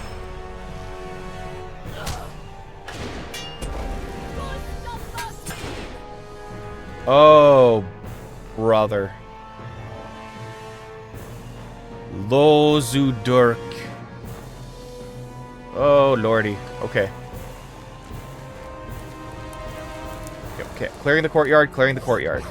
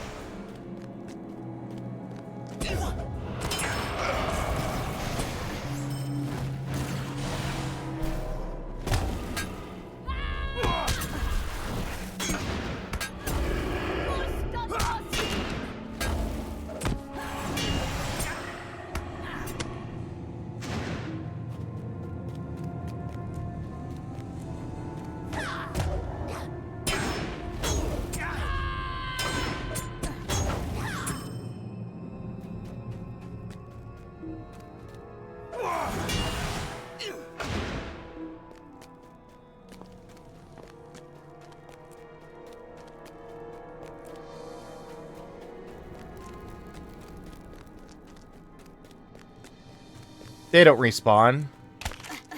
Shut up. I don't want them to respawn. They shouldn't respawn in a instance, should they?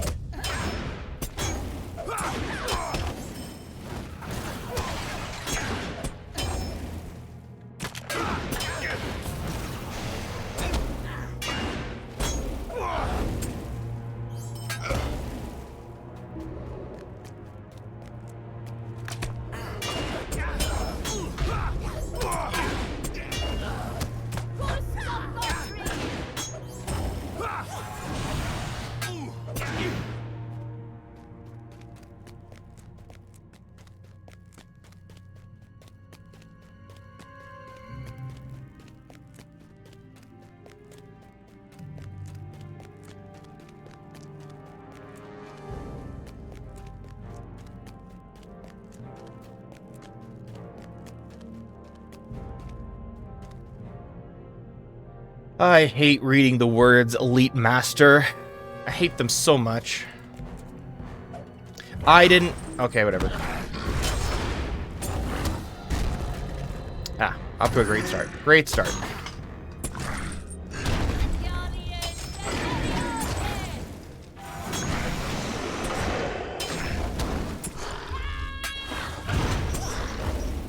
Oh, actually he's doing like nothing to me.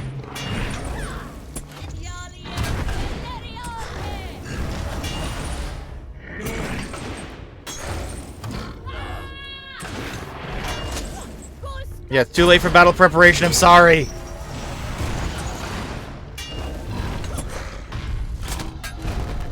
Oh, wait, they stack. They stack. 1 sec. 1, 2, 3. 1, 2. Okay. So that's my mighty... Oh, that's Mighty Blow right there. Probably. Okay, what next? 1, 2...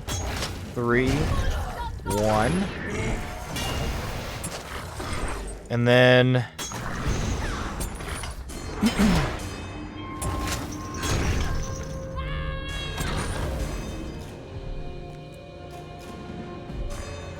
oh, need rest. All right, well, I tried.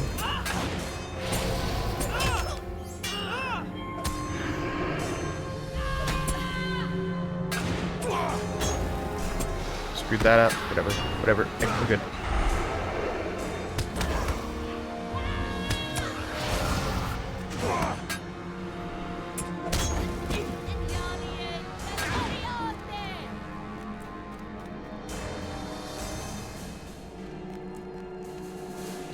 Amathiel, show yourself!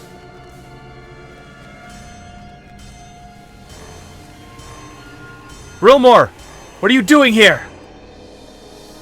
What do you think, you moron? The sorrows of the Eldar are never ending. Rilmor, why have you come here? This is not your fight. I need to confront Amarthiel on my own, as I should have done long ago. Of course you do! And I'm coming with you! The time has passed, my friend. If I can hold Amarthiel's attention long enough, you will be able to seize the Palantir. We will challenge her together, and perhaps she will not realize her peril. When I give you the word, you must seize the Palantir and immediately run to the entrance of Barad Tiran. Do not delay. Bring it to Kalinglad, and perhaps I will be able to set right my errors of old. May the Valar smile upon your endeavor and mine, Rilmor. Let us go. When I give the word, one of you must seize the Palantir and bring it out of Barad Tiran, but not before I give the word.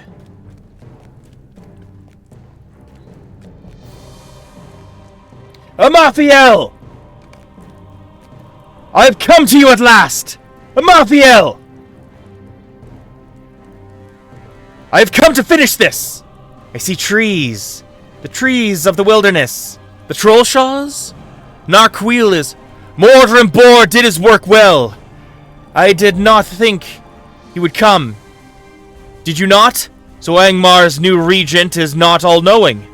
Your days are too long already, and they end here. Narquil awaits me within the wilderness. You've come too late. Late perhaps, but not too late for this. One of you grab the Palantir and bring it to Kalinglad quickly. Palantir, this Palantir is taken from Karn Doom by Marthiel. You must recover it from her before she can use it to find Narquil.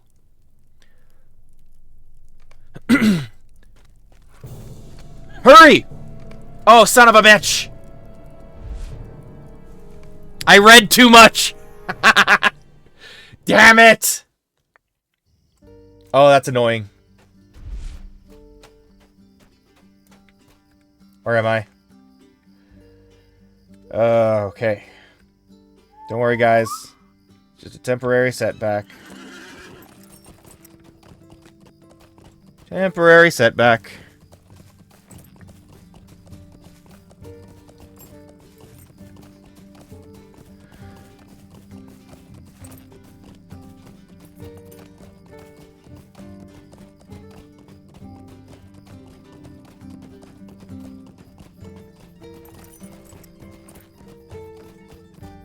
Wait, what am I doing? What am I doing?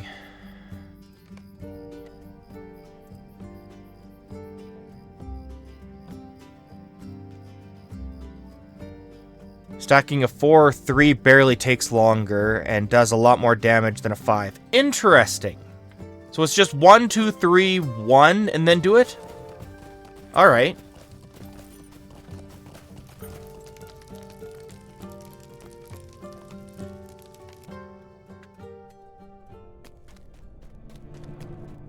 Alright, back to it.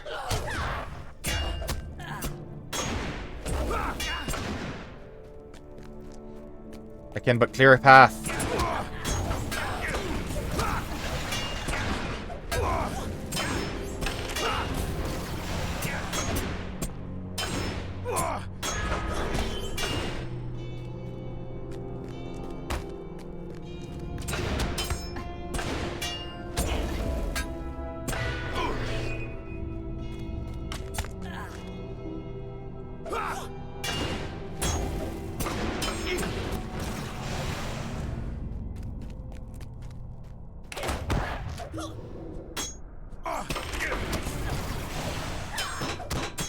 That was a mistake.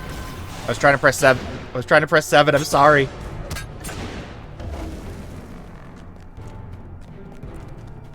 Okay.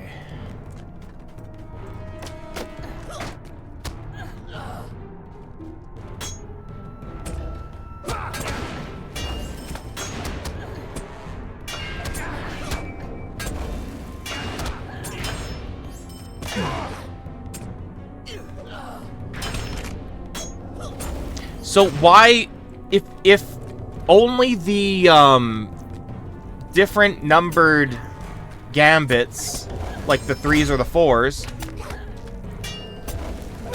if they don't stack, like if a 3 and a 3 are done together, they don't stack, right? So why does battle memory matter? That's what that has me wondering now. Because that gives it, because if I do this, right? Hang on, let me get, if I want to do perseverance, just do the okay. If I do perseverance, and then I get battle memory, and I use it again, that suggests that doing it twice will be twice as effective, right? But if it doesn't stack, then why do it?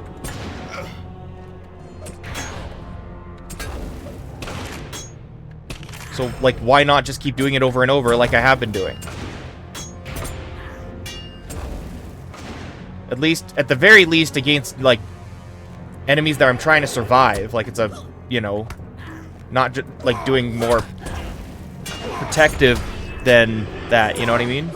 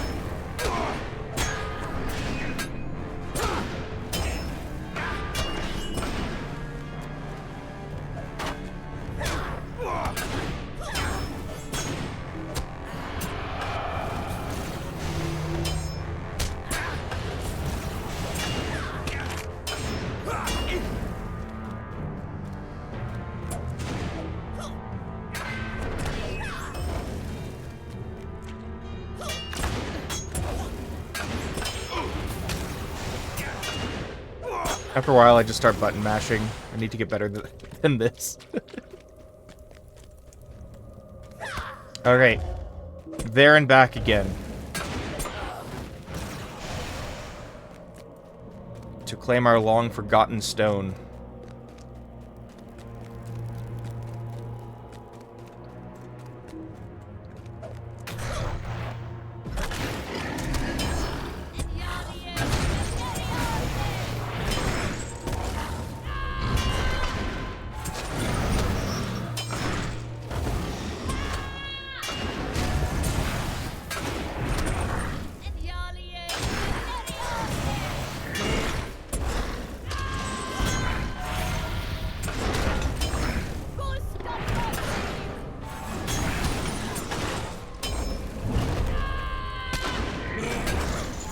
Health's going down so fast. So beautiful.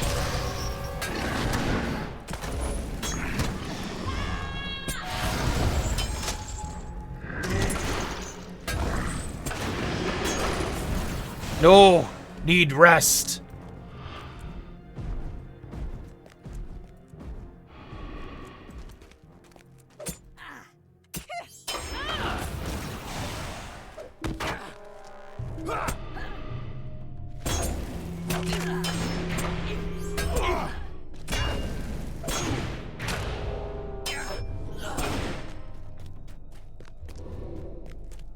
Okay.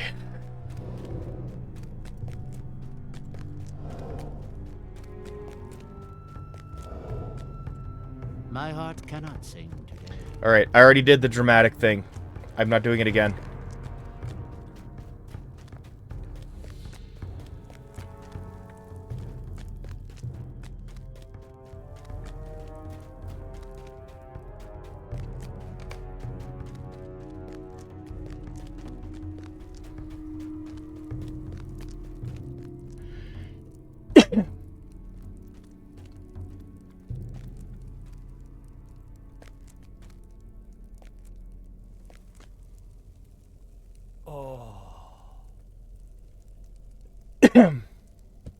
Hang on.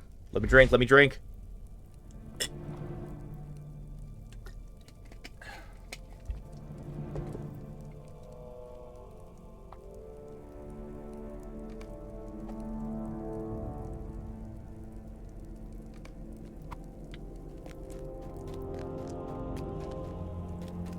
Nice. Run. You cannot harm me, Laerdan. Your weapon is as water to this form.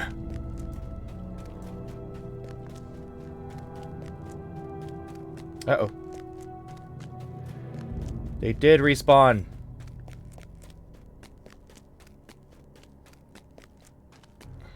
No! Be gone.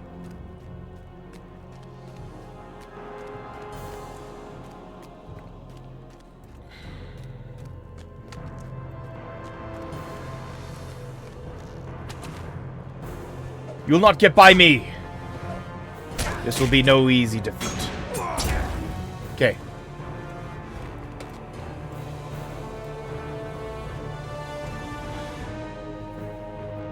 We have no time to waste, Rolmor. I weep for Laerdan, but we must retrieve the Palantir and remove it from Anuminas. Are you ready?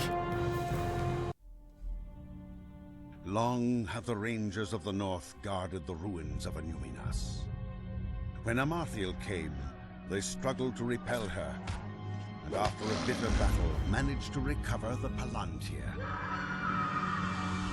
But victory came with a terrible price, and Amarthiel saw something in the Palantir which might lead her to Narquil.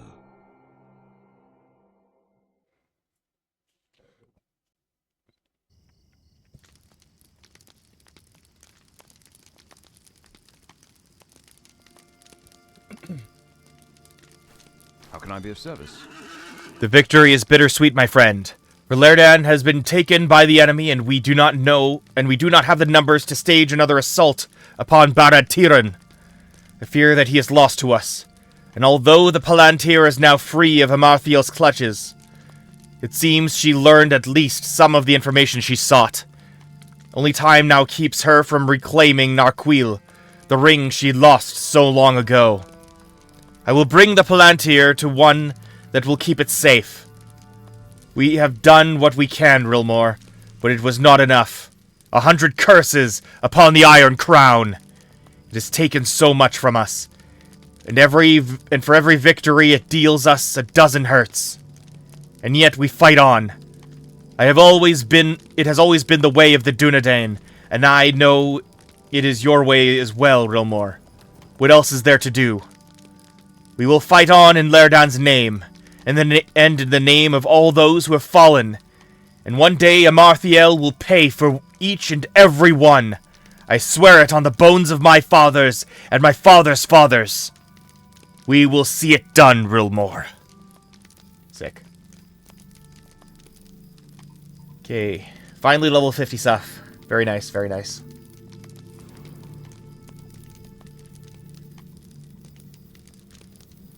But it is not better. So what's worth the most?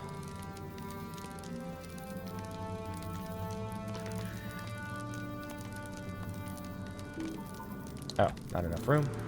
Fine.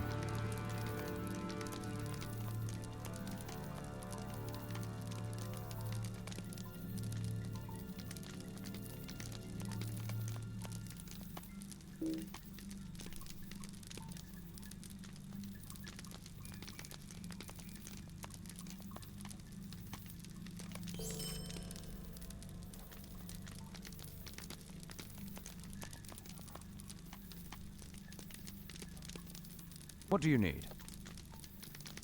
Book 11, Chapter 1. Watching the Roads. We cannot grieve now for Laerdan, Rilmore. Amarthiel will not hesitate to make use of her newly found knowledge. If only we had been able to seize the Palantir in time, her search for Narquil might have remained fruitless. Nay, there is little use in dwelling on the past. Take comfort in this, Rilmore. We know what Amarthiel saw within the depths of the Seeing Stone, for she spoke of it when you and Laerdan entered Barad Tiran. Did she not speak of the wilderness of the Trollshaws? She has revealed to us her next movement, and if we act with haste, we may yet find Narquil before she does. We have not the numbers to prevent her servants from leaving Evendim, but we can at least be alerted of their movements. 2 of my brethren watch the roads out of Evendim, and they must be told what to expect, that Amarthiel may be planning to send her servants by various roads out of Evendim. Seek Torogathir at the Evendim gate, northeast of here, at the pass to the fields of Fornost, and Gathoniel, on the small rise overlooking the Barandelf, far to the south of here and east of the halfling village of Dwalling. Tell them what we suspect of Amarthiel's plans, and that they are to send ravens to Tinadir at the first sign of the Angmarim's movements. They are not to engage any such patrols in open battle. Go with haste, Rilmore. When our strength in arms is found lacking, information must be our greatest ally.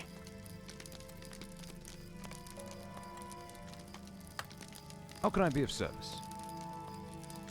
We may not have the numbers to keep the Angmarim from leaving Evendim and traveling to the Trollshaws in search of Narquil, but I want to know the moment that they do.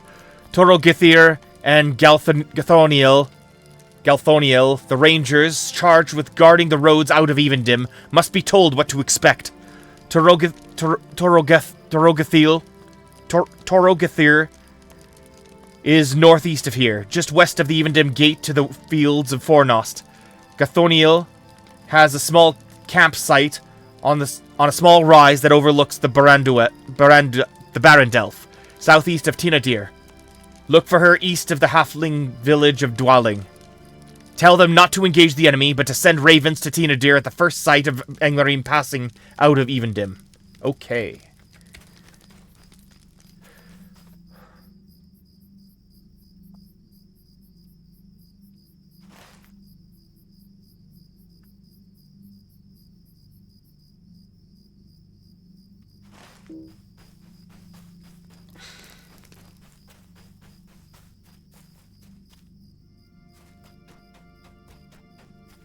What do you need?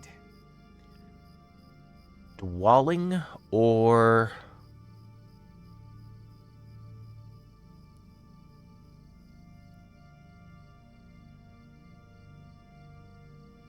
No, I'm gonna go to Dwalling first. Or... Nah.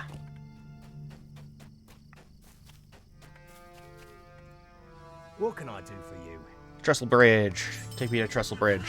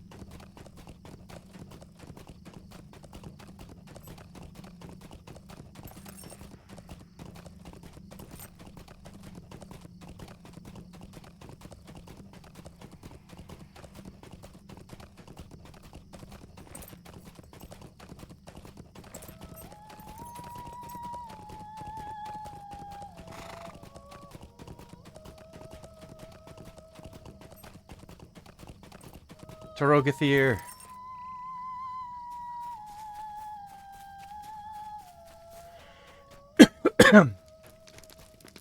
The ranger camp on the island of Tinadir is far to the west, beyond the crossroads. What can I do for you? I will take your news to heart, Rilmore, and send a raven to Calanglad at the first sight of Angmarim leaving Evendim. I have seen naught yet, however. It has been unusually quiet.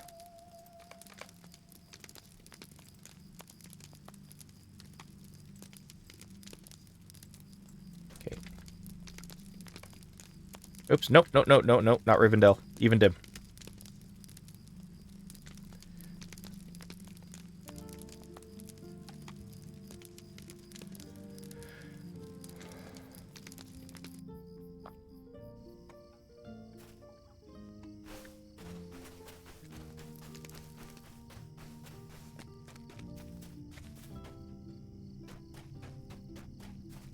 Greetings.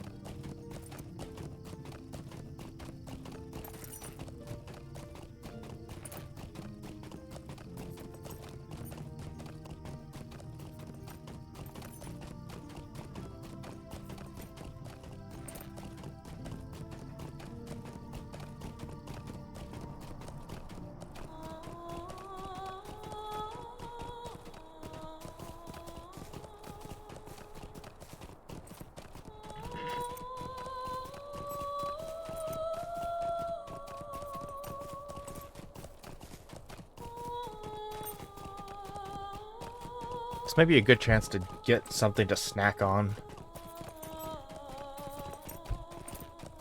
I'll be right back.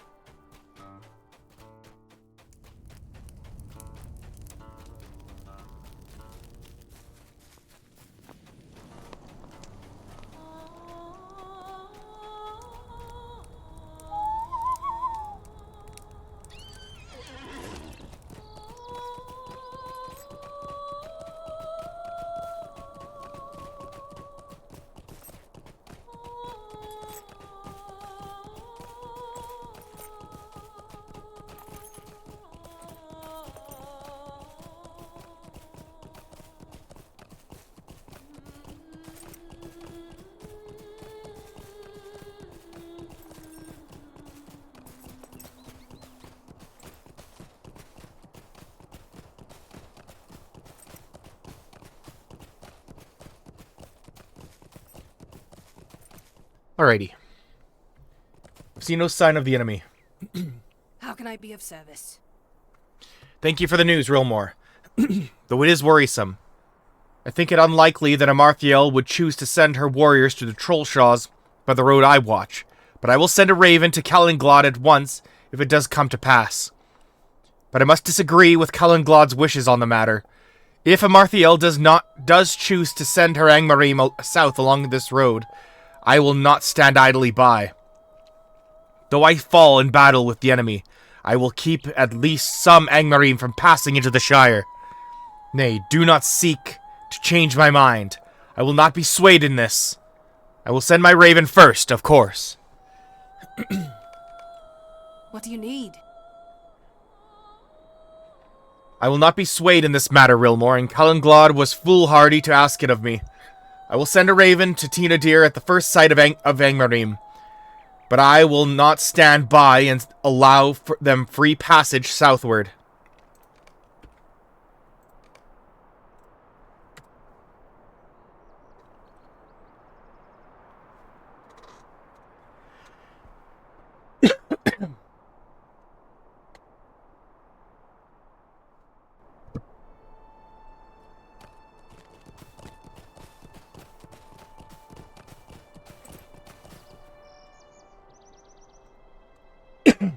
How can I be of service?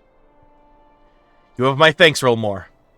I wish we could prevent the Angmarim from leaving Evendim in search of Narquil, but I know we do not have the strength of arms to succeed in this. At least we know when the patrols have set out. At least we will know when the patrols have set out. I should have expected Galthoniel to refuse my wish that she not engage the enemy in battle. But I would not have her throw her life away lightly. My heart tells me that if Amarthael chooses the long road to the Trollshaws and passes through the Barandelf, Galthoniel's sacrifice will do naught to forestall the inevitable. Now that we will have warning when the Angmarim begin their search, we must begin our own, Rilmore. If we are to find Narquil, we must learn everything there is to know about it. The time has come to confront Mordrembor. How can I be of service? Mordrembor has proven an unreliable and dangerous prisoner for us thus far, Rilmore. Oh, okay, Book 11, Chapter 2, Mordrembor. Mordrembor has proven an unreliable and dangerous prisoner for us thus far, Rilmore. But now he will recompense for his betrayal. He will tell us what he knows of Amarthael's lost ring, Narquil, or he will never again see the light of day. He cannot know its location, or his mistress would have no need for the Palantir. But anything he can tell us of its power or history may be of use. I will go with you to speak with the Black Numenorian. He has proven able to ensorcel the minds of others, and we will have better fortune if we confront him together and steel ourselves against his trickery. I have some words for our prisoner concerning the fate of Laerdan as well. Mordrembor will rue the day he sent the elf to his death. Speak with me when you are ready to go. Oh.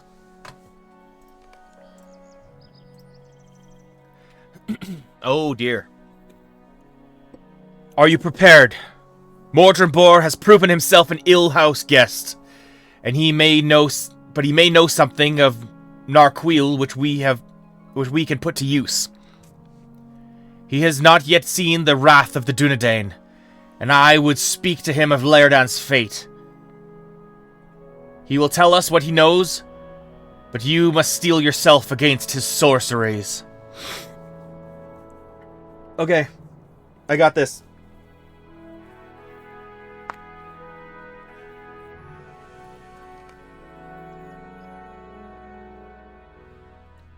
The time has come.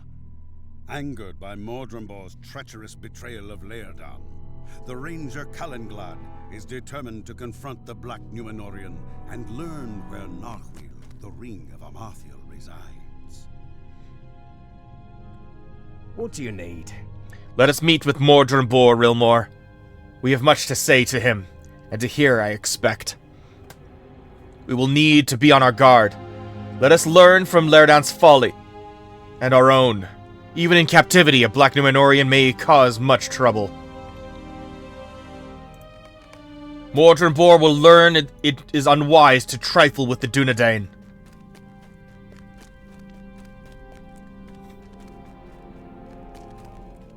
Tadon will be pleased to see us, and to have a rest from watching the prisoner.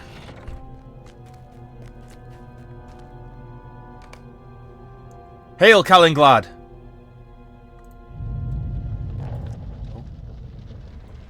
What was that?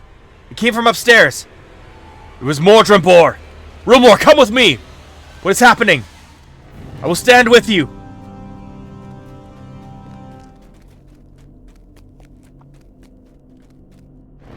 Oh. Kulhamnir, no! So perish all those who oppose the might of Angmar. Rilmor, my friend. I hope thou wouldst see my triumph. I will see thee again, and become thy doom.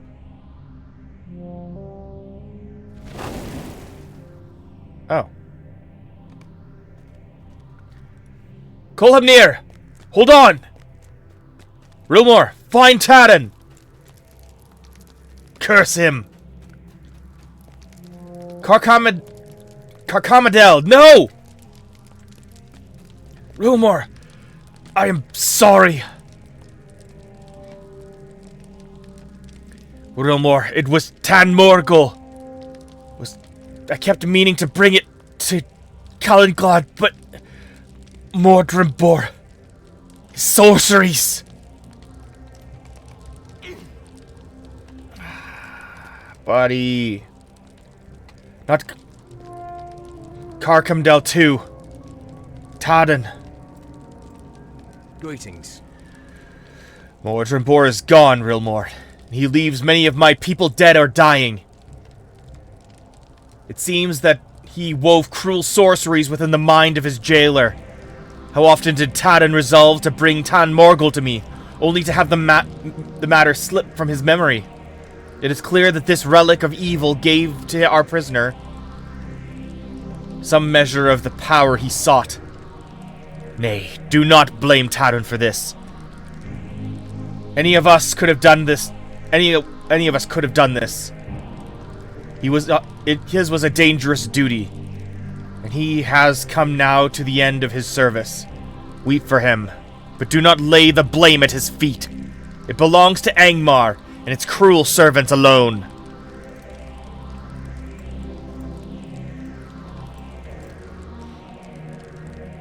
We must repair the damage done to the keep, but there can be no cure for some of these hurts.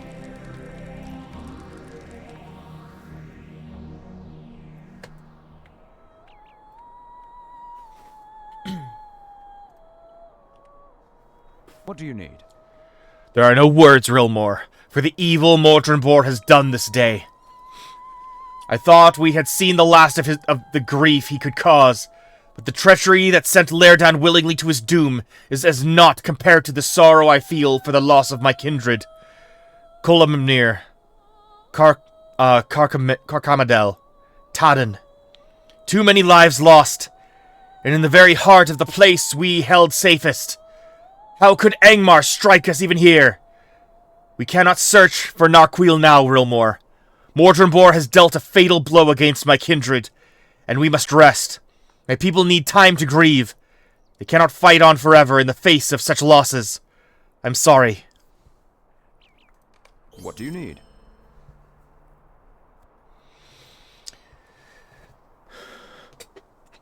My people need time to mourn, Rilmor, or they will be unable to continue the fight. The greatest weapon Angmar wields in this war is hopelessness, an overpowering dread that seizes the hearts of good folk and saps their will to stand against evil. It has been brought to bear here on Tinadir with terrible success. I have set my brethren to gathering stones from Inuinas, with which we may construct cairns for our fallen kindred. If you would travel to the great city and help with the collection of 3 city stones, I know that Tadun, Kolhamnir, and Karkamadel would have been honored by your service in their memory. Is there time? Cairns for the fallen. Stones from Inuminas, far to the southwest, on the shores of Lake Nanuiel, will be used to construct cairns in the memory of our fallen kindred. It would have filled them with honor to be buried beneath the stones of the City of the Kings. Book 11, Chapter 3, Cairns of the Fallen. Alright.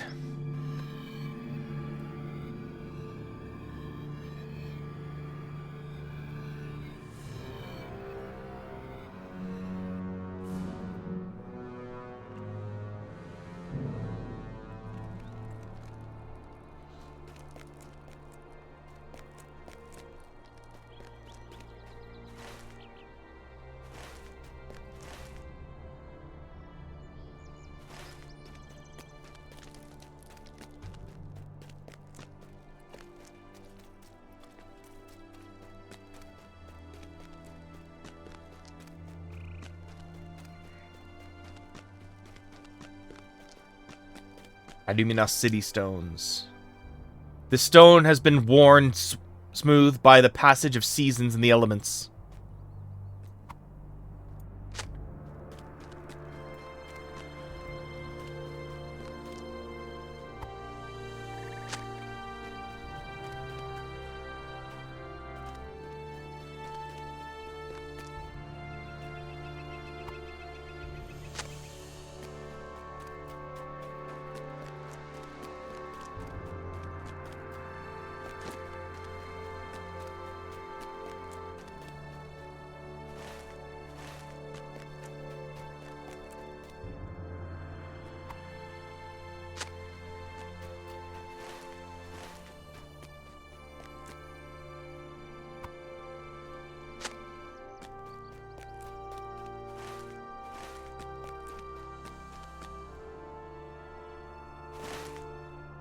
Oh, I gotta go back to those two.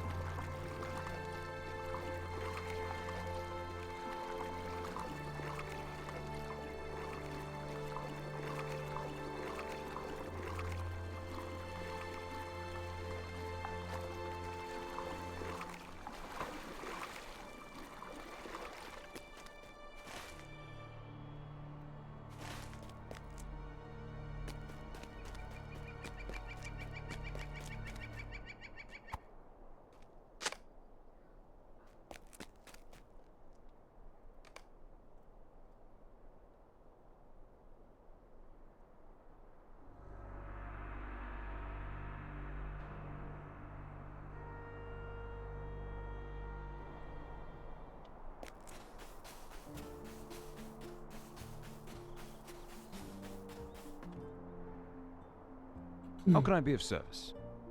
Okay, Book 11, Chapter 3, Cairns for the Fallen. These will do nicely, Rilmore, and I thank you for the gesture. There is still no word from Torogathir or Gathoniel. It seems that Amarthiel, too, has been delayed in the beginning of her search, or she busies herself with celebrating the escape of Mordrenbor and the deaths of my people. We will have our vengeance upon them both, but the time of its coming arrives too slowly. What do you need? Book 11, Chapter 4, Remembrance. It is true, Rilmore. There is a place not far from here to which Carcamadel was particularly fond in life. Baradrath, an overlook crowned in ruins high above Lake Nuiel. That the tomb robbers have made frequent use of it was a sorrow to her. We have decided to build the cairns for our fallen kindred at its crest. Will you join us in remembering our fallen, and add a stone to their cairns? Speak with me when you are ready, and we will depart.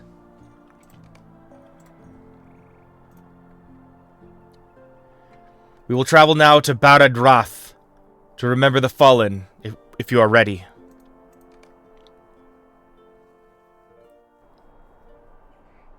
Too many of the Dunedain have fallen to the ravages of one who is their distant kinsman.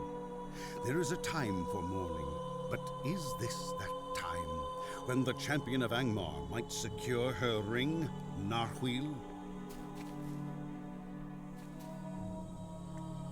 What do you need? The air is chill, and my heart is heavy with sorrow. All battles bring grief in their train, but beyond the veil of sadness lies the hope of victory. Rilmore, it is time. What news of the tomb robbers? We have driven them from this place, and they will not return. Rilmore, I have a request of you. Sneezing. Sneeze. Bless me. We go now to build cairns over our fallen kinsmen, Dunedain all.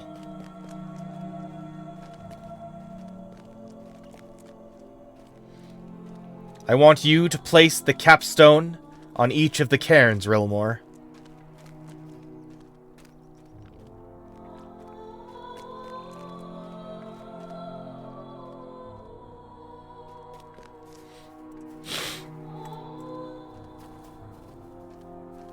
I know that you are of high elf kind, and no Dunedain, but I feel that this is right. Our people must stand together, even in grief.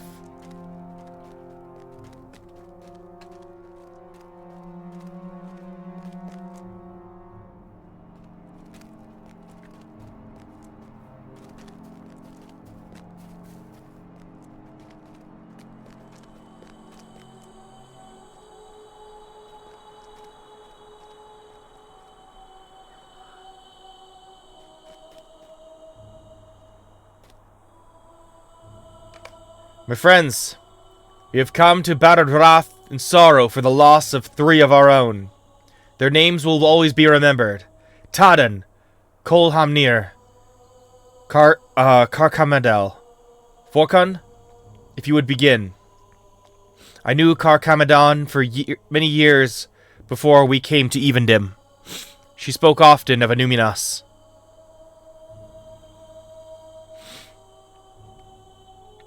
I wish she could have seen it retaken. I did not have the opportunity to know Carcamadel very well. I curse Angmar for depriving me of it. Rilmore, if you would, place the final stone on Carcamadon's cairn. Cairn of stones for Carcamadel. This cairn of stones will stand in memory of Carcamadel, who fell in the keep of Tinadir at the hands of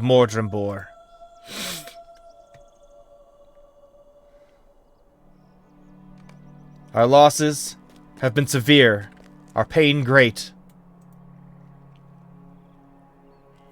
But the Dunedain fight on!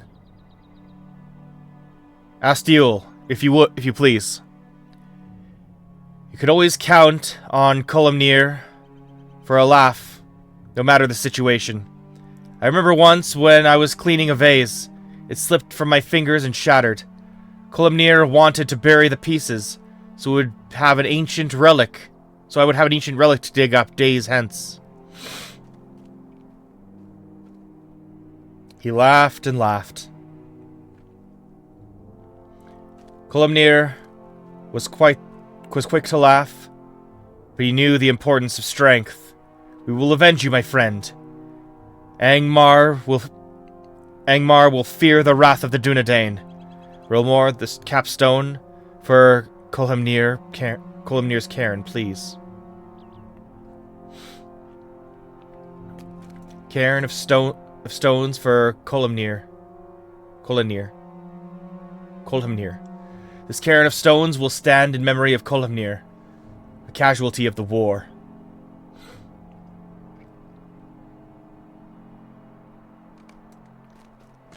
There will always be losses in war. And yet, there is one among us who can put an end to our long sorrow. The line of kings remains unbroken, and with that knowledge, our fallen kin will be at peace.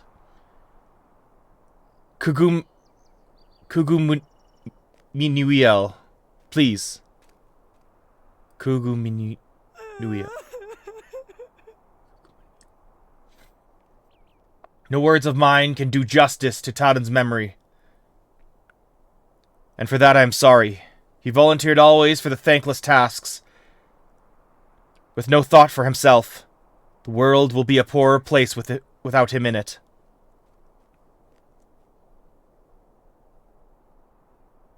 Be at peace, my brother. The capstone for Taden's cairn is all that remains, Rilmor. Cairn of stones for Taden. This cairn of stones will stand in memory of Ranger Taden, slain by Mordrembor.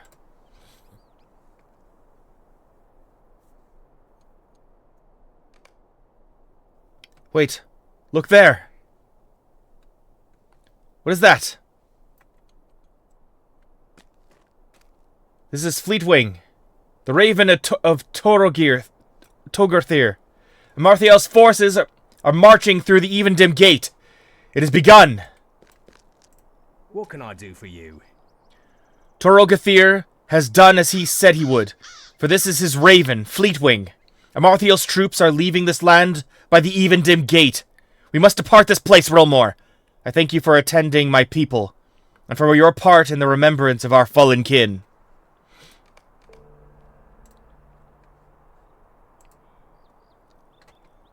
Let us leave Baradrath, Rilmor.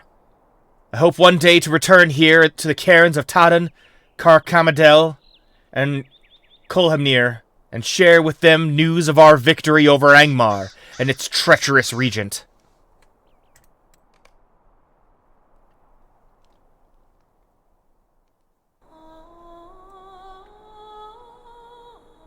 Your news is dire, but at least we can prepare a defense against Amarthiel. How can I be of service? I thank you again, Rilmor.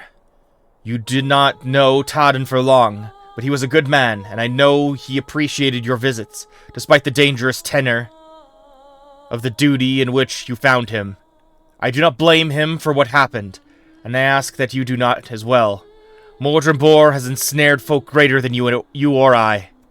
I feel that my people will be able to fight once again, and with renewed determination. We will not forget what Mordrembor and Amarthiel have done, but neither shall we wallow in our grief. Our vengeance, when it comes, shall be magnified tenfold by our losses, and they will regret their misdeeds. What can I do for you? Book 11, Chapter 5, Eastward Passage. I had hoped we would learn something of Narquil that might aid us in finding it before the Angmarim, but that hope, like so many others, has been dashed. We have been delayed by Mordrembor and must now follow Amarthiel's forces eastward.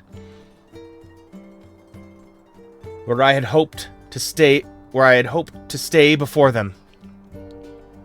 No matter. There are many tall hills between here and the wilderness of the Trollshaws, and if we must follow, we will do so knowing what to expect. You should leave Evendim heading east and pass through the fields of Fornost. A short distance northeast of Trestlebridge stands the great hill of Amonrath. Stand at its peak and look eastward.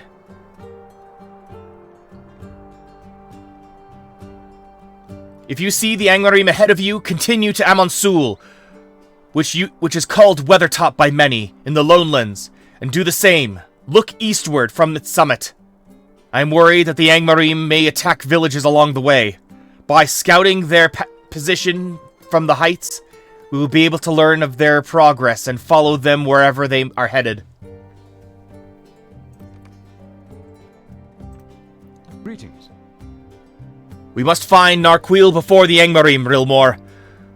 We know that they are likely journeying to the Trollshaws, but I'm afraid they might turn aside from their path and attack villages between here and there. Climb Amonrath, the tall hill in the North Downs, southeast of the fields of Fornost, and northeast of the town of Trestlebridge, and look eastward from its summit. If you see the Angmarim in the distance, do the same atop Amonsul, the hill called Weathertop in the Lonelands. Okay.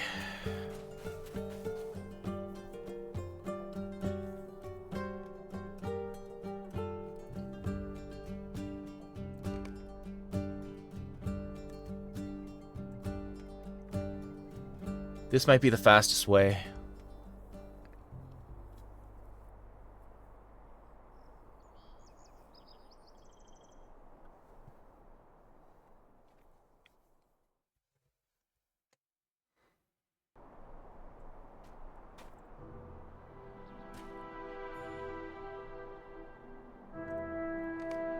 What can I do for you?